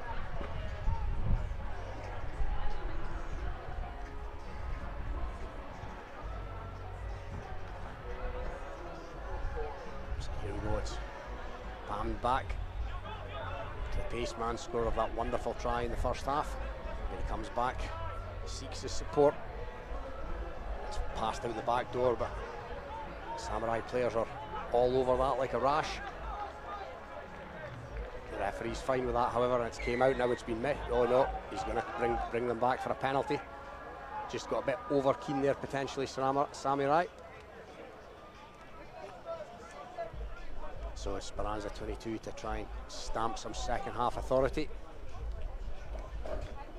There's the dummy run, came on the cut. Now he's down this near side. The Speranza 22 player, he's going to come back inside, and is he going to go straight under the post? He's going to do exactly that, Hugh, and that's a wonderful try. Number 3 for Speranza, Rian Hamilton, the scorer, takes it to 12-10 with a conversion to come. So actually, if they score that, and remember he touched down under the post, so it should be a relatively simple conversion. We'll be all square. Yeah. Just a few minutes left of this third place playoff. That's right, the conversion's being taken from behind the post, as we've seen a few times this afternoon. So that brings us level in this third place playoff at 12 all. Keenly contested between Samurai and Speranza 22. Speranza coached by Josh Hall, Ben McGee, Matt Green. Recently won Chester Sevens as well. 12-5. One of the great invitational tournaments south of the border. Chester, Bournemouth, etc. Great social occasions, as well as a Yes, 12, high 10, standard of sorry. rugby being played as we've seen here this weekend as well. So was there obstruction there? No, the referee's going to let that one go, and it's back in the grateful hands of Speranza 22. Oh, that's lovely footwork. Defence has got back to him now. He's been well marshalled. Here they come again. Will they straighten and take the space? No, it goes wide. Got men over here. Oh, there's good defence in the corner there by Samurai, but it's came back on the side of Speranza, and they've gone in for their third try, and that's been 3 tries in relatively quick enough. Certainly 2 tries in relatively quick succession. You 17-5. They've certainly been the surprise package of this tournament, haven't they?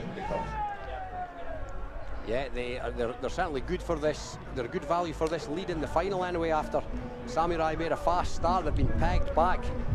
But yeah, that's Speranza now into a winning position. The kick drifts by, and that's 17 points to 12 in Speranza 22's favour. And the clock kicking down towards the final whistle as well. So if Samurai want to get something out of this, they're going to have to be very quick. That's right, 3 minutes or so remaining.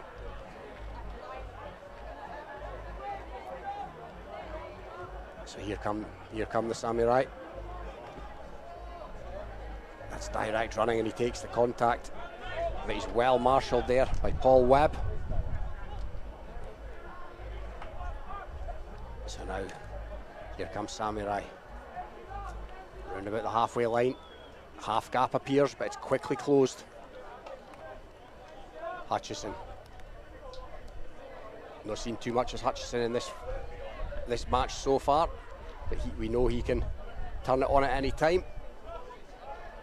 As can the likes of Charlie Brett, so they'll be looking for those. That's a lovely offload. Oh, it's good footwork. Bought the space, did Hutchison. Now they're over the ball there, Speranza, but the referee's okay to let that come back on the side of Samurai. So here they come, straightens it all through the gap, and it's been taken at the second attempt. And will he go under the posts? He's got the power. Yeah, good try, Hugh. Try, Samurai 15, Speranza 17. Rory Stewart-Cox, the youngster. So we're all square with the conversion to Yeah. come then. This could be a vital kick. Yeah, it was a well-worked try. That they were patient in the build-up, and there was a canny piece of play in there. We mentioned Struan Hutchison, but he used his footwork to buy the space, which caught the defender off guard and allowed him to get the ball away. So 19-17 in favour of Samurai as nip and tuck. A sevens tie as you're likely to see this one. As the clock eats down to little more than a minute remaining, and this is going to be a vital kick-off here. I think what you said, Robin, about the space is absolutely right. I think Speranza were just giving Samurai too much space along the wing and allowing them to string together a series of passes. That's right, and that's a great kick-off by Hutchison. And it's been knocked on by Speranza, and that brings possession back. And has the advantage been kicked away though by Charlie Brett? Yes, it has. There was no sweeper for Speranza, and Brett sensed that, but it's the ricochet of the ball has given it back to Speranza now. Can they go from deep and seal this third, fourth place playoff? They're going to need to go from deep, their own 22, in the shadow of their own posts. Samurai looking to trust their defence. They're in over the ball there. Has that Jacko been successful? No, it's came back on the side of Speranza 22, and there's space over on that far side. Can they exploit it? Yes, there's a one-on-one situation here now. Is he going to go round his man? Oh, that's great cover defence. Has that gone into touch? No, it's came back on the Samurai side now. Can they go from deep? Not much support, comes back inside. Oh, and that's a big hit in the midfield. It came back, there was quick hands on there, but oh no. The referees deemed them to be offside. Defense, 17-all. Now here comes Samurai. Will they put boot to ball again? There's no sweeper. Good strength there, and he's found his support. Now he's going up that far side. Is he going to go all the way? Yes, that's going to be the winning try. That is indeed, Hugh. That's going to be the winning try, and that's going to bag Samurai a third place finish here at Edinburgh City Sevens, and they've came back into it in this second half when it looks, when it looked like they'd faded. They found another gear, and all credit to them. Absolutely, the stronger side just managed to put it together when it most counted in the last few minutes of that match. Yeah, and there's it all stemmed actually from a wonderful one-on-one cover tackle. Almost Gary Armstrong-esque for those of a certain vintage. Not many got past him in a one-on-one situation, and it almost reminded me of that. And they've come away with the ball from that tackle. They've gone up the other end and they've sealed this tie.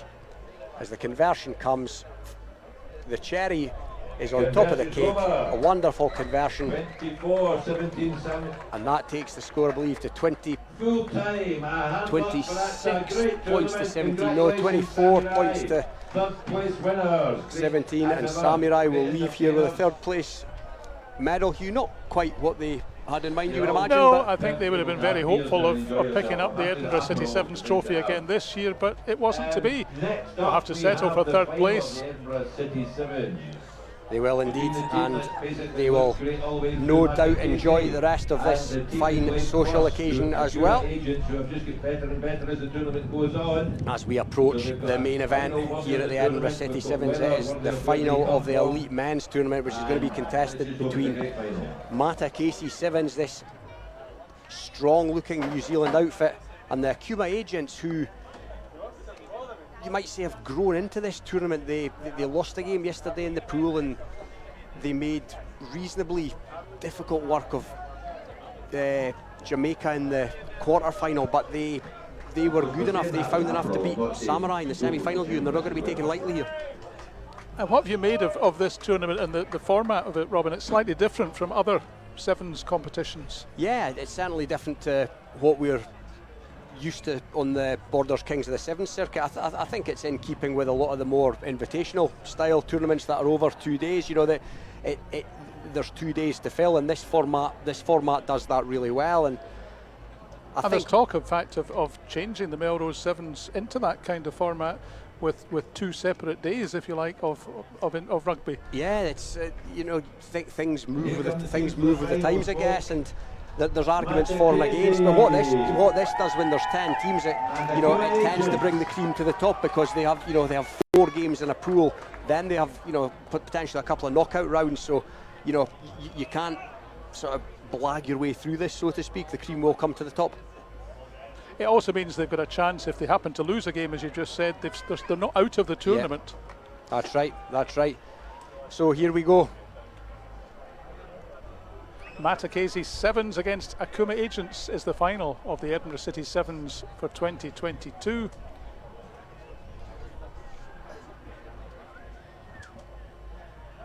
Thank you, Hugh. I'm going to hand over summarising duties to Donald Crawford. Donald Crawford, organiser of the Edinburgh City Sevens, and no mean Sevens player in his own right. Thanks to Hugh. I didn't hear what you just said there, Robin. Was it good things?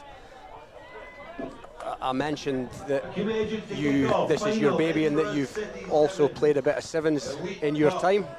Didn't say good or bad. Yeah, we'll leave it at that. I think that's the safest option. Yeah. So here we go. It's the showpiece event. The 2 best teams over the piece,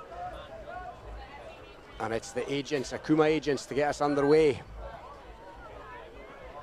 The ball gathered in. The first possession of this final goes the way of Mata Casey Sevens. Now they've progressed based on defence as much as of attack, but here they are in attacking sense, and they're up the middle here now. Is there the pace to go all the way?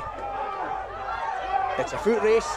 Ground's being made by the defender, but he's not going to catch him, and first blood in this final duel to Mata Casey. That's what they can do, absolutely. I think it was Harini just going through the middle lane, splitting defence open, and then the support play. I think that's just the experience of the Mata Casey boys, the gamble line, and he's foot race, and he's came up on top.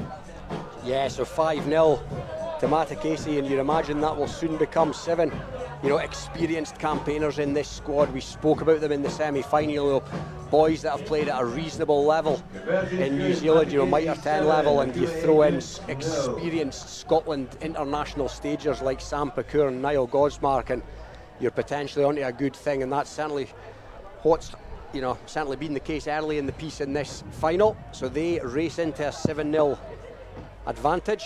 Absolutely, and I think well, we need to remember Akuma have had an extra game today after they came runner-up in the group, so that might be a telling factor just on the legs. But yeah, Matakesi, it looks like, you know, the 2 days, it's a big ask, but it looks like it hasn't bothered them too much. I mean, they've gone from strength to strength, if anything. Yeah, that's right, and they, you know, these teams faced off in the pool yesterday, which resulted in a fairly resounding 31-7 victory for Matakesi, so that, you know, the smart money potentially is on them here. But this is a final, and as we know, anything can happen, and, you know, the nature of this tournament has been that, other than maybe Matakesi, you know, most teams have been able to beat most teams. Will this happen here? Will Akuma find enough? Absolutely. I think Matakesi had a tough semi-final. Speranza gave them a good run for the money, so they did have a bit of running in the legs beforehand. Yeah, they soaked up the Speranza pressure before coming good. And that's good yardage being made here by the agents, Akuma agents, as they encroach into the Matakesi half. Has that come back, however, on the Matakesi side? That's a great counter ruck, yeah.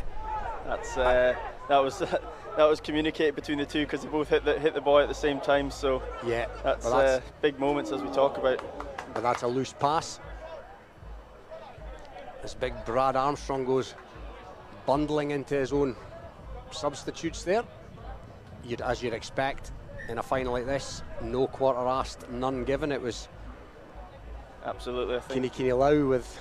We saw the first game of yesterday's pool stages, and it was these two teams, and it was a physical encounter. I think that set the tone for the whole weekend, and I think it's going to be the same for the final. So yeah, we're definitely going to see some big collisions this final, and then I suppose it's who's got that bit extra edge to see out the game, who's gonna go and lift the trophy.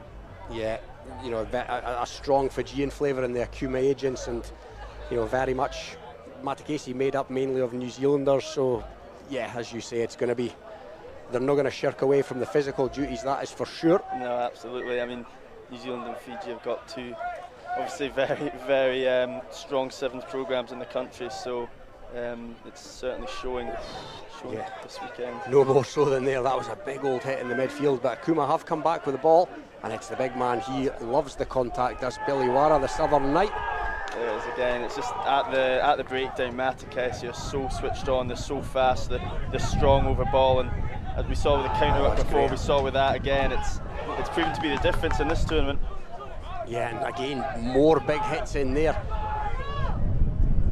As Matakesi come up, and they've got a man over here now. It's going to be all about pace, but he's come back in field to seek his support.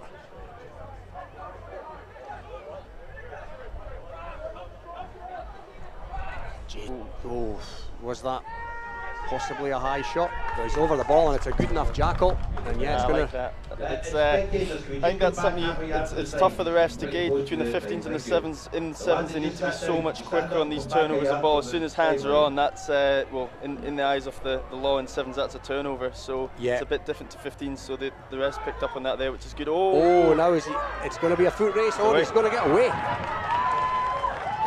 And all of a sudden, that looks like Jack Edwards, who's going to saunter under the post from inside his own half, and Akuma agent's right back in this though. Absolutely.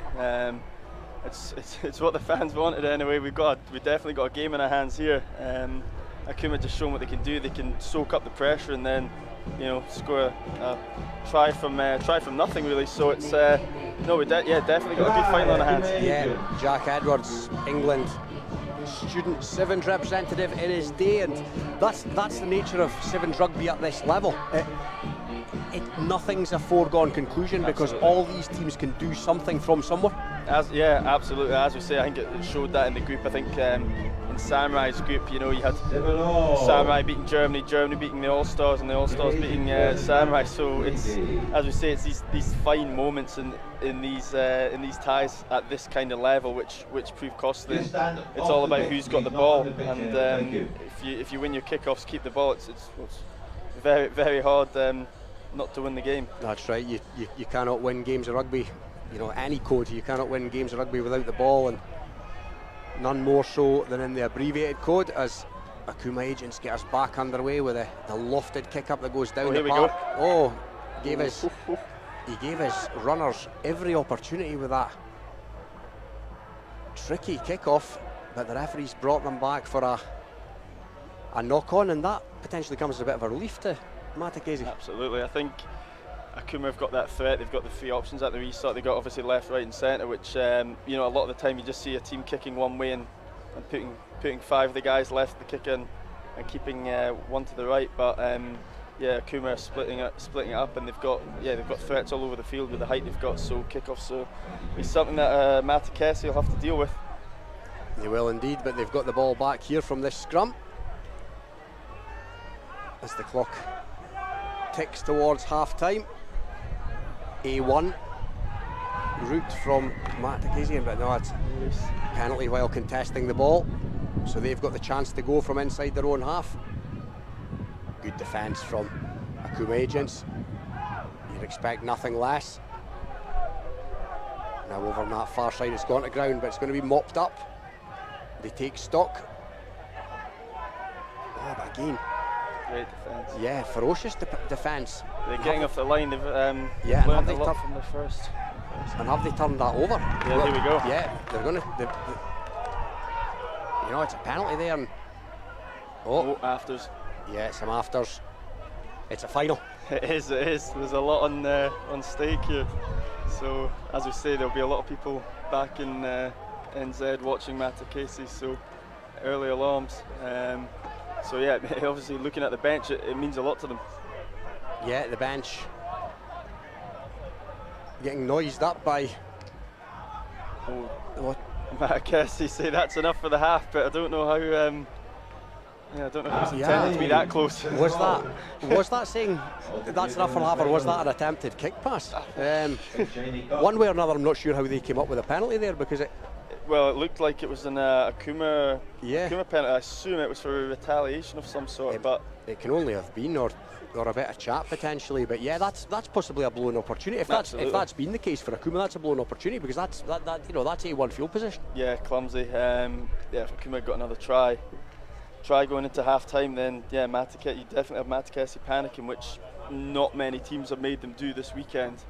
So it'd be interesting to see how they were under a bit of pressure. Yeah, so we're all square here at 7 points apiece. The final of the Edinburgh City Sevens 2022, and you must be, as the organiser, you must be delighted with how it's gone. Yeah, as I say, the standard's been brilliant. It's very physical. I mean, I wouldn't like to be out there on a Sunday afternoon, so I'm glad it's them and not me. But and then the social side and the other sides, that's been absolutely heaving the past 2 days. So no, it's been a great success, and well, we're about to see who comes out on top in the top comp. So yeah, a great social occasion, as you allude to, but yeah, there's serious rugby at stake here, and there is the title won last year by Samurai. No playing in 2020 of course. Samurai victorious in 19. In the south of Scotland, victorious in the inaugural tournament in 2018. So some great names on the trophy, some great rugby names on the trophy so far, but there's going to be a new name today.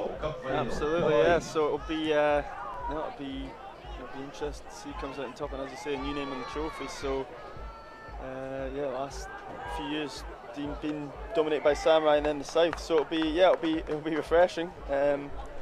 But yeah, who it's going to be, it's tough to say at the moment. Yeah, well, it's Akuma in possession for now anyway. The Akuma Agents again quick over the ball, but bundled out of it. Now what's the referee going to make of that? That's a yellow card all day. Yeah, it's a penalty. Is he going to reach for his pocket? Doesn't look like it. I think he's going to let that one slide, Don. That could be a key. That could be a key moment because, you know, again, the level of rugby that's on show here. Yeah, absolutely. One team down to 6 for 2 minutes. It's going to be a massive hindrance. I think that's a big win for Matakesi, because Yeah. I think that's well, yellow card or 7 points there, but gotten away with it. And again, they're in over the ball there. Everything's going Akuma's way now. That Yeah. the contact. It is. They've worked it out, Akuma, and that's a half break. Oh my, yeah, that was a good jackal by there.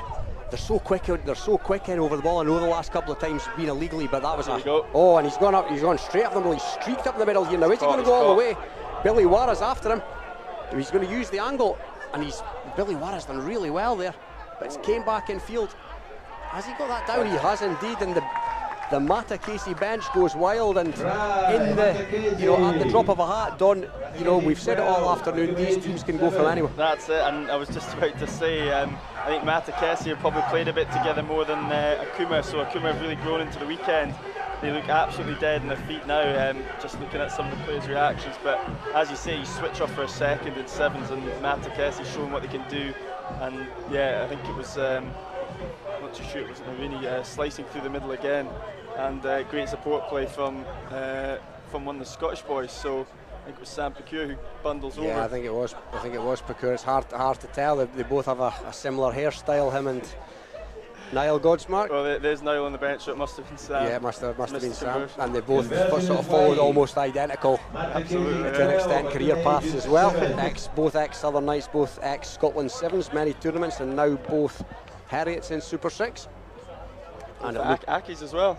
That's right, Aki's indeed. Yes. So, yeah, nigh on identical career paths, and here they are in a Matakesi jersey today, and they now have an advantage. Will they leave here with a winner's medal? That is the question, as Matakesi get us back underway.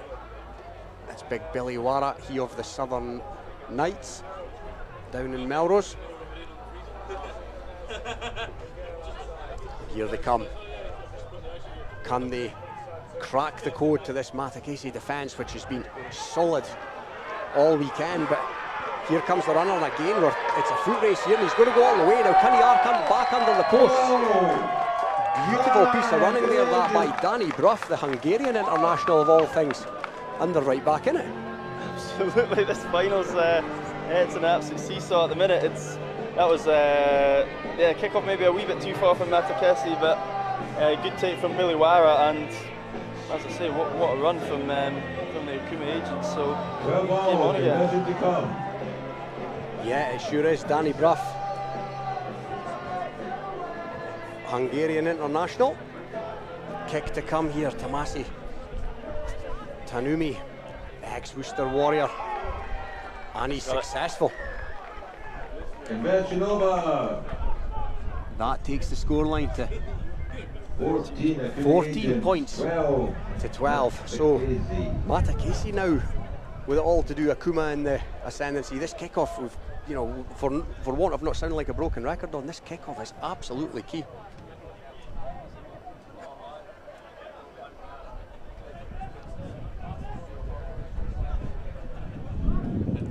So here we go, successful conversion. Tanumi, what can he do with this kickoff? Oh, the wind's got hold of that one. It's unfortunate the wind's now, what are they going to do here? Yeah, referee's seen enough. The referee let the wind just picked up as he took that kick. Harini, yeah, Harini. He's been prominent all tournament. Oh, and they've got numbers now. Step. Back inside, he's got a support runner on that. Under the post. Yeah, and that is an absolutely first-class sevens try. That is, that's the pressure was on Matakesi there, because, you know, not long left, and Akuma had the restart, not 10, and Matakesi have, you know, they put a bit of pace on the ball, and they've understood the assignment, and yet scored the try. That's it. They had they had options. You know, the carrier, the runner had options either way, and absolutely that's all you can ask for. And he took the inside man, which, you know, that's the experience again, showing just bit of pressure on them, and yeah, they've delivered at the big moments, which we keep banging on about the big moments, but there's been a lot of them. That's it, and you know, they've won tournaments, we've spoken before, they've won tournaments recently in New Zealand, and you don't get invited to have a hit out against the All Black Sevens in preparation for a Commonwealth Games unless you've got a bit about you. Exactly, absolutely, and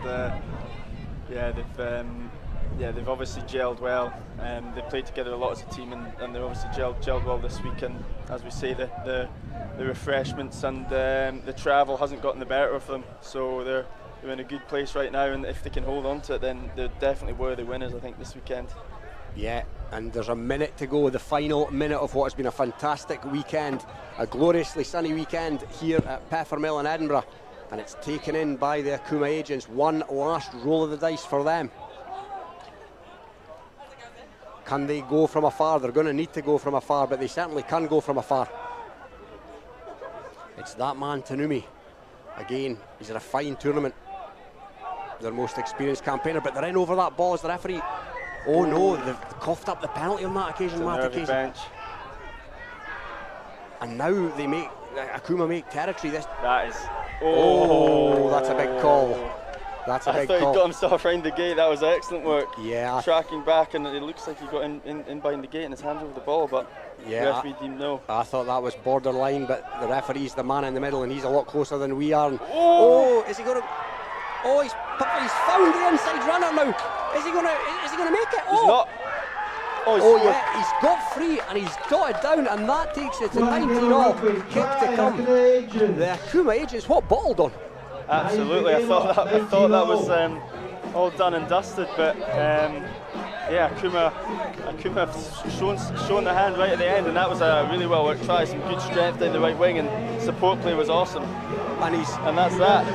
He sent it over as Tomasi Tanumi, and it's the Akuma agents at the death who are going to lift the Edinburgh City Sevens Elite Men's Tournament 2022. And Donald, what a final! What a final indeed. That was. That had a bit of everything. Well, what a game! As we say, it could have gone either way. End-to-end stuff, and Akuma have just stolen it at the death. But yeah, absolutely great final. Probably the two deserving teams in the end. First game, Matakesi obviously had the better Akuma, but Akuma have obviously gelled over the weekend, and yeah, they've really grown into the tournament and showing well that they're a top class side. Yeah, and an extra game today for good measure. Exactly. In these conditions, you know, somewhere between 25 and 30 degrees, and it's not had an adverse effect, has it? Even had a positive effect? Yeah, absolutely. Well, they might have had, you know, maybe that game, that semi-final, Matakesi weren't as fresh. So no, it's interesting that Akuma had an extra game, but still managed to come out on top in a very fatiguing final, no doubt, in the sun. So no, all credit to them. I thought Matakesi were absolutely class over the weekend, but we talk about those big moments again, and Akuma just showed that when it mattered that yeah, they could deliver. Yeah, it was all bottle at the end there from the Akuma agents. All credit to both these teams, the two standout teams over the weekend. A final that is befitting of what has been a glorious weekend's rugby, high-class rugby here at the Edinburgh City Sevens, and we sign off with the Akuma agents as the 2020 champions. Thank you for the music. Cheers, bye.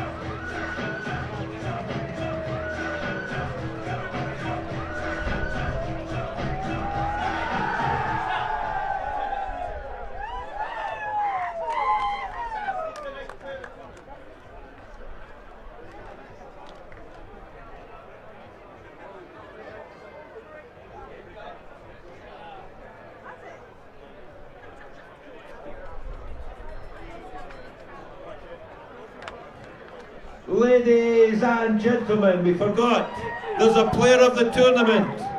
On that final, there were a lot of candidates, but our informed experts have nominated Tomasi Tanumi, number 10, the captain of Akuma Agents. Great tournament, lads, after coming back after yesterday. Brilliant. And once again, unlucky Matakese. Great team. Yeah.